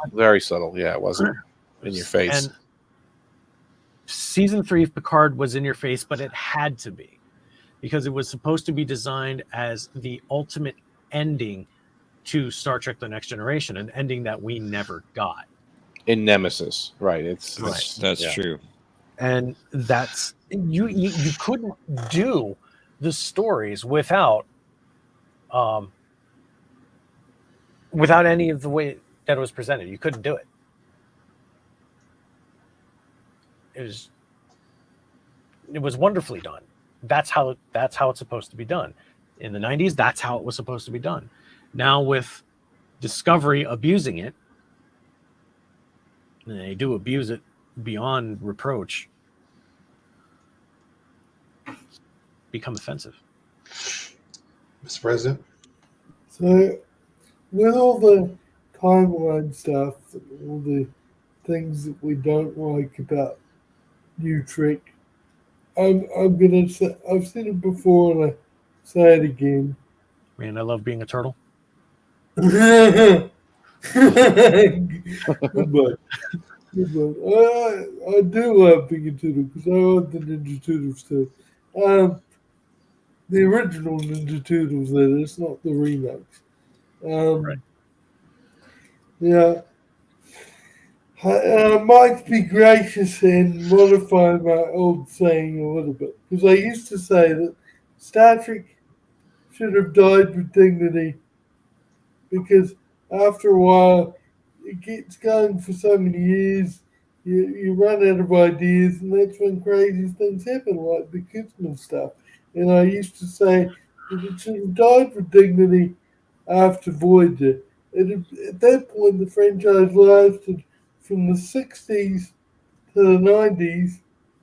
We can't say we didn't have enough Star Trek. It's better to die with dignity than get all twisted up beyond recognition. Now I'm going to be a little bit more gracious to the Enterprise fans, particularly since some people pointed out how good season 4 of Enterprise was. So I'll be a bit more gracious. I'll say that Star Trek should have died with dignity after Enterprise. And then, because who cares if Star Trek is still going if it's only Star Trek in name only? If it's off to its original quality, it's insulting to what came before. And so then we wouldn't have the messed up timeline, we wouldn't have the SJW stuff, we wouldn't have lots of all this issue that we're having now. So that's my take on it. And I will give Terry Metellus credit for trying to undo some damage with Star Trek 3, but the fact is that Star Trek 3 wasn't necessary if it wasn't for the absolute rubbish sorry, I said Star Trek 3. I meant to say Picard Season 3. Picard Season 3 wasn't necessary if it wasn't for all the stuff ups in Picard Season 1 and 2. So, yeah. What do you guys think of that position? Do you guys agree? It should have died with dignity after Enterprise and just that's it. That's the rest of because I mean, people say we didn't get a proper finale of TNG without Picard Season 3, but we got a pretty good finale and all good things, in my opinion.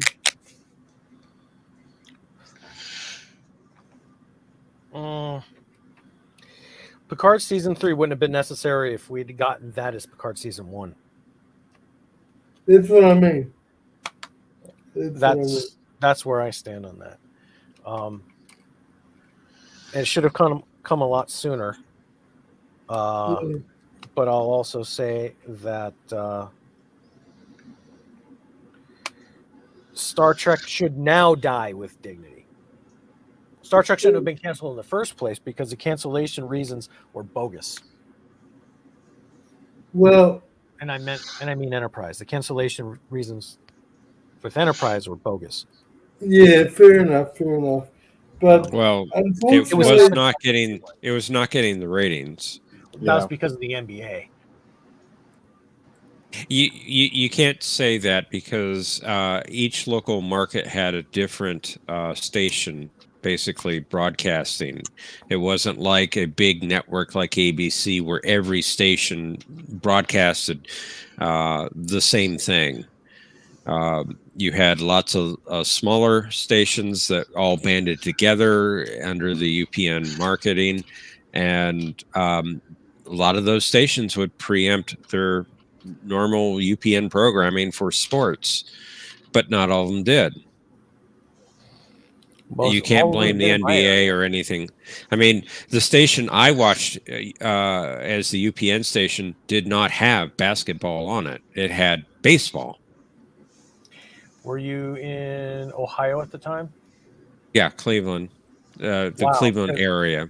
Because I picked up the WUAB, which was UPN 43, and it was preempted by basketball, especially in season 2, where they took the most damage in the ratings. I don't recall that. I was living in Canton.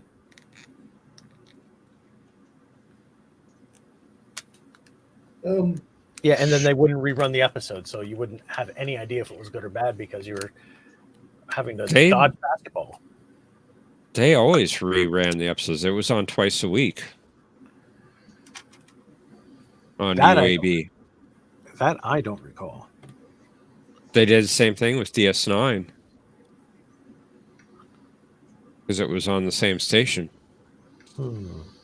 Yeah, I don't. Even though it wasn't, even though it wasn't UPN at the time. But I entirely agree, Eric. I don't know about that. There's a lot of good in the movies. Well, there was good in Generations of This Contact, but not really the ones after that. Well, I think that Nemesis had some flaws, but I don't think it's a terrible movie. It didn't suck. It was just blah. It was It was bleak. They didn't have any joy when they made that movie. You could tell the acting was very even their voices were low and soft and subdued, and it had a strange feel. I think they hated that director, Stuart Baird. They could not stand him because they looked tired. Yeah, well, yeah, it was mutual. An editor, not a director. He sucks. It was the wrong fit, and they hated him, and they hated each other, and you could tell that it wasn't their best performance. It just wasn't. The actors themselves, or whatever, just the way it was put together, it's not good.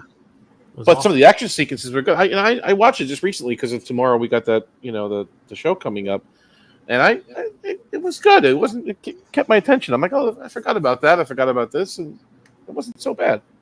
I enjoyed it.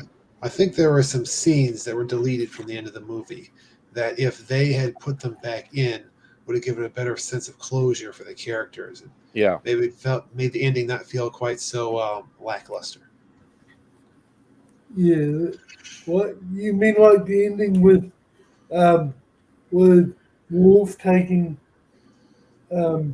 Spot? Yeah, that was one of them, and there was another one where the new first officer comes onto the bridge and. Oh, that's right. Good old Martin Madden. Madden loved that line. Yeah. Sure thing. Yeah. Jean-Luc. Yeah, and that's another reason why I hated. On my leg, wasn't he? Yeah, and that's the other reason why I hated this the Rafi calling Picard JL, because if he hadn't been called John Luke from anybody other than Guinan and Beverly, of course he's gonna hate JL even more. So, but yes, that ending was pretty good. With who's the actor that played that new first officer? He was the same actor that played a character, the CIA character in Jag, Mr. Webb, and he was also the same guy that was in Desperate Housewives for one season before they killed him off. What's his name? He played Major Hayes. We had the Enterprise, Stephen right? Yeah, Stephen Culp was his name. Yeah, I love him as an actor. He's awesome. Well, at this point, what I think I'm going to do is take some of the president's advice, and that is let this stream die with dignity. It's been a big one. Going on 5 hours, dude. This is the longest one we've had. It's called franchise fatigue. Yes. Yeah. It was a great conversation. I didn't want to cut it off, but it's getting pretty late here. Yes. Indeed. Had fun, guys. Thank you. Thanks, John, for hosting us. And the questions is, well, I didn't come in for the questions, but on behalf of the people who did, thank you. And thank you for the questions as always. Thanks, Jeff, for running StreamYards and the board. No problem. Always good. And somebody thinks we should continue. Let me be the first to die with dignity. I'm going to head out. Thank you See you, Tokyo. Thanks for joining us, Tokyo. Thanks, Thanks, Tokyo. Appreciate it. Good chatting. Have a good rest of your day, Tokyo. You too, gentlemen. See you guys. Our day is actually just starting. John's a little after 1 a.m. and I'm a little after midnight. It's 1:20 in the morning. Sorry for keeping you so late, guys. I always forget, Tom. No, it was a good discussion. Fine. Yeah, had fun. Well, to everyone out there, I want to say thank you again for joining us. As a reminder, Question of Trek tomorrow morning, right, Professor? That's correct, at 11 a.m. Eastern. Well, sounds good. Hope you guys check it out, and we hope to see you back next week at our usual time for more Jeopardy. Excellent. Have a good week, everyone. See you tomorrow. Take care, everybody. Thanks. See ya. Later.